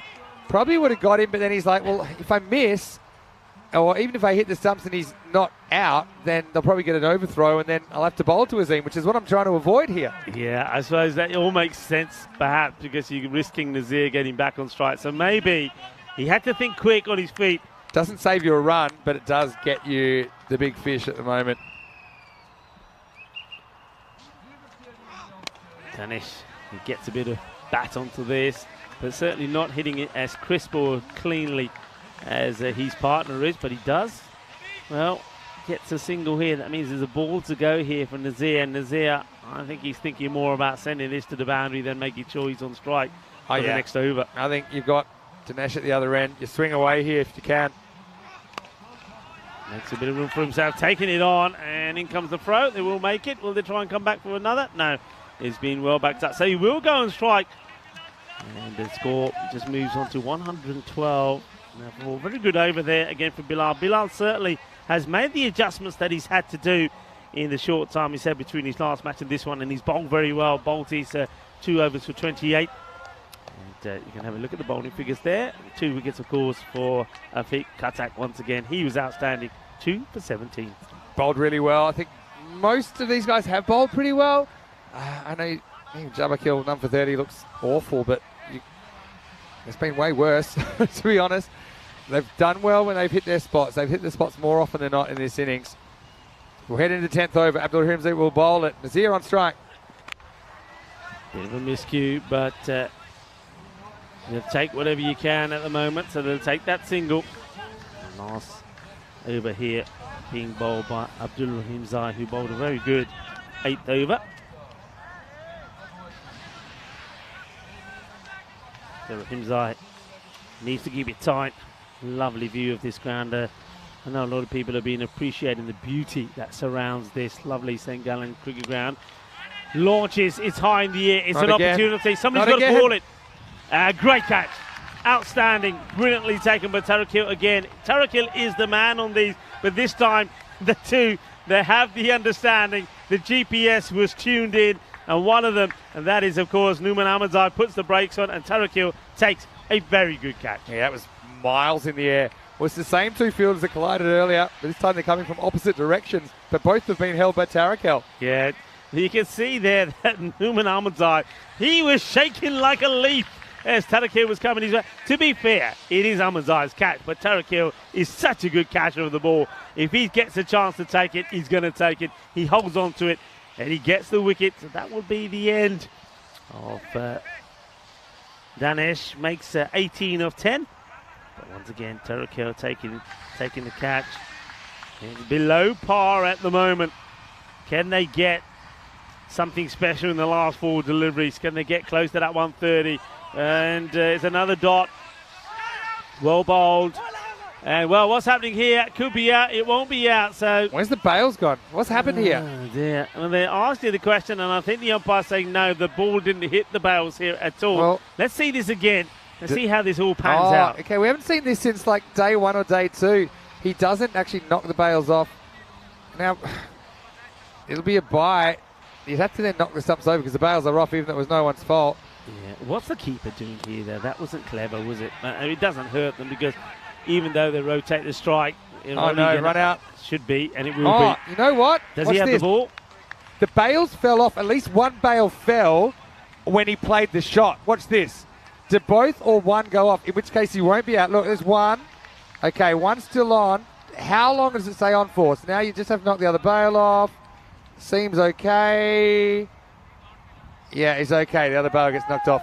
But this is chaos. It's because we're getting late in the innings. They need to just fasten it again. We've had some issues with this surface. It's been really good for the last 11 days or so, but both sides kind of hampered in a way with the bails falling in consecutive deliveries as it is.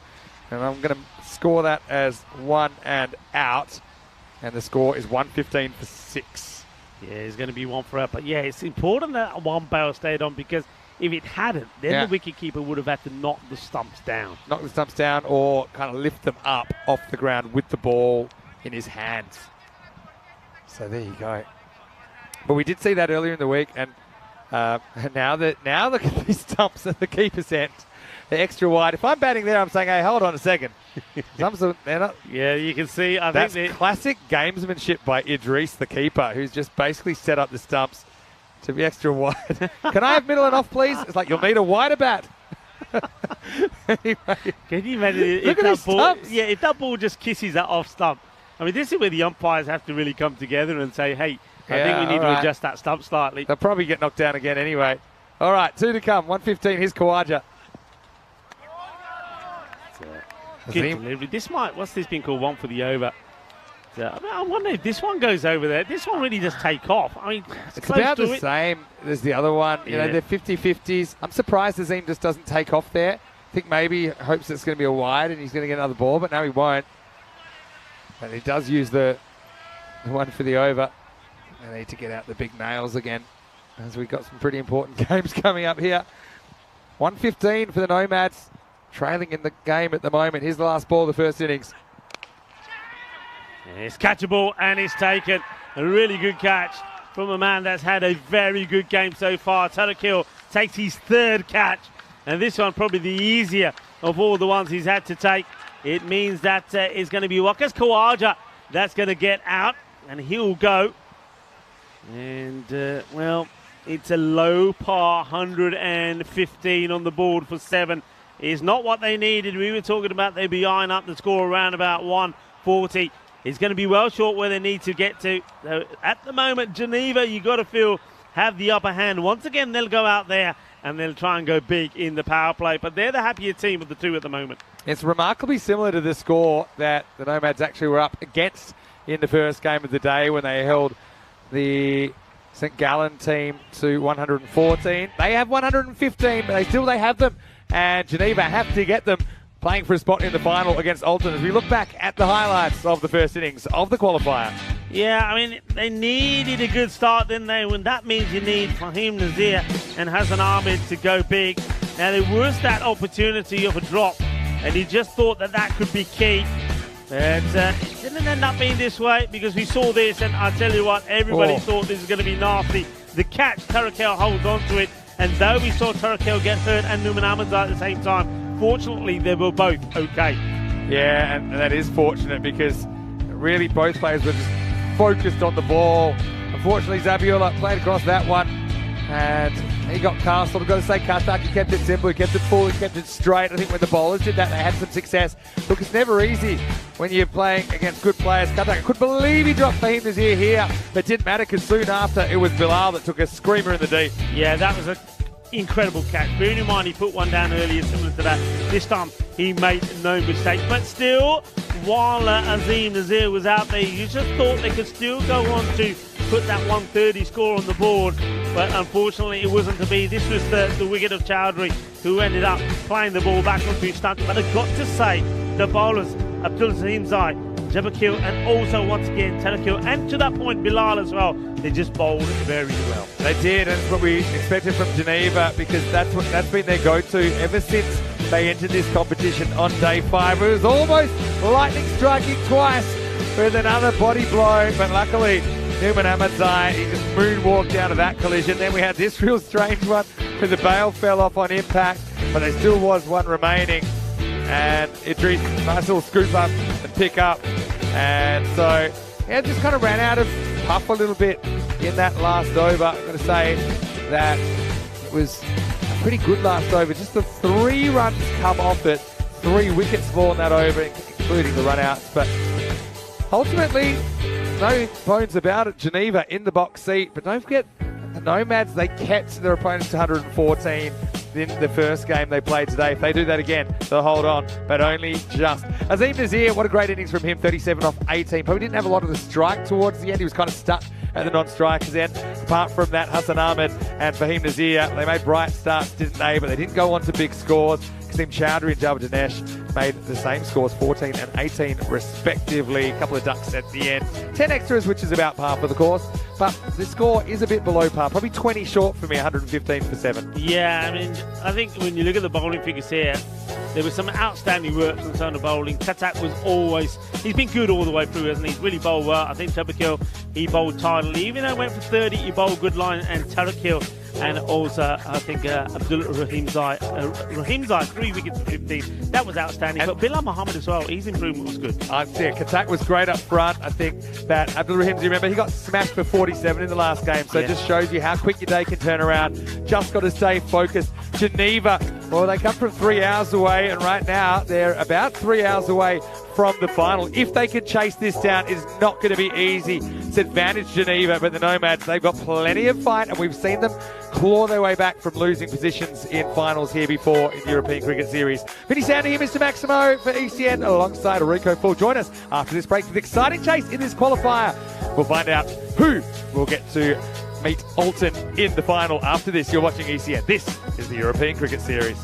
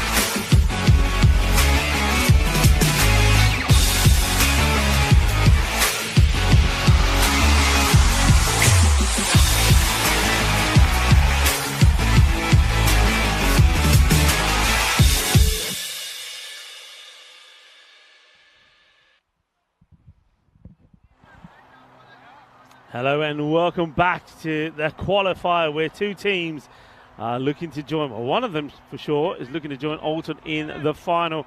And right now, the way it looks, after the Zurich Nomads have had a bat and been restricted to 115, you'd think that Geneva are the favourites to do it. Remember when they played the last match, they posted loads of runs on the board, 197 to be precise. And it was an array of batters that made their mark on that one. Ahmadzai, 69 to 22, Jamil Jabrakir as well. So they've got the batting. Thing is though, can they keep their nerve when it matters? Here's the first ball, and it's a loose delivery down the leg side. The fielder does well to get hands to this. And I don't think there's a catching opportunity. But Idris Haq off the mark straight away. A bit of a loosener there from Fahim Nazir. He's lucky to get away with that. One thing that Zurich Nomads did do in their eliminator, they restricted St. Gallen to 114. So if they apply themselves and maybe a bit of luck goes their way, they will believe that they have what it takes to contain and still go on and win this match and book their place in the final against Alton. Power play, I think, is key. If the batting side get away, if they get into the 40s, then they'll back themselves, especially if they don't lose wickets. Nazir gets worked away on the onside by the left-hander. Luman Ahmadzai didn't see bat well this morning. Scored a fine 69 to 22, but it was Jamil Jabrakir who was the player of the match, because not only did he bat well and scored that half century with just 12 deliveries, but also picked up some important wickets for his side. So a key partnership to break. Here comes for him Nazir one more time. Pitches it up, but this will go up, up and away. What an outstanding shot this is. And sometimes you just feel at bowlers, when they pitch up, they're going to get attacked. It seems so strange to hear when you pitch up, you're going to get punished, because normally you're telling bowlers to pitch up. But that one goes all the way. It is a Maximo. And speaking of Maximos, there's a Maximo in the commentary position as well. Maximo, welcome back. Yeah, it's good to be back. And Nazir getting a bit of his own medicine there, but Huck holds the key as he keeps the next one out. But Geneva, I think they just have to do that old thing where they don't worry too much about the target, just go and bat normally. Yep. They scored 178 against this Nomads bowling last time they met in quite an incredible game. It was the second most runs ever in an ECN match, 381. So that's basically 19 and over average run rate for the game.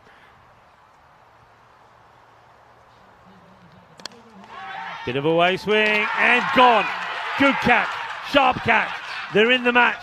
They get the wicket. They get Idris Huck. Huck once again in the big matches doesn't quite pull it off, but that is a really good catch. It's not easy. I'm liking the movement that Fahim Nazir gets here as well, and I think that's what gets in this wicket because the batter's looking to play this one straight. The ball moves. He doesn't get it out in the middle, and it's a tall man that has to reach up and take it, and he takes an outstanding catch here. Yeah, it's a low full toss, but if you're going to miss the York, I always think you're better missing it a bit full. Huck's trying to will it over the fielder, but he's not able to. Again, what I've liked from the bowlers in this game is they've been full. You know, they've been full. They've tried to nail that Yorker at least.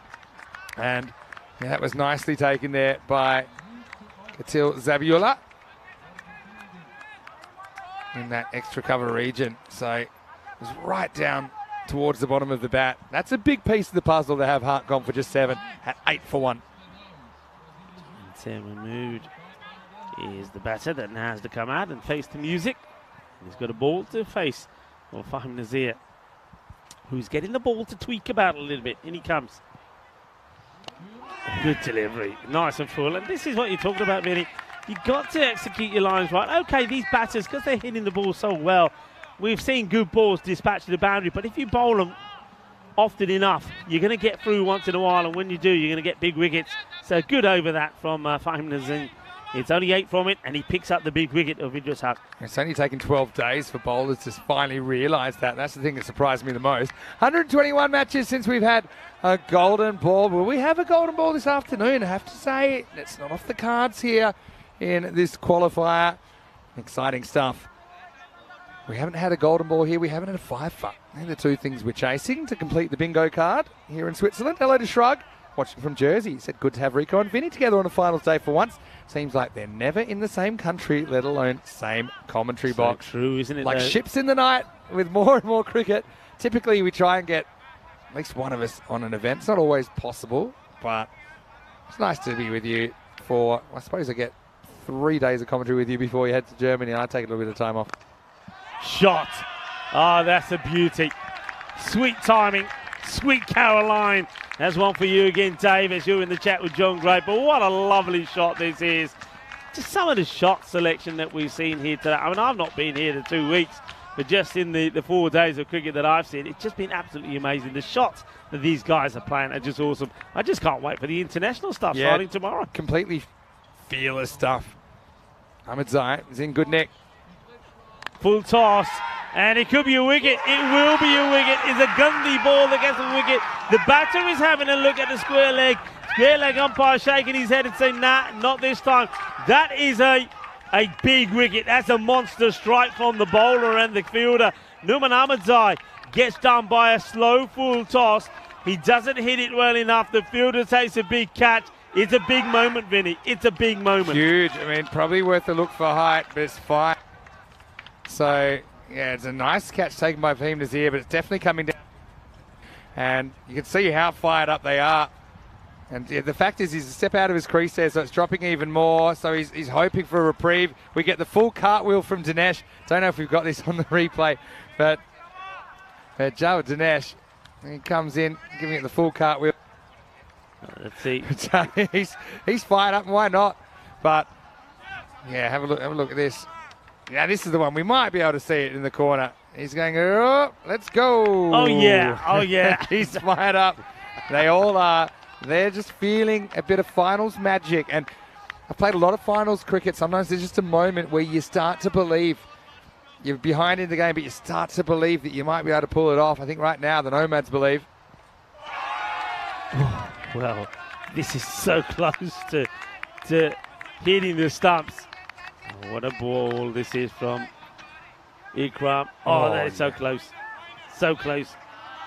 Ikram Hala bowling very well. High up in the air. Can he get there? Can we see another cartwheel? Go for it, son. Do me another. I want to see another. I want to see a celebration. Give it to me. Oh, yeah, baby. That's what I'm talking about. Oh, yeah. This is what it's about. I'll give you one more, Rico. Yeah, this is what it's about. The European Cricket Network giving the players the opportunity to show off their talents and make their dreams come true. That's the third wicket in the power play. And really now, you got to say that the Nomads have to be in front here. Outstanding. There's the catch. You knew it was coming, Vinny. You knew it was coming. You know it's serious when he goes the double. Just have a look at the perfect form on these as well. Then he actually went twice as Derek might have just followed the batter off. This is just happening all so quickly at the moment. That's Mohammad. He goes for a second baller. And the score is 14 for 3. And Ikram with 2 wickets in his first 4 balls. Yeah, amazing stuff. Ikram he's a big old unit himself. He ain't finished yet. 2 for 6, 2 balls to go. It's 14 for 3. As Mohammad, he went without scoring of 2 balls. And then they're fraying themselves at everything now. Their tails are up. They believe.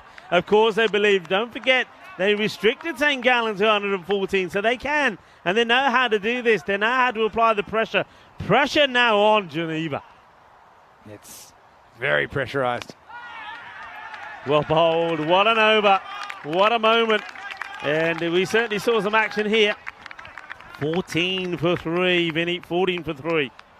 Oh, boy. I'm pretty exasperated, I suppose is the word I'm looking for. These are the squads for tomorrow. Now, a few people asking, what can we expect? Well, Luxembourg have a slightly different looking side than we've seen recently. There's some names in there. Jatin Madan, who started for Star CC in the ECL. He's in the Luxembourg side. First time I've seen him in there. For France, I'm just curious to see how their top bowlers go. They've got 4 genuine fast bowlers, France. But how will they go on this surface, especially with the approach? It's slightly different. And one of my favourites, Mr. Universe, Dawood Ahmedzai. He's a real firecracker. He'll be here as well. So expect a lot of entertainment. That European Cricket International starts tomorrow. Right, here's Amjad Ahmed. It's a nice shot, beautifully played, and that's class. That is straight out of the textbook. Well, we've seen some brutal hits, but there's always time for a little bit of proper pucker cricket. That is a classy shot, and that's 4 runs. I'm trying to work out what's the play of the day out of the catch and collision or the double cartwheel. It's pretty close. I think I might. I think I'm going with a double cartwheel. We could put it in the chat, let people decide. I like in the double cartwheel. Here comes Ahmed. And uppish, but he clears the infield. It's a delightful shot. We are still, amazingly, in the power play. So shots like this get their value. And he makes sure he gets enough of this. Well, back-to-back boundaries. Look, they're still in this. Ansar Mahmood is there. And don't forget Jamil Jabrakil. Don't forget what he did in the last match. 53 of 12. There's still plenty of batting. Different situation, though, isn't it? He's batting at the other end of the innings at the moment. Still in the power play. So, yeah, you need to just try and forget what's happened so far in the innings. It's only in your head. Pressure's a made-up thing. It only exists in your own head. Just go out there, just bat, play your own game. It's nicely played away. Oh, this is a delightful shot as well. The chase is on. And, well, does this ball stop just before the boundary? I suspect it does. There's no signal from the fielder. Oh, that's unlucky, really, because that's a nice little clip of the pads from Mahmood. This is going to probably look like it hits the rope and that's why it stops. But I think it probably just stops by itself. Because the fielder, if it had hit the rope, I think he would have been the first to say, you see there, I don't think it's quite reached the rope and it stopped by itself. So, yeah, I think you've got to give the fielder the benefit of that one.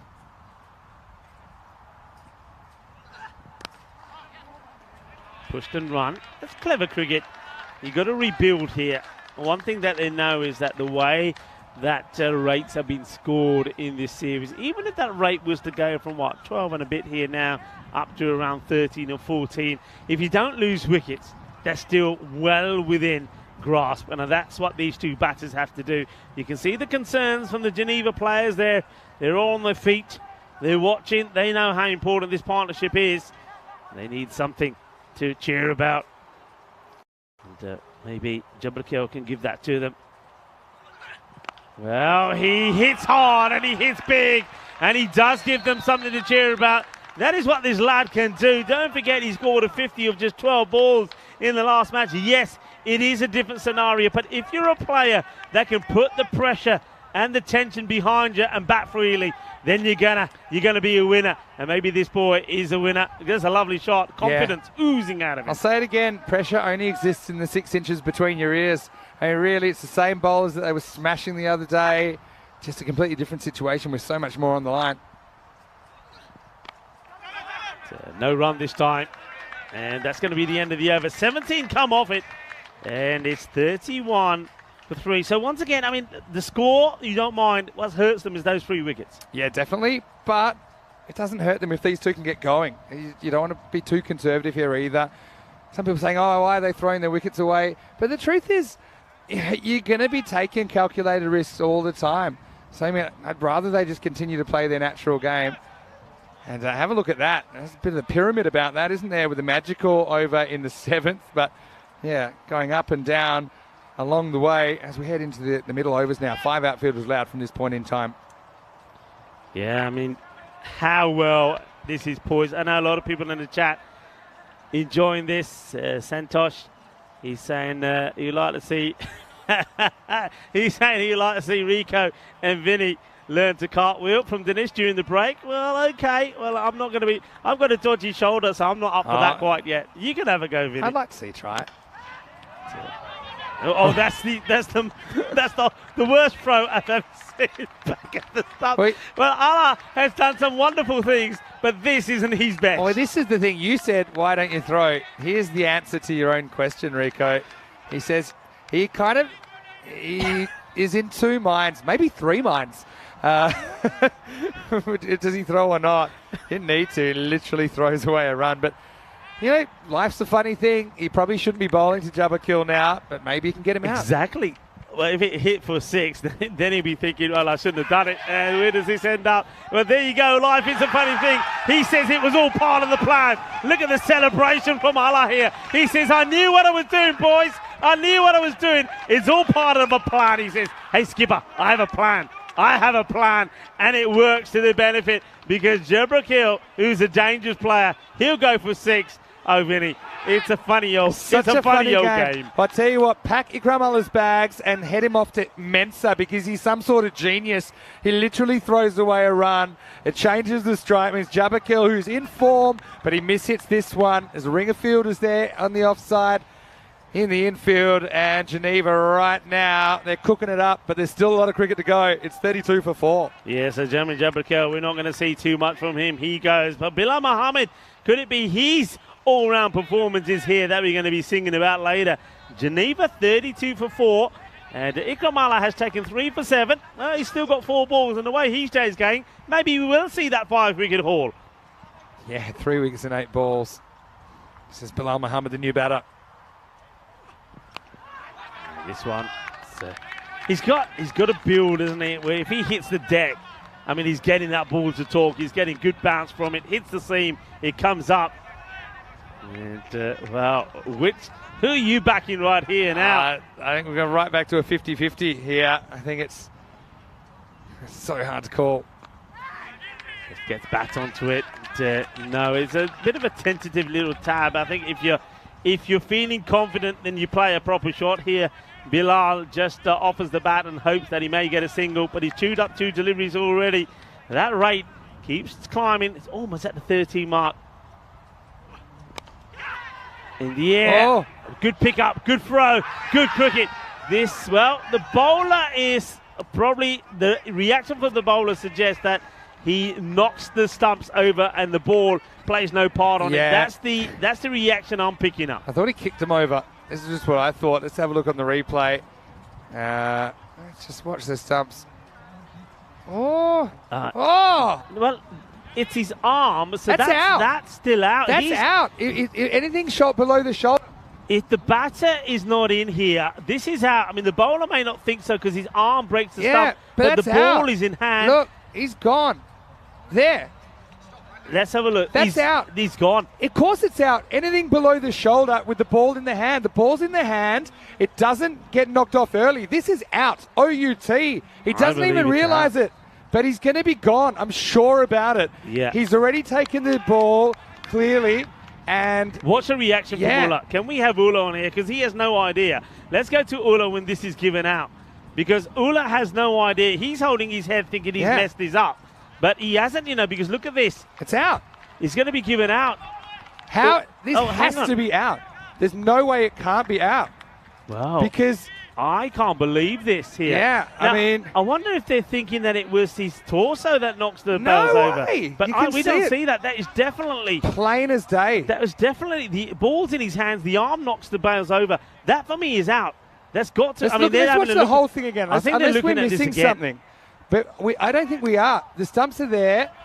He catches the ball and then he hits the stumps with his arm. It's out. Yeah, that I can't see. You've got to know the rules. I the can't rules see say why this is not being given. Yeah. And there we go. There's the decision. I told you there's going to be celebrations. Oh, yeah. Here's the celebrations. And he knew. I mean, if you look at the bowler's reaction, Ikram Ola, when he did this, he thinks he's messed it up. But he hasn't messed it up at all. He's actually got the wicket. It is another one that goes out. For a moment, we thought they're going to miss this. They don't miss it. It's out. And, well, would you believe it? It's another wicket. There's the old somersault. We could show you the run out again, but we'd rather show you the cartwheel. Yeah. Of Dinesh, who I think is making a late play for Paris 2024 in the floor routine. But how about that? 32 for 5. Classic case of he didn't realise what had happened. I thought he must have knocked them over with his body maybe before the ball had come in. But, the replay told the story. It removed all doubt. That's 100% out. All right, Jomo, the new batter, but he's not facing. Answer Mahmood still there, the captain. He edges and he gets a 4. So, again, they just need one partnership here, don't they? Geneva, who are struggling. These two have played some epic encounters. We had that high-scoring thriller, 203 to 178 in the group stage. And right now, a bit of a low-scoring thriller, as I believe that's the end of the over and the score. 36 for 5 after 4. Not so far behind on the run rate. A little bit. But the biggest issue, the 5 wickets now, pardon me, if you include that run out. So, time to gather our breath. But we have a huge 20 minutes ahead because we'll determine who will meet Alton in the final later on today. I'm just having a look at the Geneva bench just below us here. They sat down. They're looking too happy. They're looking a little bit miserable. Things have not gone their way. They're losing wickets at the wrong time. And, but if body language was to tell you a story, it looks like they're in all sorts of trouble here. And what's going on here? Now, it looks like that. Ala might be coming off here. Yeah, probably because he's busted his elbow breaking the stumps. So, yeah, we've got the 12th man coming on. It's Nasratullah Mumazai who's going to be coming on. So, Kamala, what a weird over. He literally threw away a run for no good reason. And then the good reason was Jabakil, who's just coming off a 50 off 13 balls in the last game. Then he gets him out. And then, the run out where, there's definitely appeal. It wasn't an issue that there wasn't an appeal. They asked the question. They appealed, but straight away he held his head thinking, oh no, what have I done? I messed this up. Yeah. Maybe he doesn't himself know the rules or the laws. Maybe he thought he had to have the ball and use his hands, but you don't have to. Any part of the arm, the lower arm, is enough. And it's not even lower arm. I say all the way up to your shoulder. Yeah. You could even use above your elbow as long as the hand of that arm is holding the ball. All right, here's Romani. Start with a wide. I'm definitely not counting Geneva out here. They need 13 and over. You've got Ansar Mahmood, a bit like Hussain leading Zalmi. He's been incredible. Just never say die. There's the chopper. Well, I saw the shadow of this go all the way across the ground. That was low flying. There it is there. Back to the action. And, this is up in the air. It's going to be another, it will be. Catch is taken. Look at the celebration. Look at the joy. Are we going to see another somersault?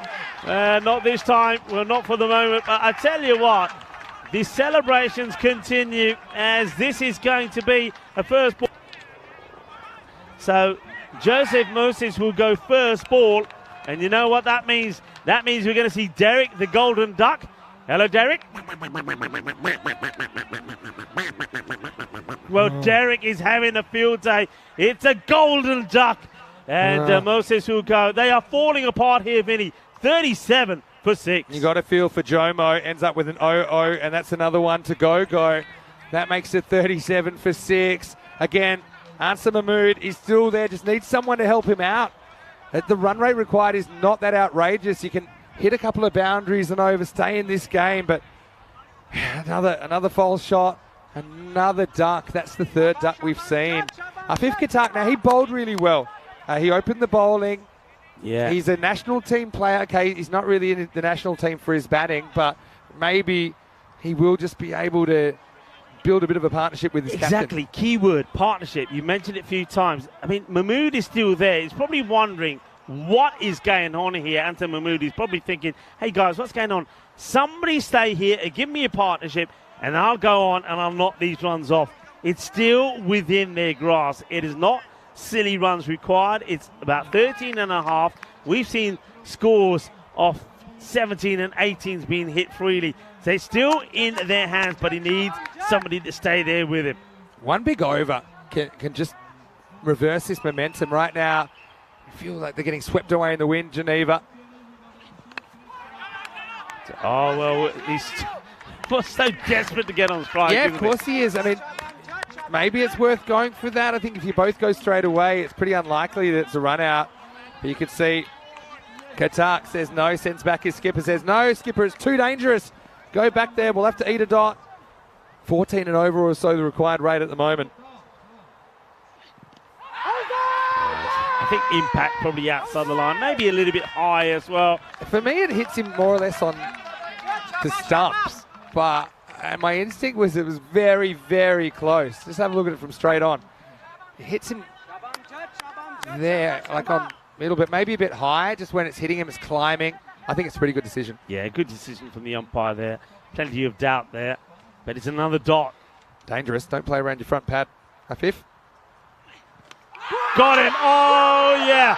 What a sizzler. Boogie, oogie, woogie. Grizzly 5-ball. Jog there, Fate. And it's going to be another duck. Well, Derek, get out of the pond and get back out there because you're going to have to quack off another. And that is going to be, well, Katak. Katak is the man who is under attack. And he will go. He's going to go for a 0. There's Derek. And it's another one. Count him up. Just Four? count him up. I think is that the fourth duck for the innings. Oh, I just think, I said it before, the batters will win your matches, but bowlers will win your trophies. And on finals day, the bowlers have finally fought back. And look at what's doing the damage. Yeah. Full and straight. Against full straight. Afif's new to the crease. He had an opportunity to get off strike. He wasn't able to do that. He sent back his captain, and now they are in all sorts of trouble. 37 for 7. They still have Answer Mahmood there, but he's running out of partners. They're running out of partners, and the captain and his ship is sinking quickly in the Geneva Lake. And this one, it's probably down the leg side, but they're going to appeal for everything here at the moment. They don't run either. So Yeah. basically what he's saying is, look, you just deal with these 2 balls, and then Answer's like, I really need to face a whole over. So not interested in it. So he's saying it's 5th ball of the over.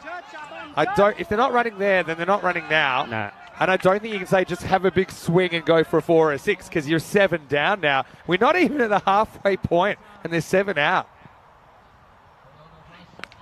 Oh, well, he thumps this. Well, that is what you need. That's an absolute sizzler. And that is 6 off the last ball of the 5th over. It gives them some hope. And, well, the captain probably is slightly starting to smile a little, thinking, well, maybe finally you got somebody out there that can give me something, that can give me some support. 43 for 7 at the halfway point. What a shot. Maybe Answer Mahmood is some kind of genius because he turns down the run and then watches Abdul Hamza tattoo a ball out of the ground. Hey, Rico, I know you'll be in Germany in Dresden on Monday morning. And the good news for you can sleep in an extra half an hour because it's a 30-minute delayed start for the next series. So enjoy that. We'll get to see some teams we've seen before, like BCA, the Berlin Cricket Academy, USC Magdeburg, remember them from last year. Eski Anhala as well. But some new teams as well, including the LB Tigers. And they'll be playing in match 1. Join Rico Full and Charlie Hunt. Almost said Charlie Full then, but that's something completely different. 7:15 a.m. GMT, which is 9:15 in Central Europe, and 12:45 in India for 2 weeks of great action there from Dresden. Yeah, looking forward to it. It's another superb ground on the European Cricket Network circuit. Looking forward to being there. I bet you it's looking as pretty as a postcard. But yeah, expecting to see some good cricket there. And again, always good to see players that I've seen before and teams that I've seen before, and also plenty of new teams and new players as well. So it's going to be an exciting tournament. Let's turn our focus, though, once again to this qualifier. 43 for 7.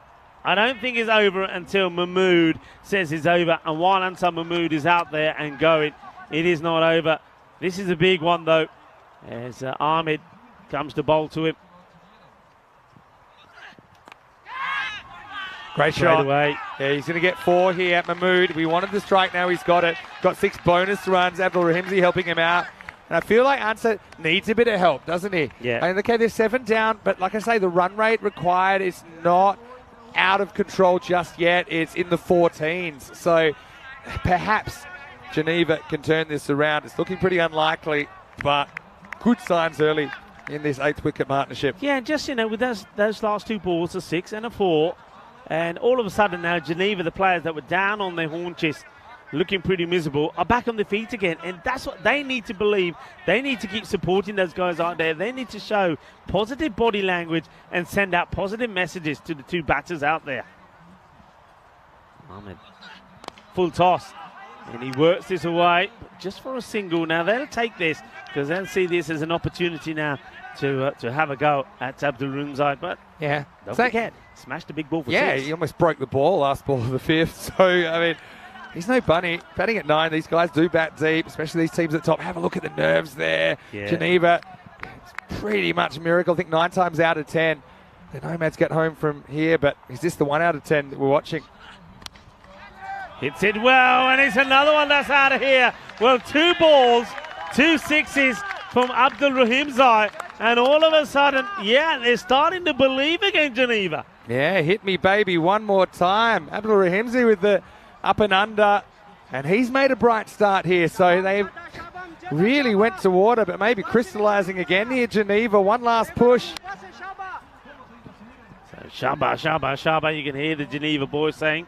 And it looks like there's a new bat required from Mahmood at the moment. He's at non-striker's end, so he'll wait. Hits this pretty hard. This is another one that's travelling towards the boundary. It plugs, but they should come back for 2, and they will.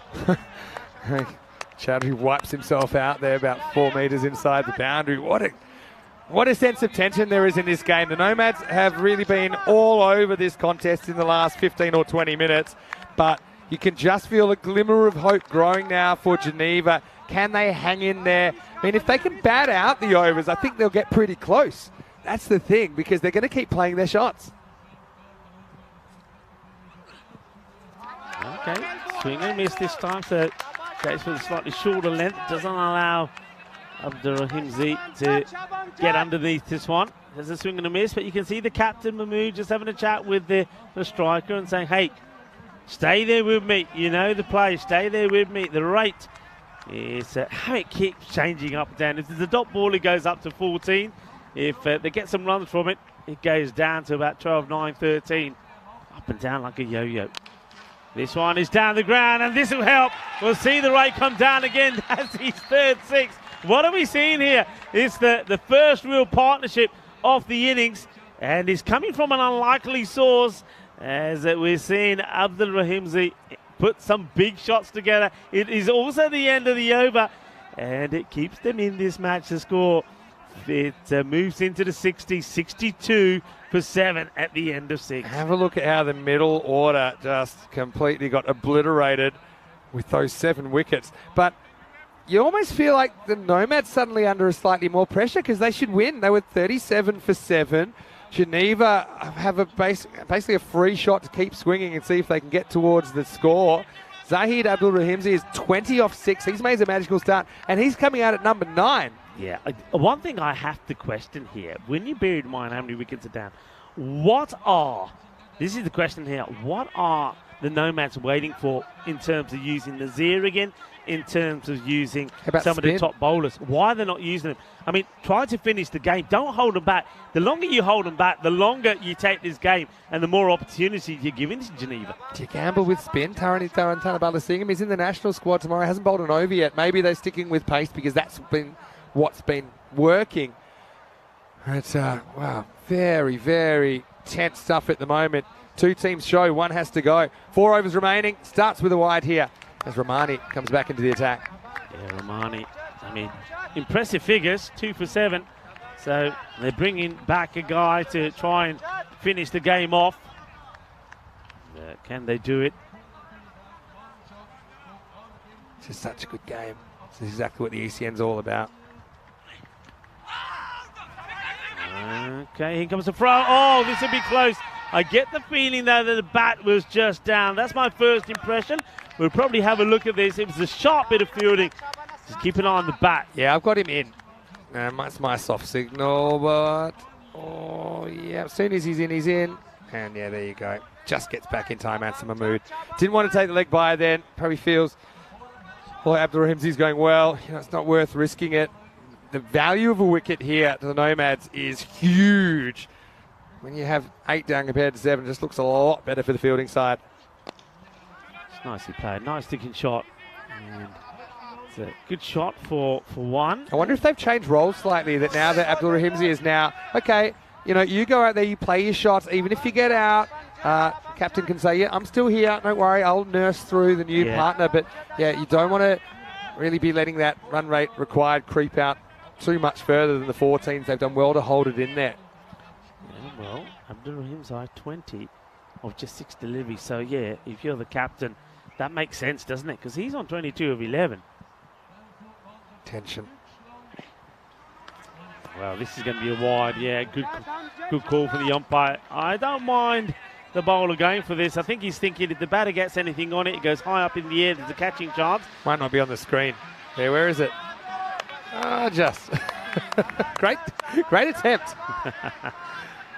All right, so that's another one to the total. Can't bowl another one over the shoulder for the rest of the over, though, Rahmani.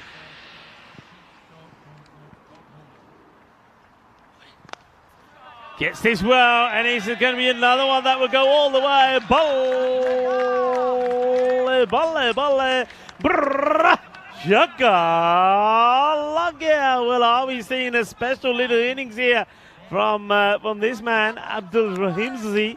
Because he ain't finished yet, and I think they have definitely swapped roles. Yeah. The captain believes that Abdul Rahimzi could be the one that gets them into the final. What an innings it came out after that crazy collapse. We saw them lose 4 wickets for just 5 runs. He steadied the ship. Can he keep going? It's into the deck, but look, they won't mind that. It rotates the strike. I think that is also important in any partnership. Got to rotate the strike. And just remember that Mahmood is a different type of batter. He plays really nicely outside the off stump. He'll cut the ball really nicely. So that little balance between the two works a treat here. They probably feel if they bat these overs out together, they win the game, Geneva. Straight down the ground. It's as straight as you can get. So he's never in danger of being caught. And once again, I think this is a shot he plays, looking to stay in, stay safe, and just rotate the strike rather than go for the big shot. What a great game. I mean, Geneva, their bench is almost too nervous to cheer. You can see that they look like they're all going to lose their lunch down there. They know there's pacing around. No one can sit down. Everyone's on their feet. It's such a brutal format here where whoever wins this game, they're going to feel like they've gone 8 rounds with Muhammad Ali when they get to meet Alton, who are just going to just waltz in fresh as a daisy. Last ball, the 7th. Hits it pretty well. It will go to one of the fielders. They'll take a single. You'll take that at the moment. It is the end of the 7th over. That's 74 for 7. They're in this match. And just keep an eye on that rate. Remember where that rate was getting up to? They brought it back down to just over 13.5. And you're right. What the captain is believing here is keep going the way they're going here. Take it to the last. Then you're in the match. Then you've got to be in the driving seat. Let's have a look at how these teams got here. Yeah. And only one of them, though, one of these two, Geneva or Zurich Nomads, will face Alton in the final later on today. We cannot tell you who that is at this stage. if the Nomads do qualify, it'll be a rematch of the 2020 final. Alton in 2020 won every match, but then lost the final to the Nomads. Geneva, well, it's their first European Cricket Series, so it'll be a fantastic effort if they made it to the big dance. Join us for that final. It starts in exactly an hour and a half from now. Now, they've got a little bit of time, but they don't want to waste too much time here. Maybe this is a technical delay, but looks like Fahim Nazir is going to come back. So they're not going to go to spin. If you don't go to it now, when do you go to it? Maybe just saying, we're not going to use spin. I get the feeling this is about, well, rather than save Nazir to bowl the ninth, use him now. This over could kill the match. That's what they're looking for. It's not the best of starts. It just gets a bit of pad, does it? Yeah, leg by. So a bit fortunate there because this quite easily could have been a wide. Now, a bit of an apology here. I wonder what happened here. We must have missed this. Let's have a look at this on the replay. Now, I want to know, let's see where this ball strikes the batter. I think the batter, oh, yeah, you can see that. It comes up and catches him. Look, folks, this is why we like to see you wearing helmets. There's no other way to describe it. Could have been nasty. He does get caught on the chin. And this ball just comes up and catches Abdul Rahimzai. I like the way that the bowler is apologising straight away. But look, it's got nothing to do with the bowler. The protection is there. You've got to wear it. So leg by. Captain now. Will he attack or will he just give the strike back? Well, he goes for a classy shot. Oh, this is top draw. Bolle, bolle, que guay, que genial, que grande. Eso es grandísimo. 6 carreras. Oh, Geneva what bench. A shot. Shoop's trying to tell them to keep the noise down. Well, good luck with that, Shoop. You might need reinforcements. Those guys, they are on the edges of their seat right now. Pair of 29s here. What a 8th wicket partnership. Is that one of the shots of the day? What a hit this is. It was class from Mahmood, wasn't it? But these two, they've put on 44 now for this 8th wicket.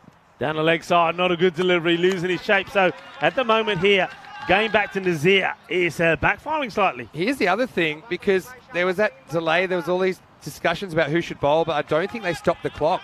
I think that they eat into the clock a bit. And so now we're talking kind of 5 minutes to bowl 10 balls, or 5 minutes to bowl an over and a half. I think that might be another reason you're forced to go for spin in the 9th over coming up. It's well bowled. It's well dug out as well. But they'll take the single. Remember, whenever you're hitting a boundary or 2 in the over, you're backing yourself to take it all the way down to the wire. We could have a real classy finish here. Anybody got the tingle? Anybody tingle? Well, I was actually thinking it at the start of this innings, but I'm not going to say it out loud. Keller's saying, go Queensland. I mean, go Geneva. Same clothes. Here we go. Short.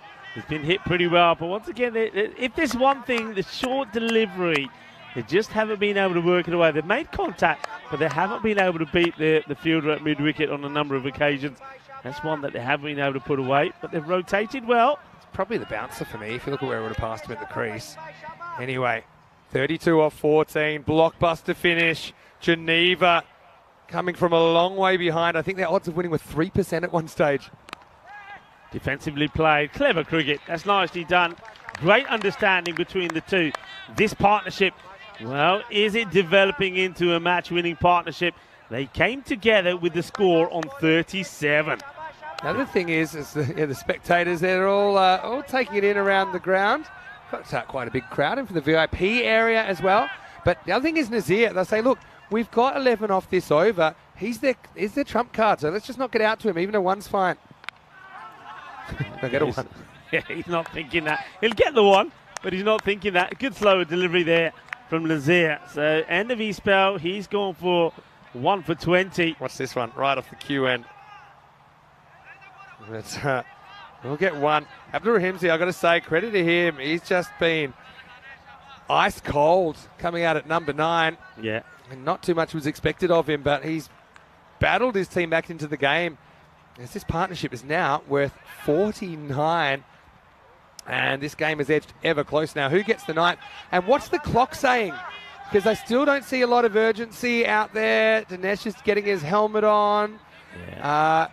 Who are they going to go for spin now? So We've got about 3 minutes by markout. Yeah, there you go. Yeah, okay, so they probably should do it, but it's tight. You know, we're probably 10 seconds away from bowling this ball as it is. It will be Taranitaran Tanabalasingham to bowl over number 9. It's a huge moment. So spin for the first time. And, well, it's the helicopter which goes... Nothing happens. It was an action-packed shot, but it's a dot. Yeah, change of pace. Short, gets past the bowler, they'll take a single, but ones don't hurt you so much. You've got to stop the boundaries. Yeah, I think knowing Answer Mahmood, he's probably looking at banging Tarani straight over his head if he can get down to it. Field's very spread, so they're kind of protecting everything but protecting nothing here. Big gap straight down the ground. Here we go, 29 off 10. And this is a clean hit, but to the fielder, gets his body behind it. Very well done by Hassan Ahmed. Remember, he is fielding with a broken finger. Yeah. But makes a good stop. It's just another single. Tell you who's loving this is Alton, because these two teams are knocking each other around here. And they don't run here because it's too close to the fielder. That's good field positioning. You could be tempted to have him right back on the 30-yard circle, but he's walking in quickly. The other thing is, by bowling Nazir in the 8th, you take out any chance that Tarani can bowl 2. Maybe if he bowled a good 8th and you have Nazir in the 9th, you can bring him back. Oh, he sneaks in a dot here. You know, this is a really good delivery. How many times have we seen these left-armers? He's done this so well. He's done it so well. Does this one catch the line? Oh, it's so close. Honestly, if I'm honest, I reckon that's grabbed a little bit of the line, but it's going to be umpire's call, I think. They might be checking it. There's a bit of walkie-talkie talk here. He was trying to get it to swerve back in. Yeah, and it did. But did it when it passes the crease? Is it completely inside the line? For me, the answer's maybe. I think it's okay, you know. It does enough. Look at the wicketkeeper. He knows it. He's clapping it. Big ball coming up. Last ball of the 9th. It's high. Is in the air. Is catchable. Big moment. Taken! And that's the joy. And it's a magical moment. It's a great over from Thanani.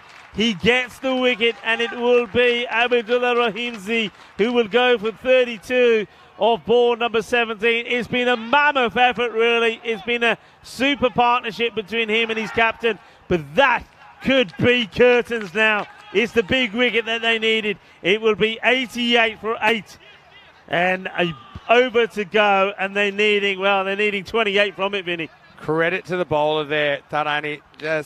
He's bowled that one really well. It sneaks inside, got the call, the ball before, and the Nomads, it was their bench's turn to erupt. Stand up and applaud Zahid, though, Abdul Rahimzi, for that innings. Yeah. What a rearguard action. 32 off 17, batting at 9 with 4 Maximos, but it's going to have to be something quite remarkable. 28 of the last over is what's required. So now they have to go to another bowler, Azim Nazir. So it's captain to finish off.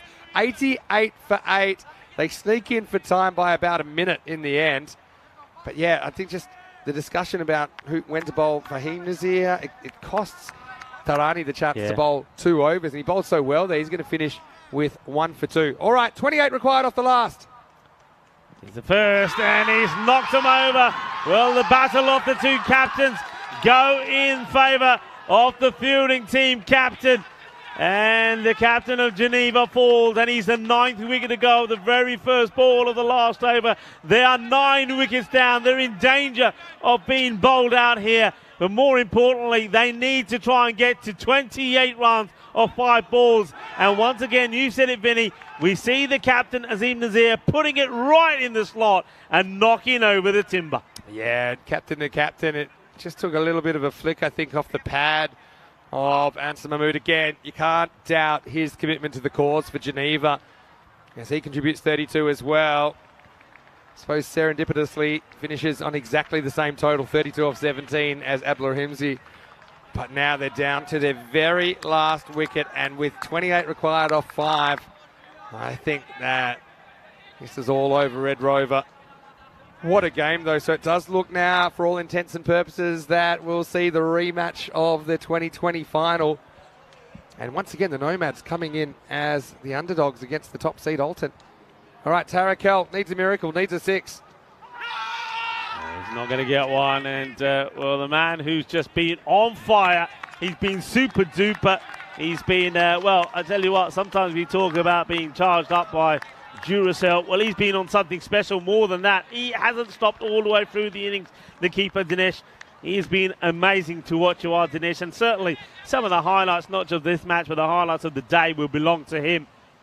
Chandok needs more than 6 a ball now. So again, they can finish it. They might finish it right here, but they throw to the wrong end.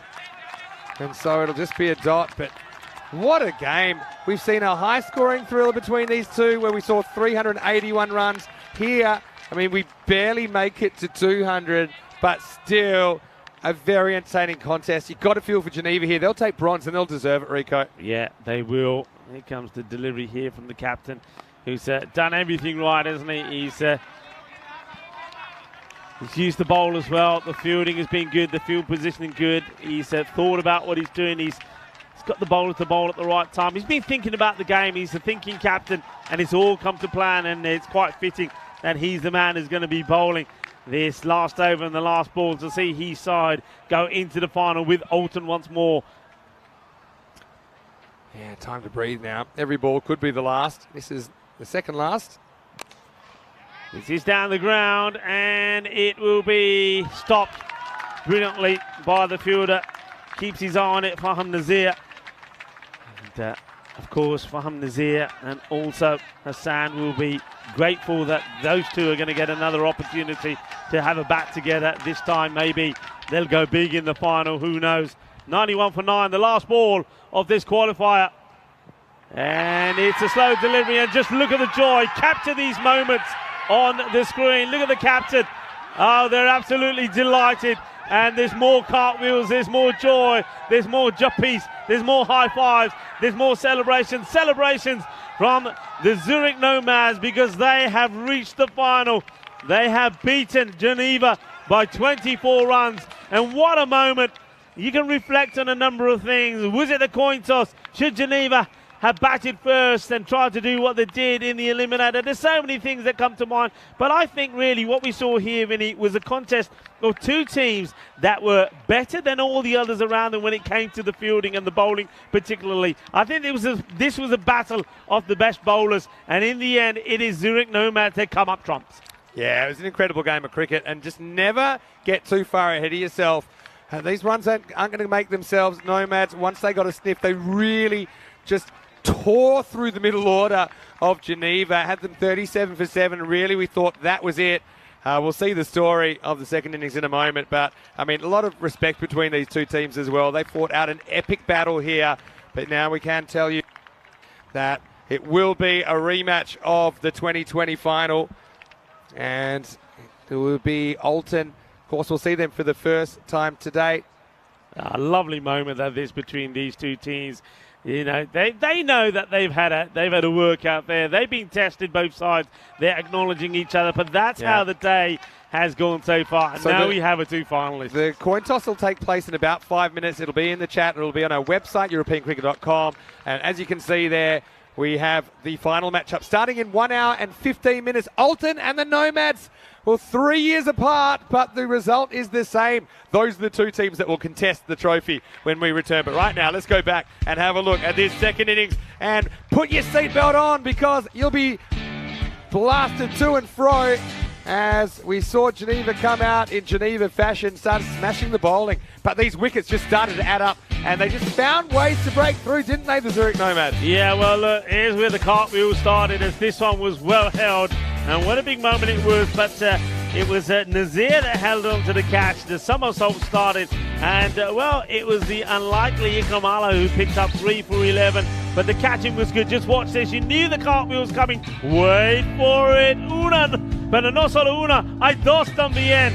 He was on fire. He was electric. They were electric in the field. They just found a way to pick up the wickets all the time. This is another one that gets over the top. That's a good shot. It was inside the power play still. Even though they lost 3 wickets, they had to keep believing. But then over number 4 was, well, this was just absolutely brilliant, because though he misses and it looks really tragic here, what he did do, he got the batters to cross over, and the very next ball, this happened, and that's when Allah says, it was all part of the plan, he said. It was all part of the plan. Yeah, you just never know what's coming. in ECN cricket. It's just a cracking contest. And how about this one? Remember this? He takes it and then says, oh no, what have I done? I've used my arm to break the stumps. But then, quick check of the rule book, that's out. And then we saw more cartwheels then.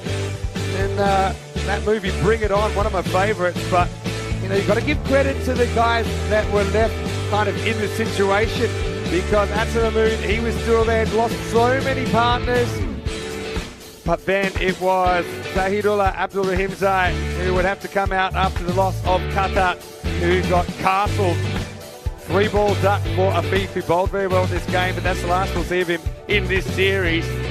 But yeah, how about this turnaround for Zahid? Eventually, he would go to a rainmaker, but 4 Maximos before he was caught in the deep, and then when answer went the last over, you knew it was a bridge too far. Geneva just found a way to fall behind, and the Nomads had no mercy. They end up closing out the game. What a contest. The final margin, 24 runs. Yeah, what a contest. And wait for it. There we go. Dancing with joy. A little bit of dirty dancing out there in the middle as well. Absolutely love it. Look at those scenes. And you got to feel a little bit for Geneva. They've had a wonderful tournament. But, they shouldn't be too disappointed with what they have achieved here. They're a team that will finish, of course, third. And you got to spare a thought for also Abdul Rahimzai. Not only did he take 3 for 15, but he's knocked 32. Just kept the game alive, didn't it? But it wasn't enough. Let's have a look at the scorecard, and you can see what I'm talking about. It was only the captain, Ansar Mahmood, 32 of 17, and then matched by Abdul Rahimzai with 32 of 17. 91 they finished on. It could have gone either way. It wasn't the high-scoring cracker that we thought we were going to get, but it was a sort of a low-scoring thriller, wasn't it? What a match, what a moment. And Geneva, they will finish third. They should be proud of all their efforts. But Zurich Nomads, now they have the opportunity to go and face Alton in the final again this time. Will it be different to what happened 3 years ago? We'll have to wait and see. And as I said, 3 wickets there for Allah. He was a sensational. Don't forget the run out as well. And when he thought he'd messed it up, but he didn't actually. He got the one. And Rahmani, I think he bowled very well as well. And then what about for the bowler there, Thanani? Coming on to bowl just the one over. Maybe that's the one thing that they didn't do right. I just think when you got a spinner in the side and when you know that seam isn't working, you got to go with your spin option. So I was a little bit surprised that the captain, Azim Nazir, didn't go for the spin earlier. I'm not sure what his thinking was about that, but in the end, it worked out well for them. They are victorious in this qualifier. They will be meeting Alton in the final, and like we said, that final coming up in just under an hour, 15 minutes time.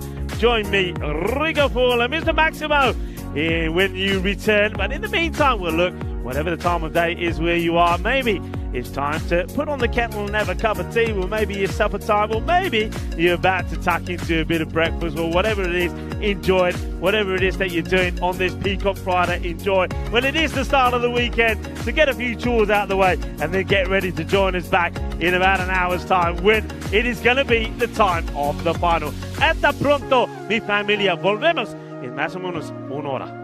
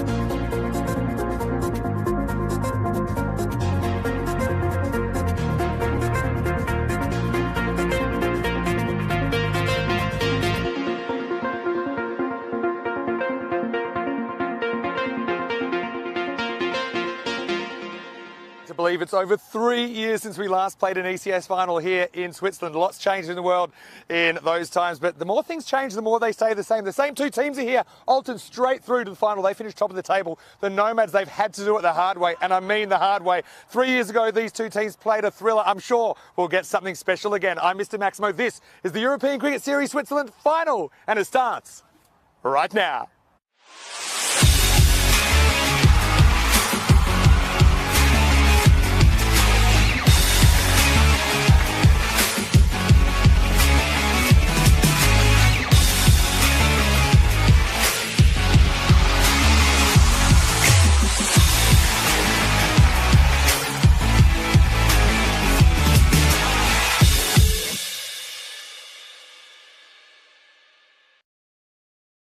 Hello and welcome back to St Gallen for the final time in this European Cricket Series. Is match 59 coming up. It is the big one, the final, this wonderful ECS trophy, thanks to our partners at Local Lifestyle. We'll be going to one of these two teams, Alton and the Zurich Nomads. Yes, the same two teams that played the ECS final when we were first back here in Switzerland in 2020. So the coin toss is all important. I know that Jurig's there. He's our special guest to toss the coin with Rob Kemming and all of our VIPs, as well as the two captains of Alton and the Nomads. That's Shahid Waridu and Azim Nazir. Let's see who wins this all-important coin toss in the final. Jurg, here's your honor. Thank you. Give a toss. Thank you. Heads. Heads is called. It is tails. So, you're going to bowl first.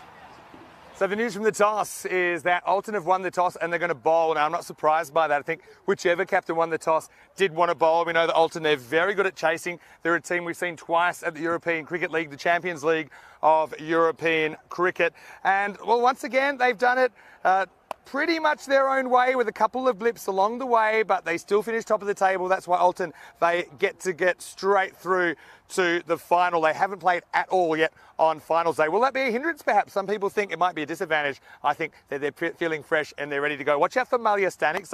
He's the only player to take a hat-trick in this series, and he did that for Alton also. He's a very, very powerful batter, and they've got plenty of them, Alton. Let's talk about the Nomads, though. They certainly survived a scare. They did defend 115 against Geneva in the qualifier. That's how they are here. Of course, Fahim Nazir and Hassan Ahmed have been dynamic at the top of the order, but they're not the only ones. I think Azim Nazir batted very, very well for the Nomads earlier on. Now, let's talk about these two teams. When they last played in an ECS final, that was all the way back in June 2020. Just think about what the world was like in June 2020. On that occasion, the Nomads made 110, and everyone thought Alton would chase it down, but they ended up only making 91. Hassan Ahmed took a fantastic catch in the deep, one of our early ECN classics. Will we have another one here? Well, I certainly think so. I certainly think our VIPs are enjoying the action as well. Right here in the sun, perfect condition for cricket and a perfect man to take you to the first ball. As we give you the news, Rico Full, that it is Alton. They've won the toss. They've sent in the Nomads. I don't think it's a bad toss to lose. We saw how well the Nomads defended in the last game. Let's see how we go in the final. Thank you very much to Mr. Maximo. It is time for the final. Alton taking on the Zurich Nomads, who are playing the third match in the day. Yeah, it's great to see the supporters and the VIPs around the ground, spending a bit of time in the middle, hitting a few balls, getting a feel for it. And, well, it's a feel for the final now. Alton taking on the Zurich Nomads. What a final it promises to be. You saw there from the middle that Alton winning the toss and electing to field. And I think Vinny's absolutely right. I think that's what we're going to expect to see. Well, maybe you're going to expect to see a few more runs than this, though, in the final.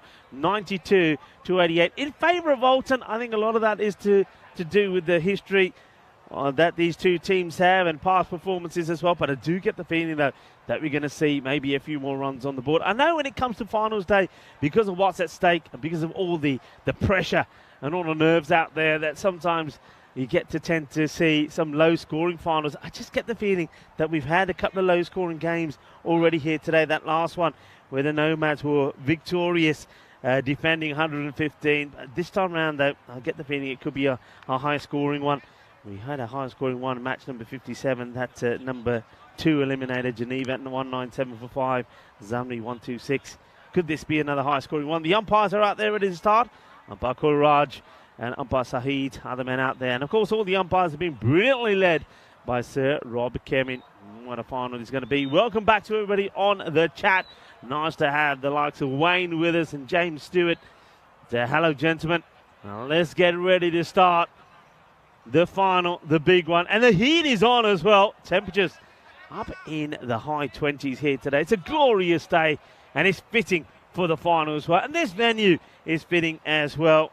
And the stadium of Grunden Moss here in St. Gallen's. The European Cricket Series in Switzerland. It is finals time. We're waiting for the clock to tick over. And a few seconds left. The bowler, it's set. We're all set.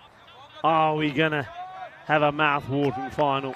Is it going to be a feast? A feast of cricket to go with the festival of cricket that we've seen here in Switzerland. A huge shout out to all the teams and all the players that have taken part. What you have delivered has been an exhibition of cricket. Now it's time to settle it. Now it's time to see who will be the winner. It's a repeat of a final that we saw here 3 years ago. Will the result be different this time round? We are ready to rock and roll. Fahim Nazir will be opening along with Hassan Ahmed. Both these guys have scored stat loads of runs. Ahmed 525, Nazir 497. Here's the first ball, and it will be Ali Usman to bowl it. Full, straight, hit firmly down the ground. No mistake from the fielder. Malyas Tarekzai, there's the man who's taken a hat-trick in this series. He took 4 for 17 in that hat-trick. The only player to do so against Zalmi. Really be the key this time around. He's a very good all-rounder as well. Very useful with the bat. First runs in the final then. Former for single, the very first ball. So Fahim Nazir off the mark. These two didn't really click with the bat in that qualifier. This is a full toss. It gets hit hard on the offside. Well stopped. Got that fielding nice and tight there for the moment on the offside. You've got a ring of fielders out on the offside. 5 of them. All making it very difficult for the batter to get the ball away, and then see the leg side field there. 2 men on the leg side, 2 men in close. Oh, that's a cracking delivery. The only thing about it is he's going right in front of umpire Kulraj, who probably should be having a chat with the bowler and say, look, you've got to make sure you don't come in my way. I mean, it's not that bad. It's only the last few steps, but he's got to stay out of the way. I think the umpire is able to see it clearly until the point that he goes in front. But by then, the action's happened. But still, it's worth a mention. Hassan Ahmed yet to get off the mark. It's a good full delivery. We've seen much better bowling being executed from the players today. The bowlers have bowled full. They've bowled a good line. It's taken them time, but they're starting to get it right. They're starting to get the ball pitched right up, and it's been working. We saw that from both sides, the Nomads and Geneva in the last match. Usman again goes short, and well, I think this is a case of Hassan Ahmed's eyes light up. He thinks he's going to crack this one away, but he misses out on it. And the way he's been batting, he's been putting these away for fun. He misses out. Opportunity missed. The 2 left-handers opening up. Nazir and Hassan Ahmed, who's faced 4 dot balls now. He'll be itching to get off the mark here for sure.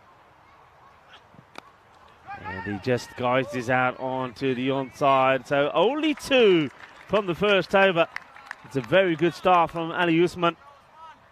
And probably one of the lowest scoring first overs that we've seen.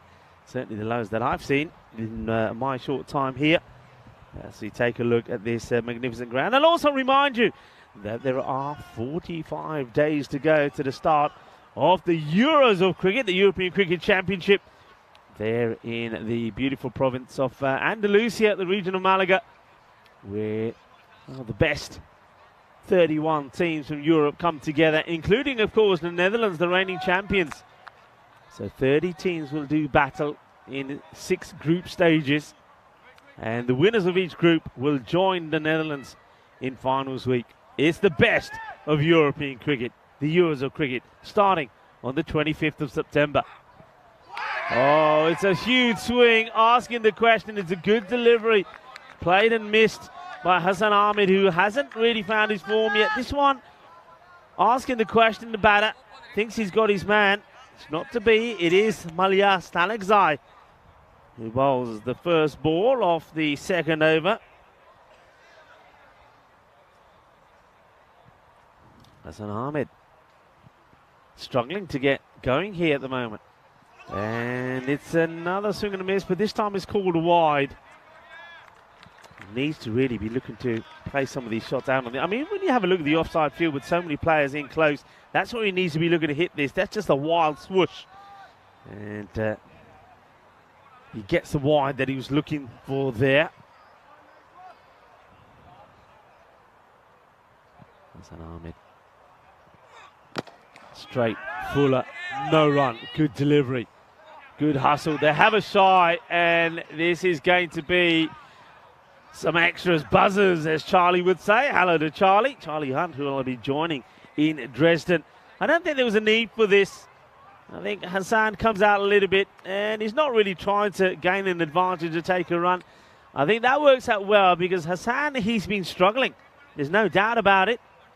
He's only got 2 of 7 balls, but Fahim Nazir has only faced the ball, so this could work in the favour of the batting side. We've seen in the last match, the qualifier, when a run was needlessly given away, the next ball resulted in a wicket.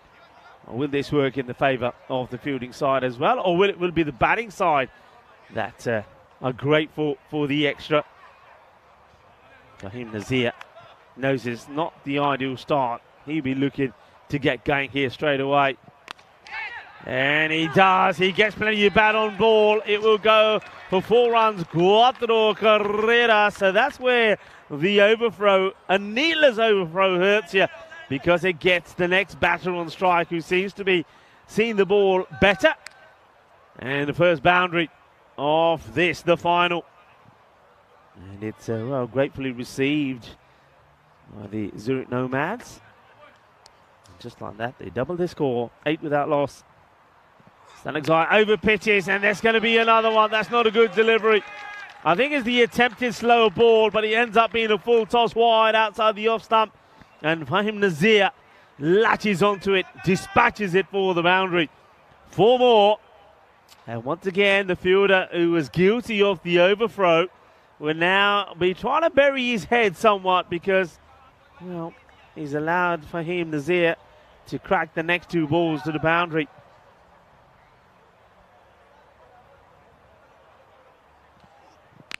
Oh, this is awesome. What a hit. Ball.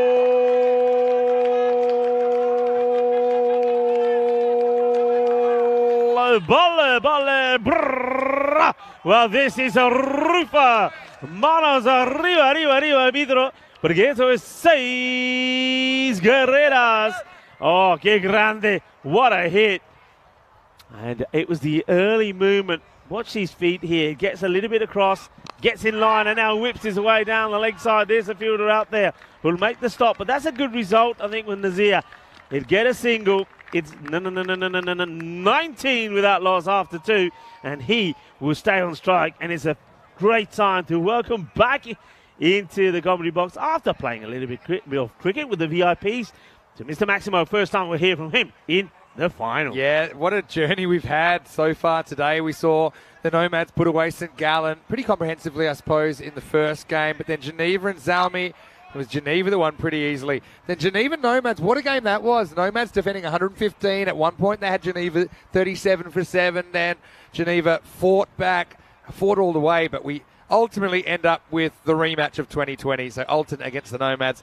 I suppose pretty even stuff so far. Maybe slight edge to Alton in that the Nomads haven't gotten away, but they still have those 2 dangerous. I don't think dangerous does them justice. Listen, between them together, they've scored over 1,000 runs. Crazy I think stuff. Dangerous is the word, Vinny. Ali Usman's a good bowler, though. Pitches outside leg stump. This can't be out. Umpire probably having 3rd or 4th or 5th thoughts, but there's no way this is out, Rico. Yeah, I mean, just if you look at this appeal, it's a long appeal, it lasts for about 30 seconds. Just shake your head. Shake your head and say, going down leg, but it's pitching. Yeah, pitching outside leg cannot be out. Probably hits the back leg and in line with leg, but I mean, once it bounces to the left of the wickets, it can't be out anymore. So I think maybe Ali Usman was just continuing to yell until maybe the umpire had a change of mind, but never came. So Usman, round the wicket to the left-hander is an interesting tactic, basically trying to cramp him for a room. She does again pretty successfully. Another dot ball, so 2 dot balls here. Alton, very experienced lineup. They've represented Switzerland twice in the European Cricket League, the Champions League of European Cricket. Nomads, they are previous ECS champions. In fact, 3 years and 1 month ago, they won on this very ground 110-91 in a pretty low-scoring encounter. Yeah. That was a good delivery, wasn't it? After the one before, just being slightly leg. That was darted in straight. Batter had to get bat onto it. Oh, well, this is a leading edge, hanging a long time. Don't think the fielder can reach there. All the way back. And then he will keep it inside. That's good fielding by Sivakaran. But a bit of a lucky one. Zir goes dot, false shot. Yeah, I mean, he goes to stroke this away rather than try and hit it. I think he ends up hitting the back of the bat, you know. Yeah. Goes a long way. Thing is, though, here, Nazir, at least while he's there, he's scoring runs because Hassan Ahmed has not had a good start to this final. He's played and missed it a lot. So at least Nazir keeps the scoreboard ticking while Hassan Ahmed spends a bit of time at the other end trying to psych himself up and get going himself. Yeah, true. Ali Usman continues. He's bowled really well. He's got a plan. That's excellent fielding in the circle, knocks it down. But, I mean, not too many bowlers have had too many plans to counter these two because they're so good, but he's definitely got a plan to Nazir that he's going to create an angle that Nazir just wouldn't have seen a lot of this series. Going left arm, really slingy, kind of pinging it in at the toes and saying, right, what are you going to do with that? Even though it's difficult to get an LBW, but you're not necessarily playing for the wicket, you're playing to keep for him quiet, and then maybe you can force him to false shot. Here's Hussey, though, and he's going to whip this away nicely. That's just too quick for the fielder. 4 runs, so it doesn't really work to Hassan, who gets the hands through the ball and gets 4. Needed this, didn't he, Hassan? Needed it. And I think that little bit of time he spent sitting on the naughty step, if you want to call it that, has worked, because the next ball he faces, he whips away. That's more like it. He doesn't try and crash this. He plays the shot on merit. It was a shot to play in the legs, whips it away, gets 4 runs. And, well, if they can get another boundary here and finish in the 30s at the end of the power play, they'll be pretty happy with the start they've made. Last ball of power play. Hassan tries to go over, mid-off, and he does. In fact, goes all the way. Maximal! Well, not the worst over from Ali Usman, but it does go for 15. The Nomads, they're going to come, and they're going to come pretty hard. 32 without loss at the end of 3. Well, he capitalises on the last ball of the power play, doesn't he? Because you can play that shot, get it over the infielder. I wonder, it goes all the way. It's a beautiful shot, and they do get into the 30. So just like that, bear in mind the first over only went for 2. 30 off the next 2. You'll settle for that. You'll see that here on that graphic. Yeah, still below par, I think, run rate-wise, but I think with these two at the crease, they could just go crazy at any moment, couldn't they? Mind you, Alton have got a pretty good batting lineup of their own. Quick hello to everyone in the chat. Thanks for joining us for the final. Hello to Kel watching from Queensland. Hello to Dave B, of course. Craig Element, I've loved your contributions this series. And even the robots just popped in now and then. Hello to Mohammed Ador. Hopefully you're well. Hello to Clever, who we had some good discussions with yesterday. Hello to Hari Haran Janakiraman. He says, how many cartwheels do we expect from Dinesh in the finals? That was crazy, wasn't it? Hello to Wayne watching from Australia. James Stewart from Estonia. Wayne, hopefully you're well. And James, maybe you're there with Jacob. Say hello for me. Hello to Ken Fletch and many, many more as we get ready for the next over at Sivakaran. I think this sneaks inside. Yeah, nothing from the umpire, so it's a swing and a miss. And this time it's for him, Nazir. That's guilty. This time of the day, it does start to get hard to see those lines. The reflection. This is an outside edge, which is going to fly away from the fielder. That's going to be 4. Nazir up into the 20s now. Yeah, the bowler a little bit disappointed here. And it's uppish, but it's wide off the fielder. You can't do anything about it. That goes past Ali Usman pretty quickly. And there's going to be 4 runs. Hello to N.I. Nick as well. And hello to Chris Schinkel watching from the Netherlands. So hope that you're going well. What a game we've got for you here. Too short. I think that one will be called wide. It'll have to be. Just bounced onside on the pitch. And you can see, though, the turn. It takes it outside that tram line. New delivery. And this is hit through the offside. Hit very hard. That's like a bullet through cover point. And the fielder did not have a play on that. That's Roshan Krudamurthy out there. 4 more to the Nomads. Oh, the timing on this is epic. I mean, that is a class shot. We've seen a lot of bludgeoning. We've seen a lot of bashing. We've seen a lot of blastering. That was just top draw, top class. Now goes leg side, and this one is large. Maximo. When Nazir stepping up, when the going gets tough, the tough get going. The Nomads charging away, up to 47 now. Oh, what a cracker. Boom blastic. This goes all the way. Kinna Sona. Shaka Lagia. That is a cracking shot. That one is not coming back.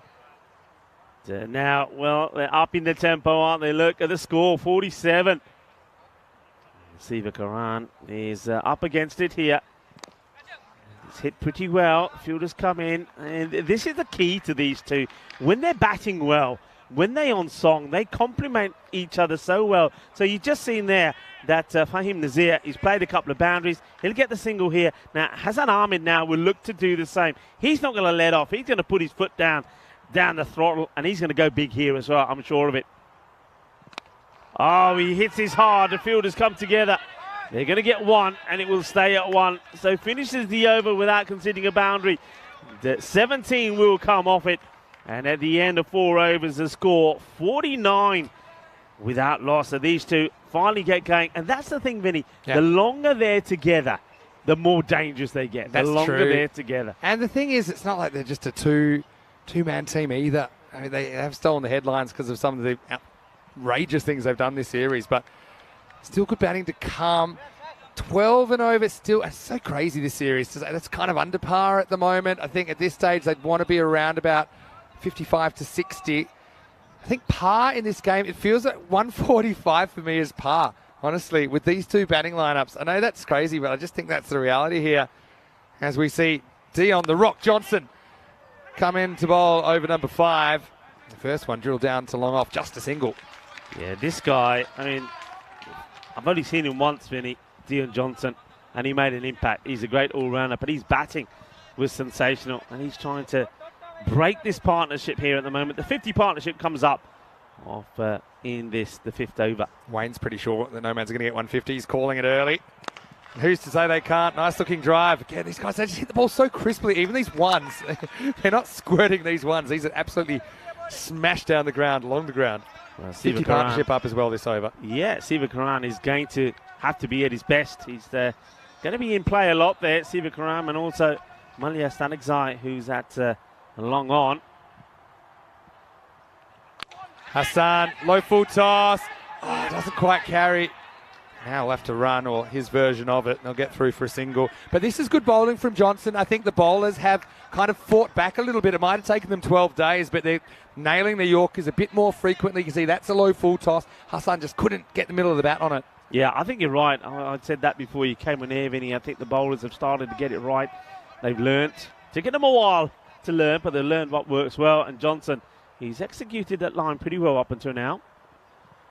See, that's a full toss. It's not a low full toss. It's just a full toss, and it's going to get smashed away to the boundary. 4 more. And so, yeah, the consequences of missing by a little bit are actually pretty big for the bowlers, because more often than not, they're going to find the boundary or go over. Yeah, I think it's that attempted slower delivery from Johnson goes wrong, gets the boundary. 7 from it so far. It's not that bad an over. Let's see how he does with ball number 5. Better.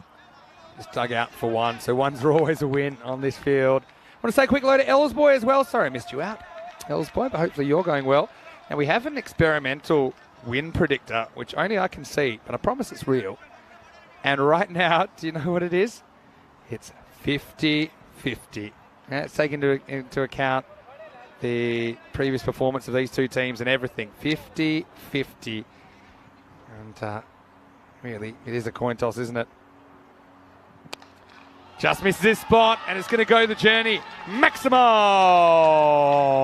Well, the Rock gets it wrong. It's probably half a metre short of the Yorker, and it disappears. End of the over, 63 without loss. Yeah, great shot. Look at the way he goes down on one knee. Absolutely powers this away. What a final. And folks, well, thank you for joining us here in the comms box. And, well, look forward to this, because I still think this is going to be a cracker of a final. I really do. Such a great tournament, Rico. I know you've watched a fair bit of it from far away. Yeah. You did a great job last weekend in Romania for the Continental Cup and the T20 IWs, but it's been great for you to come and see this, because it certainly has been one of our most memorable series ever, just because of the volume of sixes. We went past 1,200 sixes today. I can't believe that. Most runs ever in a day.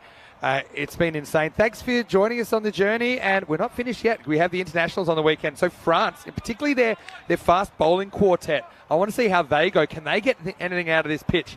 Because I'm pretty sure that we had the Mortician arrive, because this pitch is clinically dead for the bowlers. But let's see if guys like Rahmatullah Mangal, Rahul Mangal, Noman Amjad. Thing is, though, Vinny, the other thing is these guys, I mean, you're talking about getting something out of the pitch. But the other thing is the pitch. Yeah. How will they deal with the pitch? Would they ever have played on a pitch so narrow? Can they get their run-up, for example? All right, this one is going to be out of here. Maximo. Dug in. Nazir has time to turn on this one. This is Raihan Stanikzai. See, Fahim Nazir likes to bat just a step out of his crease. He feels that it allows him to kind of get on the front foot a little bit more. More balls are drivable. Also think it slightly reduces his chance of being leg before wicket.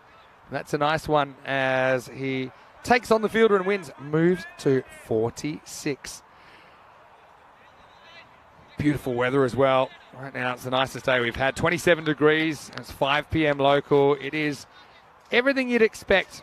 It's a beautiful Friday afternoon. And we've got our VIPs in as well. They're really enjoying the atmosphere. Oh, that's trouble. And that's going to be 4 as well. Hanging full toss. Raihan again overcooks the Yorker. Again, things are just below the waist, but it's not a good delivery. Yeah, you can see he's got the right idea, but he just isn't executing it. I think that's just below the waist when he strikes. It's coming down another ball or so. But probably not the best effort out there on the boundary from Yasso through Navukarasu either. I want to say quick hello to all the players as well. I'm sure you're tuning in, all the players that have been playing in this series. What do you make of this final so far? 50 for Nazir as well. Brings it up in 19 balls. And this run machine just continues to get going. And I think when you add in his wickets, and there's been some very good individuals in this series, and you've got talking about guys like Arish Sangha, you're talking about Hassan Ahmed, of course. But I think when you weigh up his wickets as well, Fahim Nazir, the fact he's taken 12 wickets in the series, I think he'd be a very good shout for MVP. And guess what? He was the MVP of the Valletta Cup just 4 weeks ago. Raihan's going to go over the wicket. Got to get it right here. Slightly better. Not quite the Yorker. Drilled away for 1. Hassan will just have to take the single. So Hassan hasn't quite hit top gear yet, but he is still there. And the thing is, now they can just be uber attacking with all the batting they've got to come. Yeah. They've got Katil Zabiullah to come. Azim Nazir's batted well earlier today. And the rest. Jabba Dinesh, throw him in there. Oh, a lucky one. It's an inside edge, and that's going to run away for 4. So Raihan Stanikzai will be tearing his hair out. That's 4 more to the Nomads. Sí, hay suerte ahí. Suerte por el batador. Fahim Nazir tienes 4 más. And this guy, though, hasn't impressed. I mean, he started the day on 421. He scored 62 earlier, didn't he? He's gone. And now he's gone past the 550 mark. I mean, that's sensational. So we are looking at the leading run scorer in this series. That's a good ball. You can only get the bottom of the bat on it. This will be 1. And so Nazir will move to 56 and retains the strike. 6 overs down. Score is 81 without loss.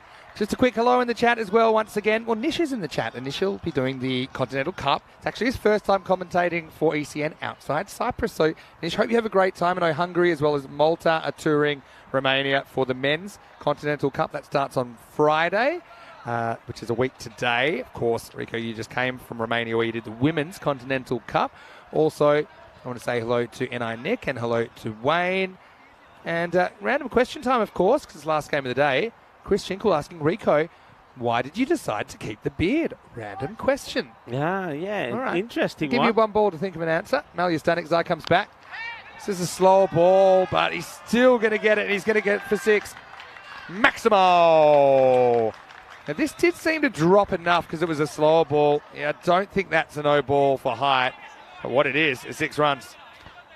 Yeah, 6 runs it is. Well, the beard looked interesting. First of all, it comes in handy in the winter because it was a bit nippy some parts where we travelled to. And but I have to say, it was pressure. Pressure from all of you guys. Yeah. So many people sent me so many messages on, I mean, you can get hold of us, of course, on social media.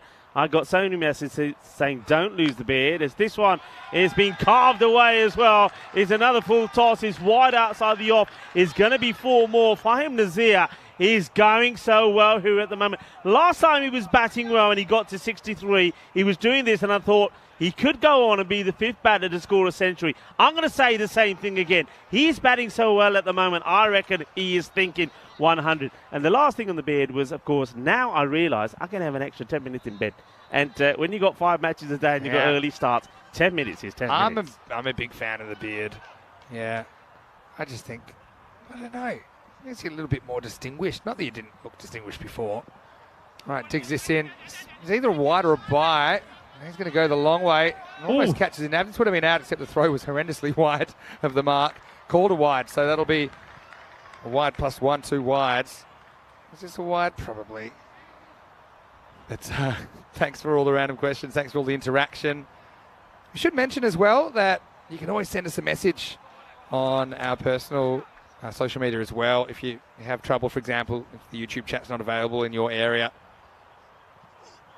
Slow ball, such a clever bowler, Mally. Oh, I don't know about this. Let's see this again. Well, you got to snapshot it when it passes the crease. And for me, when this passes the crease, it's not a wide because he misses it there. I don't think so. That's a tough call. It's a tough one. Umpire sees it once. I can understand that. Malia saying, hey, come on, what do I have to do here? Hassan still hasn't hit his straps as he's just checking his guard there. Where he's missed out on for me, Hassan, is those ones outside the off. He's not moving his feet. It's pretty well bowled as well. They won't get a run hit too hard to the fielder. Yeah, I like that from Malia Stanik's eye. He doesn't get put off by that wire being called. He still sticks to his lines and he gets the dot in. There we go. Why don't you send us a message? Get me at Mr. Maximo and get Rico at Rico Full. Rico is beardless there, and maybe some of our Photoshop technicians may be able to put a beard on him to make it more realistic. Right, hits straight and hits long. This could be a large one. It is. Bounces into the grandstand. Maximo! Hussey has 3.5 overs to play with. He brings up the 100 with a bomb, and I think it's time to hit out or get out for Hassan. He does the former. Yeah, well, that'll do him some good. It's the second maximum that he's hit in addition to the 4. So he needs to get going. He knows this as well. But look, he still played his part in this 100-run partnership. Well, we've seen a few of those in this series as well. And I get the feeling, Vinny, that that's probably here in Switzerland. We've seen the most 100-run partnerships from the opening batters. I think we've had a lot of records just smashed into submission in this tournament. Now, Hassan has now hit the most sixes ever in a European cricket series. And this is just insane what we've seen in 2023 at least, because this is his 3rd hit today. And yet now he's up at, from memory, 68, 69 maybe after that one. 100 partnership. And there's still 30 innings remaining. And this is up and it's out of here. Well, mind the windows, Tino. That one is gone. Maximo! Hassan is heating up. अरे वाह कितना सोना कितना आज था ना एक cricket देख के स्वाद आ गया कि नहीं शक्का लग गया कि why के Heniel says career as mass. And now you know why there's nobody sat on that part of the ground, because that's where there's a few biggies being ended up. What a hit. Quick alert everyone in the chat, including Nico Fernando, who's watching, I think, from Italy, where he says Kent Lanka. I've had some good times over there. They're through to the semis in their Serie A2 with the Bergamo Super 11. So hopes that when he gets to the T10s that it'll be a great tournament. Looking forward to seeing you again, Nick. Anyway, this is going to go down to long off on the bounce, though. So Hassan will just take the single, and we're 7 overs in. The score 107 without loss. So they're on 150 pace. It's only happened maybe 2 or 3 times where teams have actually gone and not lost a wicket, but then somehow lost the match. It doesn't happen very often. I think I happened in Bulgaria once. Anyway, guess what? Tomorrow, more cricket, and we are into the international. So the ECI's tomorrow. Switzerland, the home side, they have a big first day. They play 4 matches. Luxembourg and France will play 3. Same start time, though, 6:45 a.m. GMT, which is 8:45 in Central Europe. It's 12:15 in India. For me, Luxembourg will be an interesting one, slightly different looking side to the side we've seen recently from them. France, we've actually got a good look at them recently. In fact, France and Luxembourg and Switzerland, they all played in the Valletta Cup, which I covered about 4 weeks ago. This is going to be a boundary to start the 8th over. Dion comes back. This is a bit more good luck than good management, but Hassan gets 4 more. Yeah, 4 more. And my tip to Luxembourg and France, well, when you get to your hotels, start practicing to bowl in the corridors, because then you get used to bowling on this pitch, because, mind you, the corridors might even be wider than this pitch, but you're going to have to learn and learn very quickly. Actually, it's a pity you weren't here because you had the day off yesterday, but we had a Yorker bowling contest, which was so much fun. You would have loved it. How big a step is between the ground, that first step. And it was so funny, actually. I think he nicks this onto his pad. So I'm going to take a single. Shub was my favourite because the pitch you had to aim at was about the same width as this pitch. Constantly kept hitting the side wall. And claiming it when it would then hit the step. Well, no, Shub doesn't count if it's off the pitch. But we had a lot of fun. But yeah, not as easy as you think, especially because when you miss by a little bit, you go for 6, and then it seems like an even smaller target area that you're shooting for. Here's Hassan Ahmed on 40. And he launches this, but it's a bit of a false shot. Fielder comes in and gone. So they finally take a wicket, Alton. And you can see they feel like they've been knocked around a bit, don't they? It's not a huge celebration as we're into the 8th over, but it is Johnson that gets the breakthrough. Hassan does walk away with something to show for his time at the crease. 35 for him. It's 107 for 1. Yeah, nice catch. He claims it, doesn't it? As it goes in the air, you can see that Kunamurthy says, it's mine, I'm going to get there. He gets the acceleration in from the boundary, and he takes a nice clean catch. Hassan Ahmed hasn't had it all his own way, but he was able to get going after a slow start, it has to be said. He was 2 of 7 balls, wasn't he, early on? But he finishes on a pretty healthy 40 for 21. It's a 113-run partnership. And now, though, the other batters that are coming out with a license to thrill. Yeah, they do. Just correcting myself there because they didn't count the last 6 that Hassan hit. So, yeah, 40 off 21 for him, 113 for 1. Johnson with the breakthrough. They go straight to Azim Nazir at 3 rather than going for Zabiullah, who's their regular 3. I think this is all to do with the fact that Azim Nazir batted so well earlier. Yeah. So he says, okay, get me in there. It doesn't really matter who he put in, but I've just got a feeling that with my recent form, I'm the man for the job. Oh, this one's pretty close to a no ball. It's hit for 4. But I don't know, just the way this bit back. I'd really be curious to see it again. Oh, no, it's probably just on. I want to see if we can see. I think there was Shub there making another misfield. We probably ain't got time to see it for Shub. Oh, He's having a mare. Did you see where that bounced? Oh, this is. I know it probably gets hit for 4 anyway, but just have a look at where it bounces. Very close. Close. Probably fair to give the bowler the benefit of the doubt.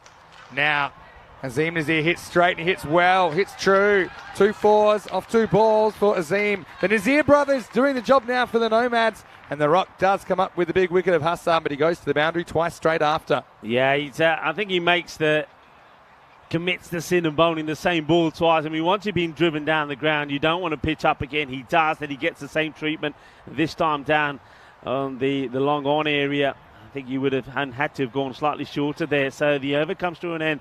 They're at the 120 mark already. There's still 12 balls to go in the innings. The question is there, I think Fahim Nazir is once again, like he did in the last match, he gets into the 60s, then he goes off the boil. He needs to get one out of the middle of the bat and start going again, start racing again. He's on strike, and that's exactly what he's looking to do here. 121 for 1 after 8. It's the whole warming up versus fatigue debate. The fact that the Nomads are playing their 3rd game today, but Alton is still playing their 1st. Oh, pretty close, but I think it might just be missing. Maybe a bit high, maybe a bit leg side. It's actually not too far away. You've got to factor in he actually bats a fair way out of his crease. So, yeah, for me... It's on the up as well, isn't it? It's on the up. I think it's a good decision. I think the height was the main issue there. Nazir survives. This is Raihan Stanikzai in the 9th. And Nazir has to get going again. They put the brakes on him. Steps across, wants the leg side and gets it. Well, that one's cube bound. Maximo Nazir into the 70s. What a knock from the possible tournament MVP here in the final as he swings his way to 73. Yeah, I mean, he's gone past 550 runs in this series so far. He's a top run scorer. He needed that one, really, because he got stuck in the 60s. Well, he's in the 70s now. And, now he will be thinking with the balls to go if he can manipulate the strike that he could be on 100 watch. Well, that's a gundy ball. That's got to be put away, and it will. Bolle, kinna zona. Shaka time, because this is 6 more. Yeah, just helps on its way, doesn't he? suppose you need to make the adjustment because Fahim does bat that kind of metre out of his crease. So what's normally a York is probably a full toss. That was a bad one. That hung and it got smacked up onto the bank. He's here to 79. He couldn't, could he? There's 9 balls left in this innings. Well, if you don't bowl well to him, he'll punish you. That's for sure. Well, this time, half a chance, but only half a chance. Miss-hit pull shot. You don't often see Nazir hurried up upstairs, but Ryan Tunixai just tries something different, goes the other way. Maybe catches Fahim slightly by surprise there. Having a look at the century makers. Well, guess what? There's one name in there, Fahim Nazir. He already has one in the series, match 36, in that crazy total of 203. But then Geneva put on 178 and really should have chased it down. We never would have forgotten about that. We probably won't anyway. Well bowled. Sneaks it inside. Ryan Tunixai. You've got to give him some credit as well. He's none for 31. Looks terrible, but the 15 and over or so has been normal. Yeah, I mean, a dot ball at this stage, oh, that is gold dust, isn't it? A really good delivery, but one hand, losing his shape there, Azim. Look, he ends up trying to hit it one-handedly. Same again is what you're trying. No, it's too high, I think. I think he gets away with it. It's that slow full toss. Yeah, this will be an interesting replay because at the crease, he's on the walk, but just from where it bounced so far past the stumps, oh, it's probably just okay. Just okay. So he didn't really have to go so wildly at that. But anyway, hindsight's 20/20. End of the over. 1 over remains. 134 for 1. So Alton, even though they've only got that one breakthrough in the innings, I suppose they've been able to defend to an extent, to the point that even with, say, 16 of this and chasing 150 on this field, they're still in the contest. They're in the contest, and we go down to the last over, and 20 here, a magical over here from the bat of Fahim Nazir. We'll see him score his second century. Can he do it? That's what he's looking to do, looking to go big here. And, well, everybody watching with intent. Who's going to be bowling this? It looks like they're going to go with Siva Karan to bowl it. So, interesting choice. Siva Karan went for 17, but in that over, his last 2 deliveries were pretty good. So, he did stop it going magical. This is played away. So, he's not going to be on strike enough, I think, now to go for that century. He's handed the strike to the captain. Siva Karan taking the pace off, and now what will Azim Nazir do here? I think he's tempted to charge at him. 135. This field, it's all about containment. If you're not going to roll through the whole order, you just got to stop whoever's there. It's going to be a no ball. Actually, brilliant keeping from Shahid Waridu. Where's the ball gone? I think he took it. Watch this. If you want to know keeping level 14 difficulty, this is it. Push. But yeah, he reacts really well. And Azim turned around and said, did you catch that? Yeah, how did you catch that? Free hit, though. How much that deviated. He does so well. Definitely I'm charging this. No, it's short. He goes high. Doesn't get it over the fielder. So Azim, it's been okay, but he hasn't really been able to go at the pace that he's wanted. Not able to get that one out of the ground. That means that Fahim will be facing up now on 81 with 4 balls remaining. Yeah. Okay, so where will they finish? I think, again, they'll be a bit disappointed if they don't hit the 150. Oh, little inside edge. And Waridu couldn't adjust to it. It's going to run away for 4. Oh, so the century watch is still on. He's 85. Waridu's really annoyed here.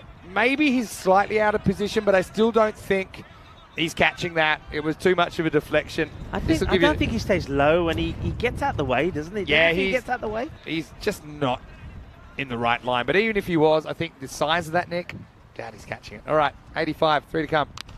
Oh, mate, that 91. Fahim Nazir lighting it up. There's a roofer. He's in the 90s, but not looking nervous. Rico, the Nomads to 147. 2 balls remaining. 91. 2 balls to go. Are we going to see a dream finish here of the innings from the Zurich Nomads? One thing's for sure. Well, I was going to say you got to run at 2, but that's not really no good either because he needs 9 off 2. Basically needs to hit this for a boundary. And I can guarantee you he'll be trying. 2 to come.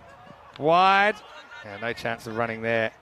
maybe that was even deliberate from Sivakaran to get him stumped down the leg side and bring someone else out there. Yeah, this is a very good take. You know, you just mentioned a word there. Go back to this after this ball. Well, I don't think the 100's on anymore because they'll only get one here. They think about coming back. They won't be able to because the throw comes to the keeper. Yeah, I mean, what I was going to mention there is one thing we haven't seen a lot of in this series is stumpings. True. There's been very few stumpings. Well, I suppose to get a stumping, the batter has to miss the ball, and they just have hardly missed any in this series. We saw a couple of good ones. Abid Barakzai took a really good leg side stumping yesterday, actually. But, yeah, it's been hard going. 149, so they'll be chasing the 150s. How many? We'll find out. Well, I think it'll be 154 because Nomads are going to finish 153. Azim Nazir hits the last ball of the innings for 4. So a pretty handy contribution for him. 13 off 7 coming out off scratch. Sivakaran ends up going for 36 off the 2 overs. The Nomads, they only lose 1 wicket. Having said that, what if I told you that Alton chased 153 in the very first match of the series? It was on our Hall of Fame for highest chasers. They'll have to do one better here. They'll need 154 in this final. A sense of symmetry to what's been a highly entertaining series. Yeah, it certainly has. I had the feeling that we were going to go for a bigger score in the final. I had the feeling we were going to get a bit of a run feast, and certainly it looks that way, doesn't it? As we see 153 put on the board. They were asking a question here that was always going down the leg side, but it was a slow start, really, from Hassan Ahmed, but Fahim Nazir, there was nothing slow about him. The way he gets going and the way that he scores his first 50 is extraordinary. But once again, you know that he did slow down just a tad in the second part of his innings, especially he spent a long time in the 16th. But the good news was when he slowed down, there was time for Hassan Ahmed to get going as well. These two put in another 100 partnership. Yeah, and the scary thing is they've actually batted better than that. I think if this is one of your kind of average to good days and you're someone like Fahim Nazir getting 92 off 33, I think that's just a sign of a real class player. But yeah, once again, we saw Alton fighting at times, able to stem the flow to an extent. I mean, the fact that there are 11 Maximos in innings, that's 1 less than average. The average is 12 per inning. So there were plenty of 4s in there, those 14 4s, which is above average, I suppose. Like I say, they chased down almost exactly this score in the first match of the tournament. So Nomads, I think that they'll be pretty happy where they're at, considering they just defended 115. They certainly had that great energy against Geneva. They've got a bit more room to spare this time, but Alton, they're a champion team. Don't forget, Alton, they were the top seeds back in 2020, that Nomads knocked them off in the final. Could it be the same story again? We'll find out after the break. Fahim Nazir with 92 off just 33 balls with 7 Maximos and 9 4s leads the scoring. Hassan Ahmed took a little while to get going, 40 off 21 for him. Azim Nazir was able to crack 3 4s in his 13 at the conclusion of the 10 overs. It all adds up to 153. You don't see too many chasers in the 150s, but if you are going to see them, it could be here at this ground and under these conditions. As far as the Alton bowlers, well, they toiled hard. I think that they had some good moments in particular. I like the left armer, Ali Usman. He took none for 15 of his 2. The wicket went to Dion Johnson. But for me, Ali Usman was the best of the bowlers, only conceding 7.5 and over. So it's all to play for here. We'll be back in just a few minutes. In fact, we'll start in around about 7. So don't go too far, because Alton, for the championship, they'll need 154. Otherwise, the Nomads will go back-to-back in the European Cricket Series. Vinny Sander here, Mr. Maximo for ECN. On a sunny Friday afternoon, join us for the exciting conclusion after the break. Rico Full standing by as well. And you are watching the European Cricket Series.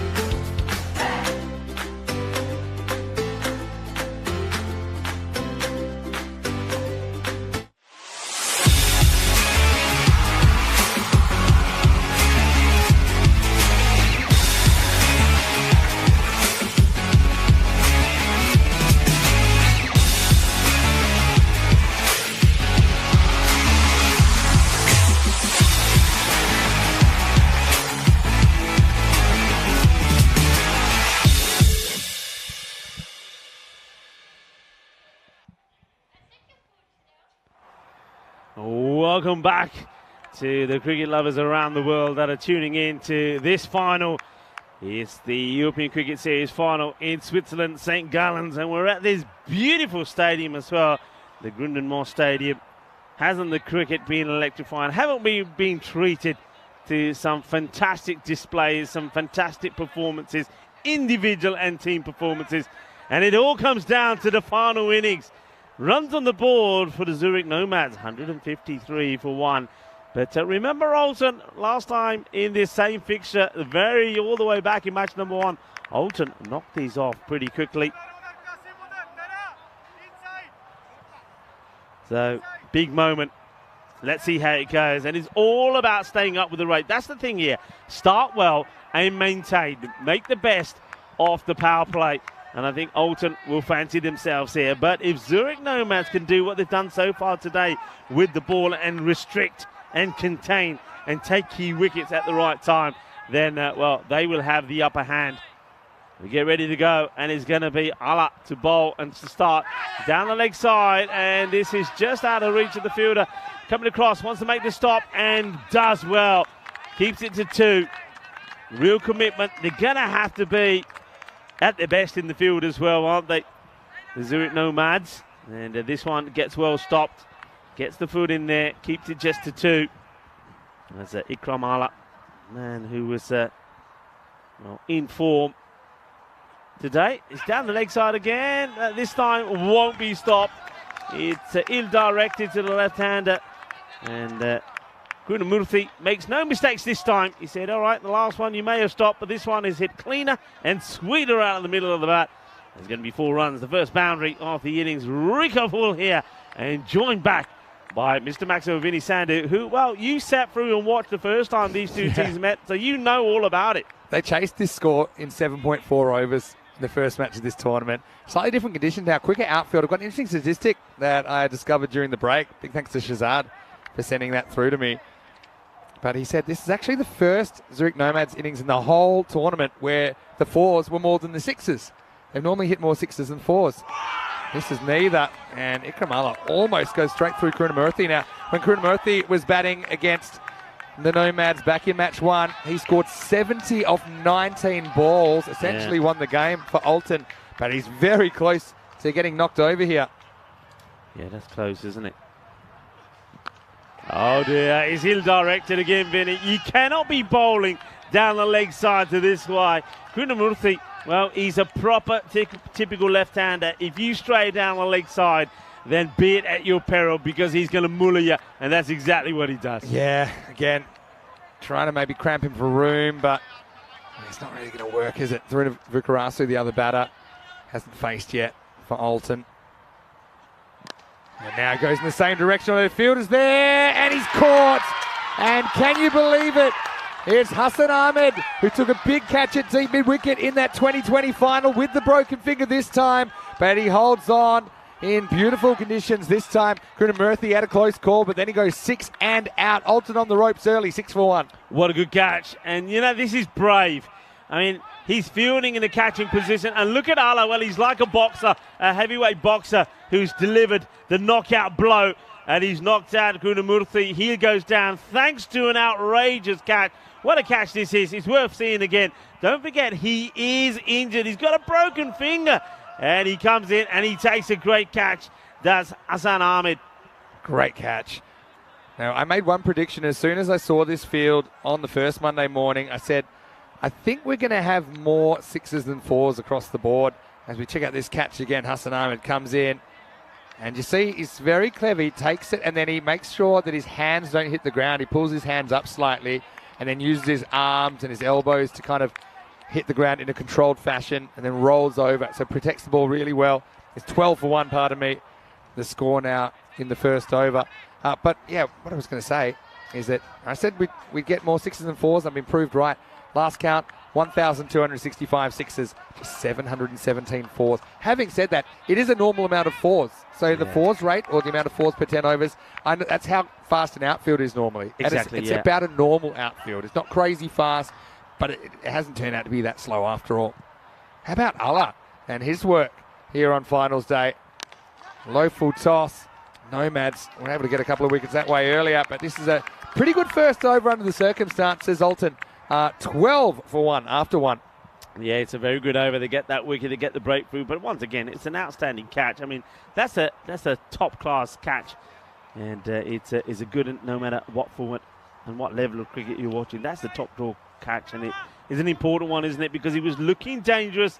As a Krunamurthy, we know that he was electrifying when the first time these two teams met. Well, he's not going to serve a purpose this time. Could it be? Could we have a golden ball final? 1-2-2.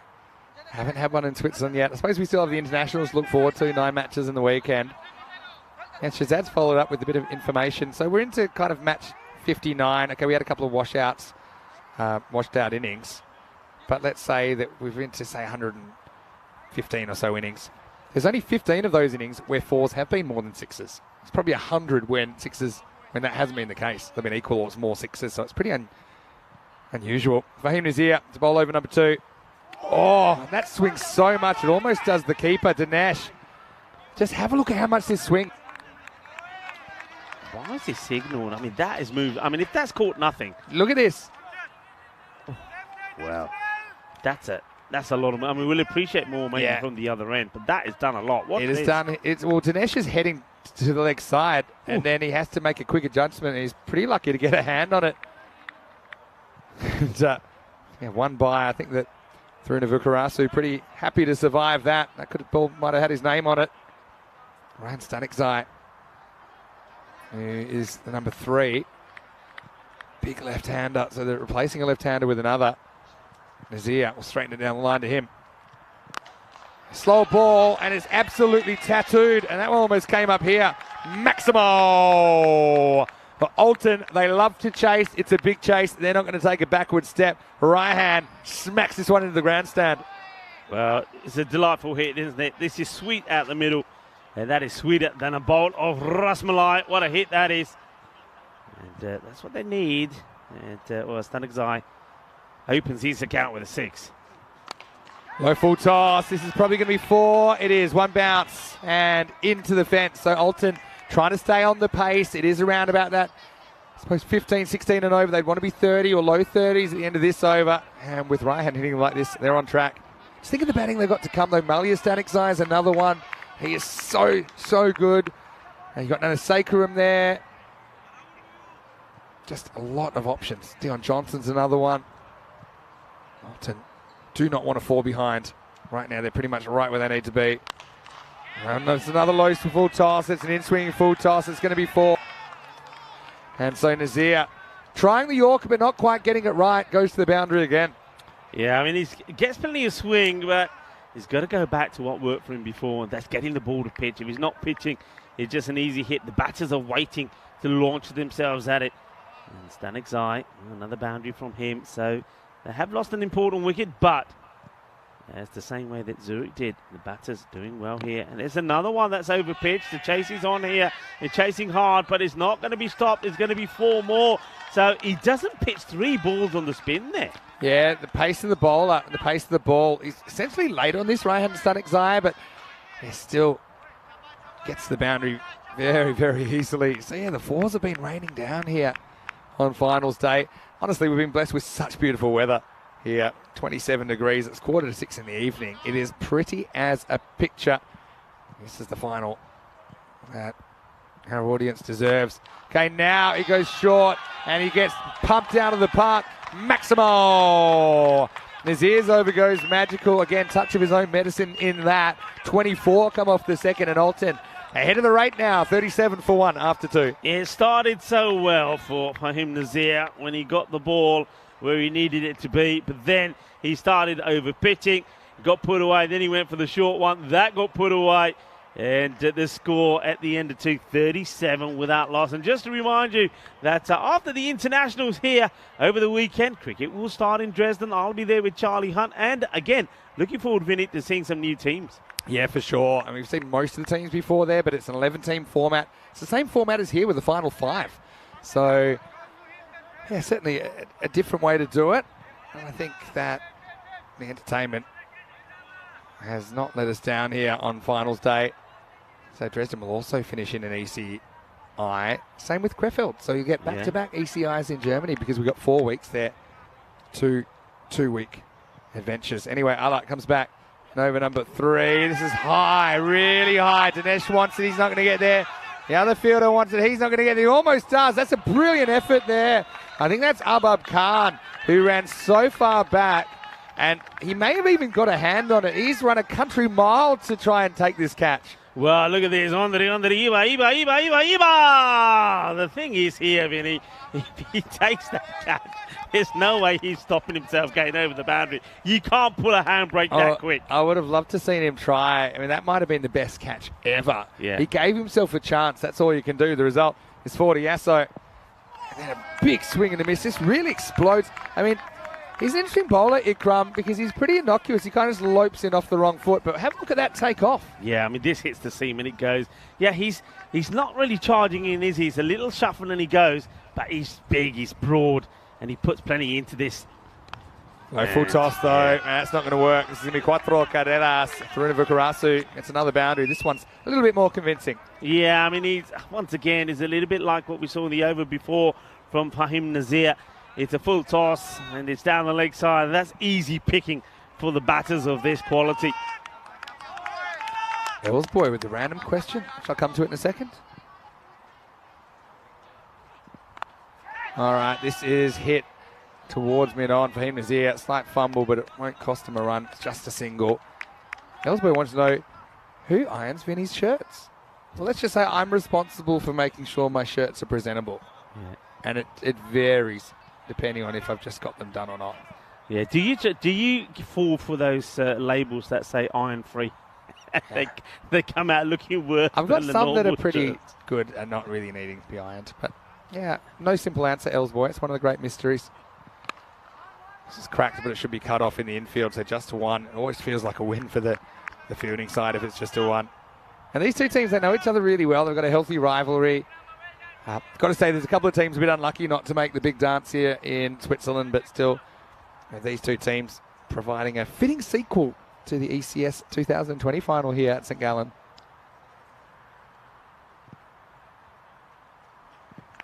Last ball, the power play. He's late on it. Now there's hesitation. We might have a run out at the keeper's end.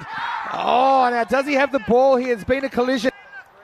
Oh, wow. I think he might be out, but if he takes the ball, he's out. I mean, there was just no communication. Let's have a look at this. So the communication was bad, as you're saying, Vinny. Does he have the ball? That's what we're looking at here. Does he take it? Oh, I'm going to say no, only because, look, it's between his wrists. Oh, I think it's just slipped out. I'm going to say he's not holding the ball.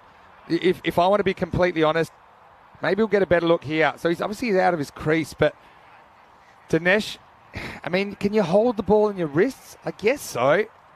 To me, it goes benefit of the doubt here. It's a difficult one. At the moment, all concerns at the moment, Vinny, is Dinesh always has the been keeper cleaned because up he's, as well. he's still down, Joe, with Dinesh. And now maybe that's more out of just... Side almost gets a little glove on it, but it will be a wide. Yeah, sometimes with a bit of a delay like that, it can affect perhaps the batting team more. They're waiting around. So Rohan Stanikzai, this one's down the leg side. And Yesser Thuran is yet to get going, but he's put in some very good displays with the bat. And look out for him when he gets his timing right. Now, this isn't a good ball at all because you're trying to cramp him up. That's not going to work because Rohan's hands are too fast. Gets 4 more. Yeah, if you have a look at, if you were to look at his wagon wheel, you'll probably find that that's probably the 4th boundary that he's hit in that area. They haven't bowled well to the left-hander. They've bowled into his legs, and he's put it away every time. He's got to start bowling outside the off to him, not into his pads. And they're setting a field for that now, so they're actually setting a field to bad bowling. Yeah. I mean, they'll be closer to go fetch the ball, I suppose. Now he goes straight. He goes well over the top. Going, gone. Maximo. And this guy is no one-trick pony. He just flat bat smacks that into the sight screen. Hits it on the up. Watch this. He creates room for himself. And it's like a straight pull. Plenty of welly on it. Well, there's Shub. And the Shub's been in the action a fair bit. And he's not able to get anywhere near that. Thank God. edged. There's the third man in place. He's not going to get it. So 4 more. Alton with all the momentum at the moment. Stanicsai, what an innings from him. 39 off his first 10 balls. It's well, sometimes you just don't get the rub of the green. That's an edge, and it races away. It's cuatro carreras más. Need a wicket from somewhere. Need to break this partnership. More importantly, need to see the back of Stanicsai because he's starting to hurt you now. This is such a great final. Alton got to be favourites at the moment.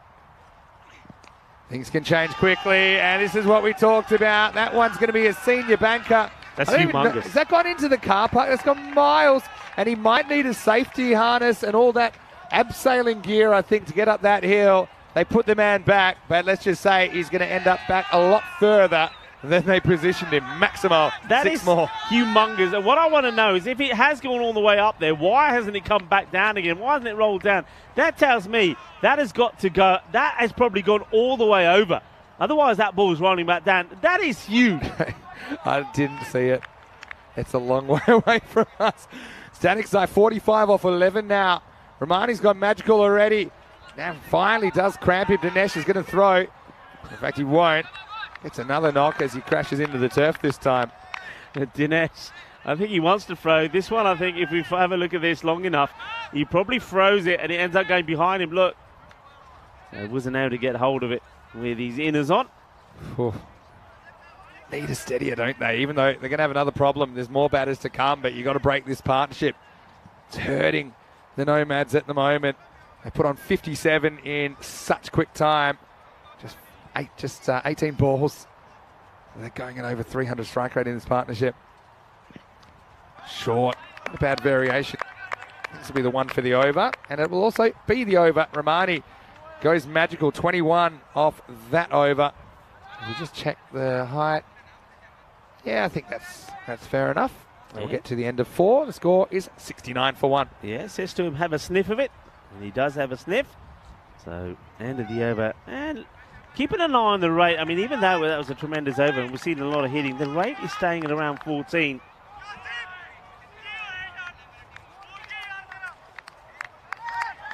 So now, 17 and over. What's the required? 14. So I think around the 14s. Alton are pretty comfortable with that, with wickets in hand. Trinidad Karasu hasn't really got going yet. Has a couple of boundaries, but he's another guy that could launch at any time. This is a big moment now. I think they're doing what we didn't see last time. They're deploying spin earlier, and this could be crucial here. So the batters have removed the helmets. We're going to go with spin. Now this guy, I like what he bowled last time. He only got the one over. Yeah. So I like this call. You've got to try something different before that rate gets to, an easy picking rate for Alton. So they're going with spin. It is different, but what it is, it's a spinner that turns into the left-hander. It's a left-arm orthodox to a left-hander. So I think given the choice, Ryan Stanicsai would prefer this. Let's go. Trying to stay away from him. But the first one doesn't pitch on the pitch. It's going to be a no ball. And if it wasn't a free hit already, it is now. He has been really good at finding that slot to the right-handers, but that time he just overdid it a little bit to the lefty. This is high. Start running. Definitely get 1. Don't know if they'll get 2. They probably could have. The ball doesn't actually leave the infield, so it's going to be... I like this. He's copping all sorts of grief for not going for the catch, but Hassan knew it was a free hit. No one else did. He turns around and looks at all the fielders and says, it's a free hit. What difference would it have made if I take the catch? And I've got a broken finger. Exactly. There you go. He says, get about there. Get about there. All right, now right-hander. I think this suits Taurani a bit more, or does it? He misses his spot again. Another no ball off the pitch and another free hit to come. Yeah, this one just doesn't look like it comes out right at all. I know what he's trying to do. He executed this ball, just sneaking it inside that wide line very well last time, but this one comes out all wrong. Let's see what he does on the free hit. Another no ball. And now we might have a run out. Oh, no, this is going to be terrible. Can they get it? They will. What a waste. What a waste. This is a wicket from nowhere. This is disaster. It is disaster. They needed a wicket. They needed to break this partnership, and what a way to do it. It goes to what I'm saying again. Once the ball's past you as a striker, your obligation is to kind of look at your partner. Don't go searching for the ball. He turns his back on him and then gets the message way too late. And it's a pretty good pickup from the bowler to actually and make sure he doesn't fumble that throw. And yeah, so he's complaining with Stanikzai, but the thing is, if he got run out running straight away, then he can complain. Yeah. Because he wasn't going to the danger end. It's kind of a fundamental of running. If the ball's behind you, you've got to have that trust with your partner. You could argue Stanikzai didn't need to run, but I mean, he's the hot guy. What about the fielding, Vinny? What Yeah. a great bit of fielding. And what I like about this fielding is he commits himself to make the dive. He makes a stop. Then he gets a good throw into the keeper. And the keeper, Dinesh, as well, takes a glove off early, gets a nice throw back to the bowler. Good bit of teamwork. Sometimes being stronger together could be what means you get the victory. Good work, good teamwork. Yeah, it's like the old 6-4-3 double play in baseball, that one. But the next one is a free hit. It's rolling, and it goes to the boundary. So, Yasso, he's probably still steaming, but I suppose right now it is Raihan Stanikzai that's doing the damage. And he ends up cracking that to the boundary. In fact, that brings up his 50 off just 15 balls. I don't think anyone's noticing all the carnage. But, yeah, 50 off 15 with 4 Maximos and 6 fours. He's a man that the Nomads need to get rid of very quickly. I don't really see Yasso leading the standing ovation for the half century down in the dugout. Anyway, on strike again. Now he's going to crack this square of the wicket. It's going to blast through the fielder. Oh, on this field, I know he's dealing with the sun there, but it's a beautiful surface. Just couldn't really get enough of the body behind it. Nomads under attack right now. 4 more. Yeah, you got to stop that. And look how he tries to stop it with his feet. That's wrong. He's got to get the body behind it. That's a letter. The bowler will not be happy because it weren't a particularly bad delivery. And, you've got Stanikzai going, wow, look who's coming at the other end. It's Johnson. Gone for Johnson. Okay, I thought they might go Nanasekaram here. Right. Not exactly seeing Raihan Stanikzai going through the 7 stages of grief of losing his partner here. He's just continuing doing what he's doing. Low-hanging full toss, catchable and gone.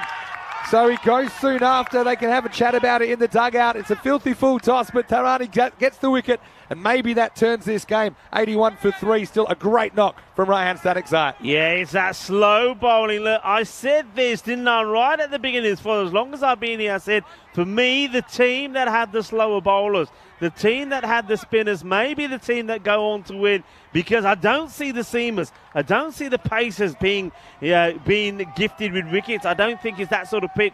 I think just by flight, beating batters with flight and the slower delivery could be the trick. And that's what they've done here with Stanikzai. Stanikzai, a quick fire 50 from him, but he is gone.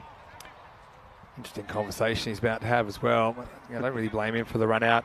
I suppose, he does his part, doesn't he? 54 off 17, of course, would have loved to have stayed around a bit longer, especially to get out to a full toss. Just needed to baseball it out of the ground, but he picked out the fielder.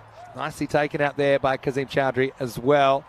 So he faced 17 balls, 11 went to the boundary or over. So it showed you how well Raihan was hitting them. But now it's going to be Malia Stanikzai.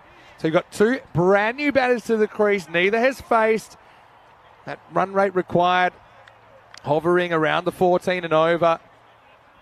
What a final this is. They gave us one of our first ever ECN Classic finals. That was back in 2020. On that occasion, it was the Nomads that held off Alton by 19 runs, and Alton were big favourites in that game as well after going undefeated in the tournament to that point. Okay. Oh, that's another ball. It's going to be called a no ball. So Tanabala Singham has just kind of lost his radar. He's been so good at these, and we don't really see it there, but if it hits any of that darker green, then it will be called no ball free hit. And now the free hit is going to be cashed in. Maximo! Well, it's the perfect start for Malia Stanikzai, who has the immunity cloak here. Again, like the way it goes over the offside here, throws the kitchen sink and gets half a dozen. Yeah, and that's why bowling the no ball, first ball to a new batter, is such a crime, because it means that the batter then has the license to go the full Monty. And what a way to be able to go out there and get off the mark when you've got a free hit. Last ball, the over. It's going to go magical with a 1 here. They might get more than 1. I think they're just happy with the single. So, I mean, would you pay 20 runs to get Raihan Stanikzai out? Maybe. That's basically what happens in the 5th over. It's 89 for 3 at the halfway point. Yeah, don't forget this, the run out as well. So technically, I mean, you go with Yanni to bowl and you pick up 2 wickets in the over and it costs you 20 runs. Yeah, you take it, because they get the hard-hitting Raihan Stanikzai out. But remember, the 2 batters in there at the moment, Dion Johnson and Malia Stanikzai, Well, they're no Muppets either. They can hit the ball big. Well, this is happening tomorrow. There's some, quality international names there, aren't there? Yeah, and let's maybe look at Yasser Tharantuna-Vukarasu, who's in the side. I think Malia Stanikzai is the guy who I'd like to see at the highest level. Pretty excited to see even Tana Balasingham, who just bowled that over, getting an opportunity to see if he can get it right against the international teams. Of course, we've got the first game tomorrow right here at the same starting time with 6:45 a.m. GMT, 8:45 in Central Europe, 12:15 in India. Azim Nazir to bowl here, so he's an occasional bowler for the Nomads. Hits outside the line here, so it won't be out.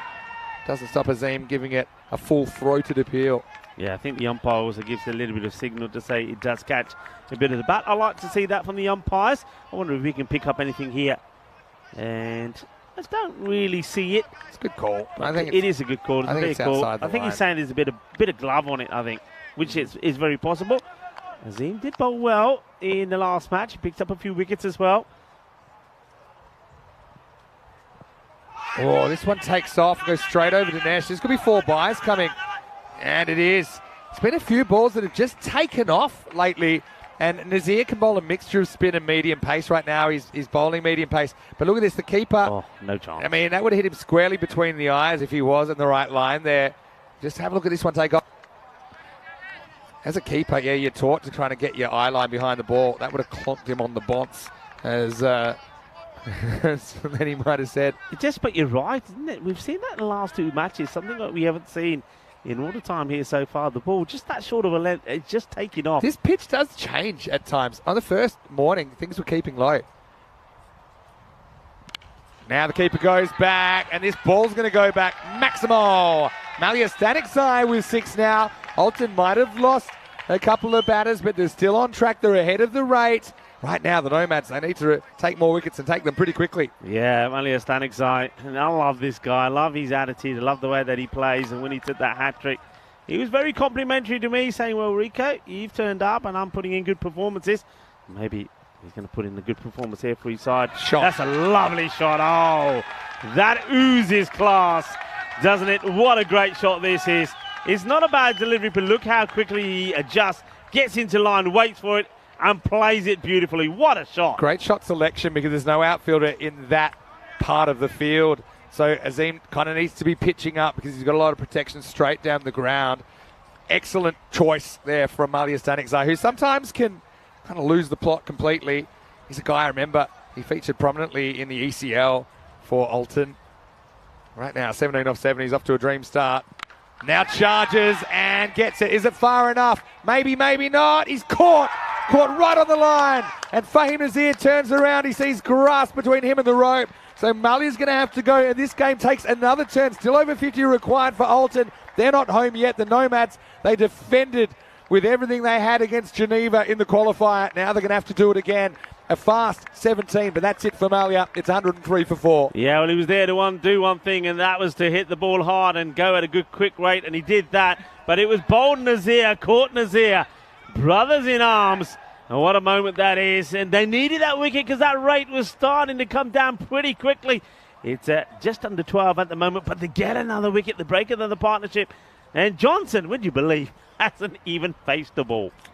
Yeah, he hasn't. And he's just been watching. It's been a bit of carnage. And yeah, Malia, he's disappointed. I mean, he goes down swinging. He was just 1 metre short of where he had to be, isn't he? Had a very good bat. We've got Murali Nanasekaram coming out. Now, he's the guy we've seen him opening the batting at the ECL. You know, between him and Yasser Tharantuna-Vukarasu, they're 2 very accomplished players that we saw opening. Of course, Yasso's gone already. But Dion Johnson, he's still watching, waiting for his opportunity. Goodness, Akaram, we know he's a top player, classy player. He's got a wealth of knowledge behind him. Could he be the man to just get a partnership here with Johnson and see them home? Oh, hits this onto his own head. But lucky he's got the helmet. So it'll just be a top ball to finish the over. Watch this one. Comes up off the top edge, I think. Again, that's the second time today we've seen the helmet save someone off something pretty innocuous. Look at this. Top edge, bang. Would hit him right in the nose. But luckily, Murali, he won't even have to go to hospital. He can just keep batting. End of the over, 103 for 4. Yeah, I mean, that's why we on the European Cricket Network we advise, we'd like all of the batters, no matter who you're facing, spin or pace, to wear the helmets. I think it's a very important part of the game now, and it's a necessity. We don't like to see any injuries, and you're right, Vinny, there could have been some nasty ones today if helmets weren't worn. Well, this match, let's have a look at that rate, 12.75 now. And this means that this for me now is a big over. This is a really big over because you're going with Amjad Rahmani to bowl it. He's gone for 21 in his first over, so it is a bit of a risk for me.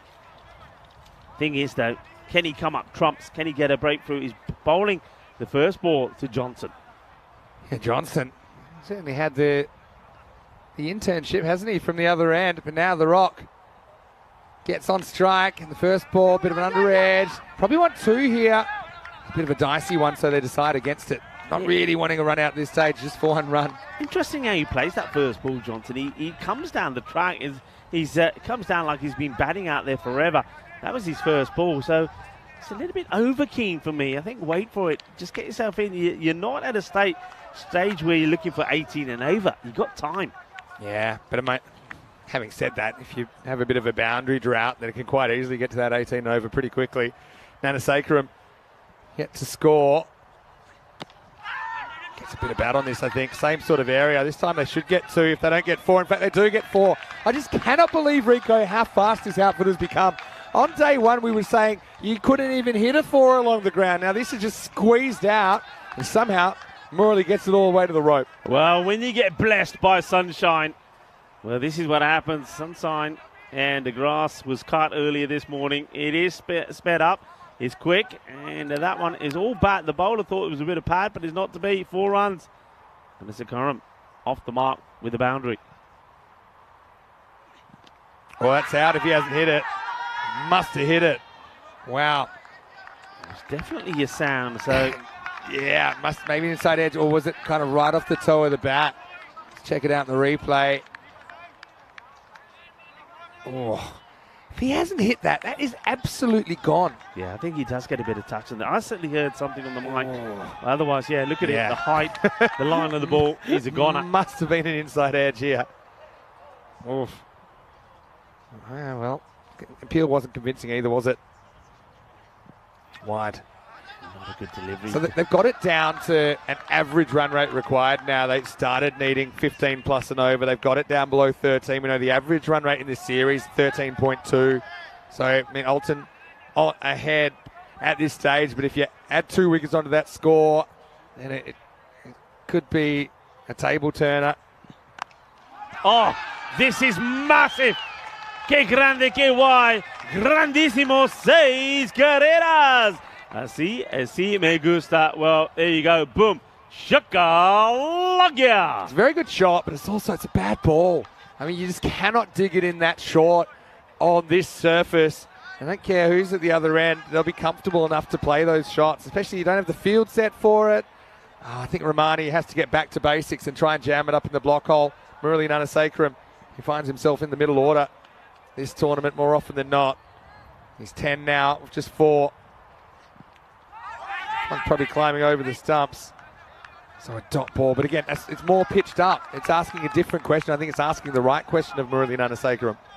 Yeah, it hits him on the side of the body this time. Good work once again from Dinesh behind the stumps. He's been good, hasn't he? I mean, sometimes we detract away how important a good keeper is.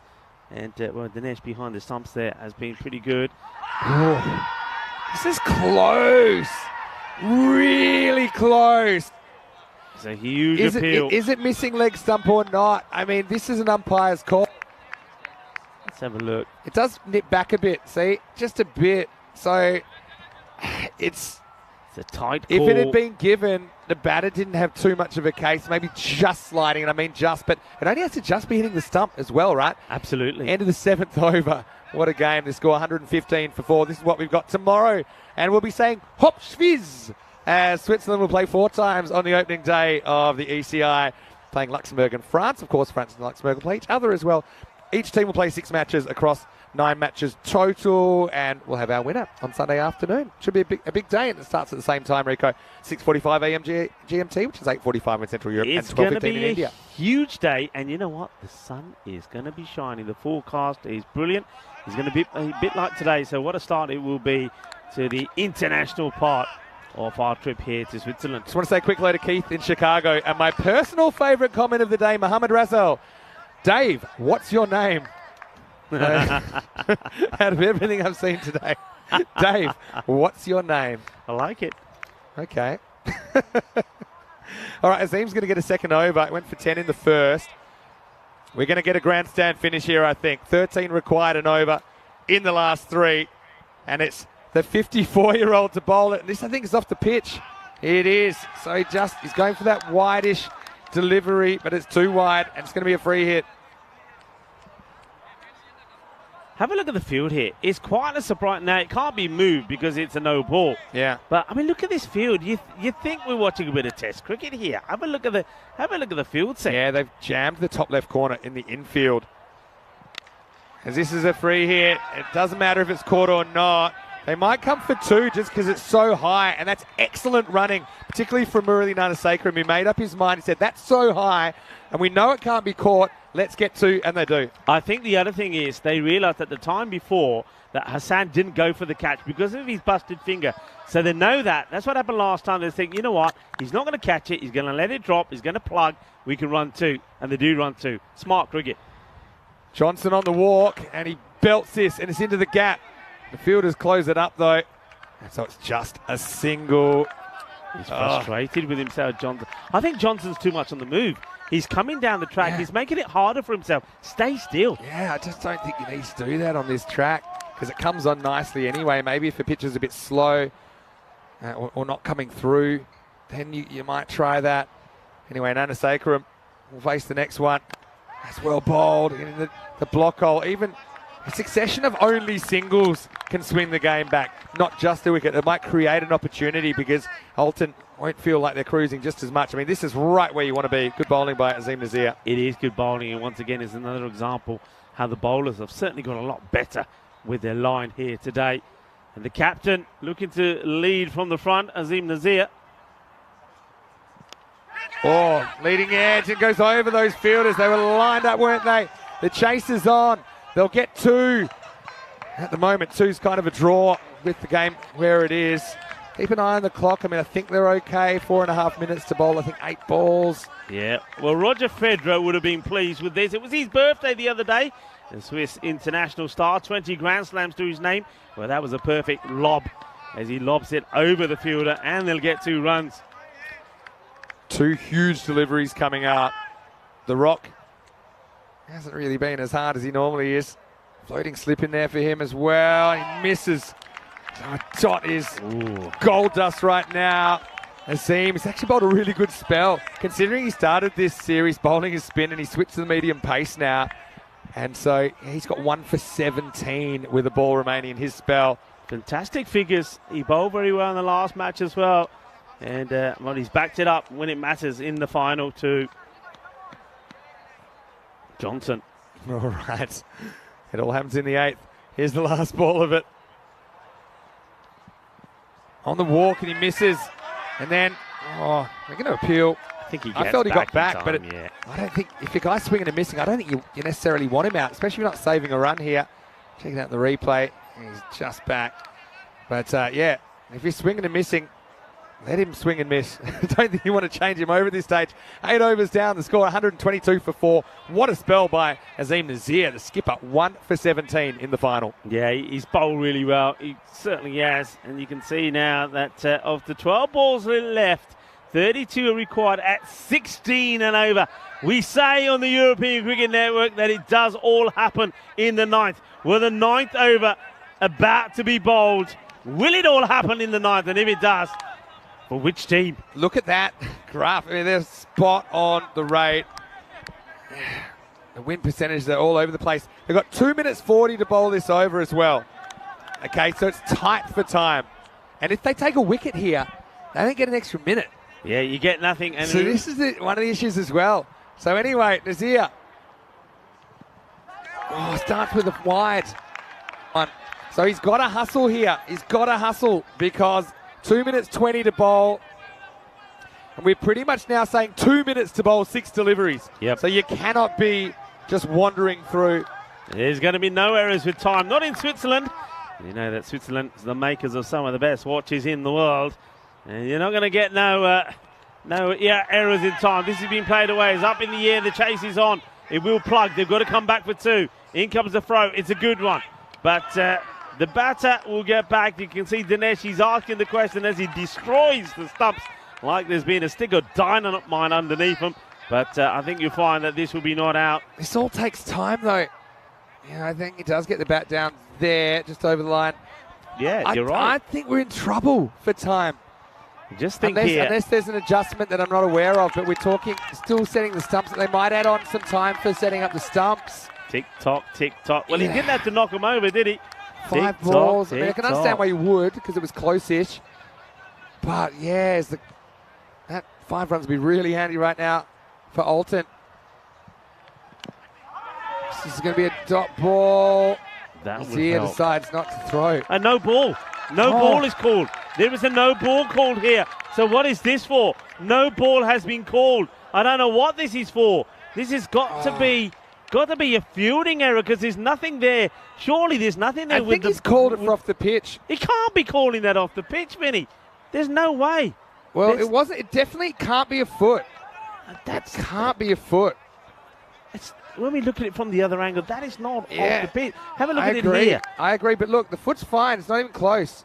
Foot is so fine. Anyway, so it is a free hit. It probably doesn't matter too much, except it means they'll have to bowl an extra ball. The extra ball's wasted anyway, so a dot ball. Ooh. But here's the thing: now he's tying his shoelace. What are you doing, man? What are you doing? I don't think he's got the message that he has to hustle here. They're not gonna. They can't do it now. They've got 30 seconds to bowl 4 balls. It's not going to happen. They're going to get 5. Wow, in the final too. Off with a hit, and this one will get away from the fielder. So there's 4. We are in for a blockbuster finish in all caps. This is a great shot, by the way. Doesn't try to overhit it, just times it, and it beats the fielder on the boundary. Great shot, and Vinny, what you can say is you see that clock. That wasn't 4 there. That was 9. That was 9 because you can add on the 5 here. The clock is about to run out. Here we go. Well, there's the siren. They've still got 3 balls to go. It's going to go. It's going to go on. Now, this will be one. Now, I'll be curious to see if they put it on now or at the end of the over. Because I mean, if I was batting, I'd like to know that. I'd like to have that information straight away. Even if I was fielding, I'd like to know that. And everyone knows by now how the clock works. Give me a golden ball in the final. That's what I'm saying. Well, off the end of the bat, but it's going to go a long way. It's Shub, and he takes the catch. Shaba, eventually. Shub holds on to one. Shushed everyone. It takes a long time in coming. Shub finally on the final takes a catch. Well, he was ready for it. He's got the cap on. He's got the shades on. He takes the catch. But, well, Shub is happy. Oh, yeah. I'll tell you what, that's Alton are happy as well because that's 6 runs. Shush, says Shuby. Well, here's the thing. Shub actually broke his glasses yesterday. I think that might have been the problem. Anyway, now this is heaved away towards the leg side. They'll just get 1. And so this will be the end of the over. 138 for 4. They need 16 as it stands, but I think that's going to be 11. We'll wait, and we'll have to keep a really close eye on the umpire. Yeah. Watch the umpires. Now you can see the news probably hasn't come across here. The umpires, watch the umpires here. Watch what happens from the umpires. Remember, if he puts his hand out and starts patting it, there you go. Yeah, 5 penalty runs. So add another 5 runs on, folks. Yeah, I mean, Azim will argue the toss here with the umpire, but it's really out of the umpire's hands. He's saying, look, you know how the clock works. The clock's run out. There's allowances that are made all the way along. To be honest, they were 3 balls out in the end. Yeah. Well, I don't think we've never had as a golden ball in a final, and could this be the one, Rico? Could it be the one? 10 off the over for a golden ball. You can't be arguing this. Not when your bowler is sitting down and tying his laces up and doing all things like that when you know you're tired and time. He bowled a no ball. He bowled a few wides. And I just think, I mean, it wasn't that close in the end. They were way behind. So 143, 11 runs in 6 balls. It hurts, but it's the rules. It's the same. Doesn't matter if it's game 1. It doesn't matter if it's the final. You know, They just didn't bowl their overs quick enough. Full stop. So Keith was asking what a Yorker is. A Yorker, because he's watching from Chicago. A Yorker, I would describe it as this. It's a ball that bounces about the time it reaches the batter. So it's hard to hit because it's bouncing just as the batter's swinging at it. So you can only really get the bottom of the bat on it. Right, now you can take all the time you like. It's the last over. You can take an hour if you like, but Alton 11 away from the trophy. Well, they are taking their time. They're having a drinks break here at the moment. 12-man runs on. I can understand that's frustrating, but, I mean, rules are rules, and it is policed that way so that it is consistent. So it didn't matter which team that happened to. Everyone can see the clock as we go. All the viewers can see. We can see. And the umpires are telling you as well. Yeah, the umpires are telling. Here we go. They're going to go with spin to bowl the last. If he'd bowled the ninth, would they have made time? Maybe. They would have. Yeah, they would have. There's no doubt about it. A tactical error, perhaps. Okay, 11 to win for Alton. It's the rock on strike, and he hits it. Is it going far enough? Hassan Ahmed's coming around, and he takes the catch. Once again, late in the piece in the ECS final. That's one piece of the puzzle. The rock doesn't get the distance this time. Alton lose a fifth wicket. It's 143 for 5. Johnson goes for the unlucky 13 of ball number 10. Ahmed, the man with a broken finger, has been solid as a rock on the boundary. Takes the catch. 11 required of 5 balls. 11 of 5, folks. This is the final you're watching here in Switzerland. The European Cricket Network, well, we say it's cricketainment that we bring you. It's a frenzy of cricket, action, entertainment, and here in the final, a bit of drama as well. Well, just more than a bit. So I still think that, you never know what would have happened if they'd done otherwise. But if Tarani bowls the ninth, they probably get in for time, but they decide to bowl him in the 10th when it doesn't actually matter how long it takes. But anyway, this is Shahid Raidu. This is skipper, and he's a very cool, calm, experienced player. But this is a pressure cooker situation. 11 off 5 now. You just feel every ball is not a boundary. It swings it dramatically towards the Zurich Nomads. Fiani to bowl. Ball number 2. And he goes straight, and this one's out of the ground. Maximo! What a shot from the skipper. Comes out, gets over half of what they need. It's a fraction short from Tarani, and it gets blasted straight and blasted for 6. Oh, what a shot, what a moment. 6 runs. The equation now, 4 balls, 5 runs required. Is the captain going to be the hero? Is he going to be the man out there in the middle to hit the winning runs? They can win the game with another 6 now. He goes for it. Is it going? It's going. It's gone. And Alton do it. 3 years they wait for their revenge. But it's served cold. And they do it. They won the first game of the series. They win the last. Dramatic last over finish. The final score, Alton 155 of 9.3. Defeating 153 the Nomads, and Alton, they are the champions. They win with 3 balls to spare. Look at these scenes, absolutely fantastic. Alton are the champions, and it is their captain, Shahidu, who goes out there and he smashes 2 big 6s to win it for his side. What a win, what a way to do it, what a moment for Alton, and the joy of the European cricketers there as they run on the field of play to celebrate with their captain. Absolutely amazing. What a final, what a moment, what a series. This series has had it all, and it's a fitting final to say goodbye for this European cricket series. And remember, the international action is going to start tomorrow. If that is anything like what we've seen during this series, well, that is going to be fantastic as well. What a final. What a finish. How about Shahid Waridu coming out, needing 11. He goes Maximo, and he finishes it with 3 balls to spare. And I think, just coincidentally, it's the same margin we've seen a few times along the road with 3 balls to spare. But Alton, you've got to congratulate them. You've got to feel for the Nomads as well. I mean, considering they had to play 3 games on the spin today. Yeah. They certainly batted very well, only lost 1 wicket along the way, put that 150 plus on the board. Yeah, but you just felt that here, 150s is not safe. We've seen 3 chases of that magnitude or higher, and 2 of them by Alton, the champions. Yeah, what a moment there they are. I mean, just keep the camera rolling on for a moment before we go to the highlight, because this is going to be a lovely scene. Alton, the champions, there they go. Alton, Alton, Alton, we are the champions. They have done it. They've done it in style. They believed in themselves, and they went out there and they chased the 154 that they needed. What a moment for them. Shaba Shaba boys, they are the champions, and they will treasure and enjoy this moment for years to come. And the two teams will now shake hands on what has been a sensational final. It's time to have a look at these highlights. It's time to have a look at Alton and see how they got to this score that they needed of 154. Don't forget, though, if you want to stick around, the trophy ceremony coming up. We've got all our VIPs who will be here. And yeah, I'm certainly looking forward to seeing the dignitaries get involved. I know we've got Roger Heggie, the Director of Sport from Toto, who will hand over the winner's trophy. So that's coming up after these highlights and the end of day highlights. Right now, sit back, try and relax and enjoy, because Alton, they weren't too intimidated by the 150 plus. They've done it before in this series. They did it at the first, they do it at the last. But what a dramatic final we had once again here in the ECS Switzerland. Yeah, what a final. You know what? There's a lot of things that you can look at and say, was that the moment of the final? Was that key? And I've got to say, the catching ability there of Hassan Ahmed, I mean, he took that first catch diving forward. That wasn't easy. He made some good stops on the boundary, and he took that all-important catch, didn't he? Right in that last over. He just kept cool. He kept calm, and he stirred. Well, maybe East Fielding took his team to the win in the final. Well, that was a fantastic effort from Arab Khan. He couldn't get there. This was brilliant.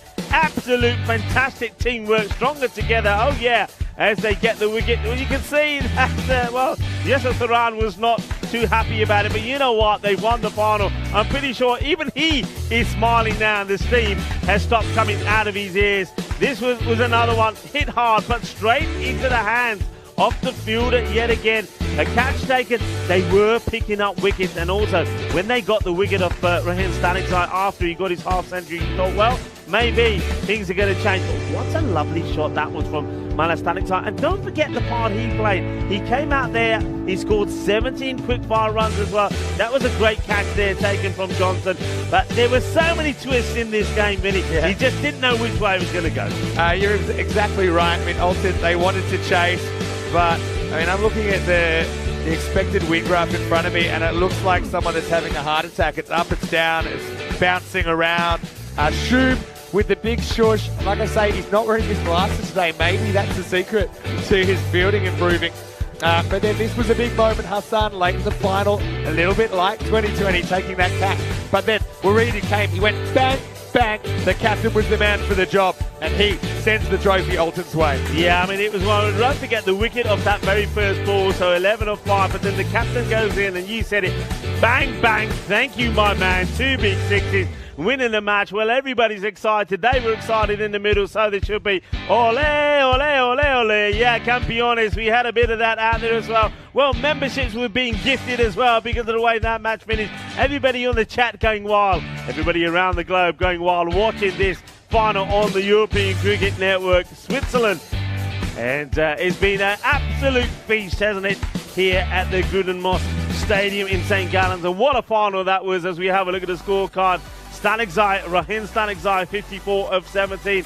And then there were contributions there from Johnson. He was a little bit quiet, wasn't he? 13 of 10, but he was there and he did enough. Mela Stanikzai, he wasn't quiet. He went out and he went bang, bang, bang. And then, of course, you see Gunasakaran, we know what he can do. But it was the captain, Shahidin Wuridu, that came out and he finished it off. 2 balls, 2 sixes. Hey, what else? That's the perfect way to end this series because it was all about the number of sixes. I think we'll be adding up the sixes for a while, to be honest. As we look at the bowling figures, got to say that Azim Nazir did a really handy job, didn't he, as the 5th bowler, 1 for 17 of his 2 overs. Tanabala Singham did take 2 wickets, but they didn't bowl him in the 9th, which may have saved them the 5 penalty runs. Maybe they just weren't aware. And they should be aware because the umpires are constantly reminding them about the time. Ikram Allah actually had a pretty good finals day as well, took 1 for 22. Nazir just couldn't keep the early overs quiet, ended up going for 40 and then came back and went for a few the second over around. But wow, what a great finish that was. Just a reminder that we will have the trophy ceremony coming up pretty shortly. Want to welcome you back into the commentary box. Wow, I mean, we've had some great finals. In 2020, there was a great final between those two. Yeah. Now, 19 runs seems like a decent margin, but I'm telling you, Alton, everyone thought they were going to chase down 111. Back then, they didn't. In the rain, Hassan Ahmed taking an unbelievable catch in difficult conditions, and the Nomads got the better of that one. with a bit of a surprise. Well, I don't know if that's a surprise because Alton did come in as the top seed. They do think they were a long way behind towards the end of the game. They just found a way to get over the line. They had the last up. They had the last push of momentum, didn't they, in that wonderful cricket match? You got to believe, and that one thing that I've seen all the way through here from Team Chasing, they've always believed that they could do it. 300 runs in a final, 300 runs in a final. Absolutely brilliant. I mean, I'm lost for words. I mean, seeing some of the scores, seeing some of the hitting that we've seen here in Switzerland, the game is changing. The game is changing rapidly. Most sixes we've ever seen in a 2-week series, most runs we've ever seen in a 2-week series. Interesting though, in the final, both innings had more 4s than 6s, so maybe that's just a sign that the outfield was quickening up a touch. Now, let me just show you what's happening tomorrow, because one of the great things about our European cricket adventures this year is we don't finish with the ECS final. We go into 2 days of internationals. Now, I'm super excited to see France and Luxembourg and see how they go. These slightly unique conditions. One thing I think they will appreciate is such a wonderful fielding surface. Okay, the pitch for bowlers, it's tough with the approach, something that'll take a bit of getting used to, but you can find out how that goes. And of course, we'll get to see a lot of the stars of this series for the Swiss team starting tomorrow at the same time, 6:45 AM GMT, which is 8:45 in Central Europe and 12:15 in India. That will be a wonderful way to cap off our fortnight here. Yeah, it certainly will be an absolute blast. I'm looking forward to it already, and I just think that the stage here is set for what is going to be a cracking European cricket series for these internationals. That is going to be great 2 days coming up. Yeah, well, I'll see you tomorrow, so we won't say our goodbyes just yet, but of course the next European cricket series action you'll get will be Monday in Germany, in Dresden. Rico and Charlie Hunt will be there. I just want to say before I go that we will have the trophy ceremony coming up in just a few minutes, so stay tuned if you'd like to see that. We've got all our VIPs in the house here ready to hand over the medals and the big trophy on behalf of Local Lifestyle. I do want to say a big hello and big thank you to Andrew Leonard as well. I think Lenny was a great company and great to have, I suppose, a bit of an outside voice get their take on European cricket. He's very experienced, very well travelled, and I think it was really nice to get that perspective. It was really good. Good to have him on comments as well. I know a lot of people liked him. I think he brought a lot to it as well, and a very good character as well. And, we'll be sending you the bill for those 2 chairs that you bought. That's true. Worry. And I tell you what, Ireland India series has a lot to live up to if you want to go by what we've seen in the last couple of weeks. So big thank you to everyone. A final reminder, if you haven't already liked this video, if you're watching on YouTube, subscribe to the channel. We hit 360,000 subscribers during these 2 weeks as well. Tell your family, tell your friends about ECN. It's the only way that we spread the gospel of European cricket. Don't forget also our website, europeancricket.com, and our social media at European Cricket. I'm going to get ready for the trophy ceremony. We're going to leave you with some highlights today on behalf of our wonderful partners at Spring Productions, but the Blue Crew, all the players, the spectators, and all the VIPs. We hope you have a great time. I'll see you tomorrow. True? Yeah, you will too. I'll see you tomorrow. Enjoy these highlights of the finals day. See you for the trophy shortly, right here in the European Cricket Series.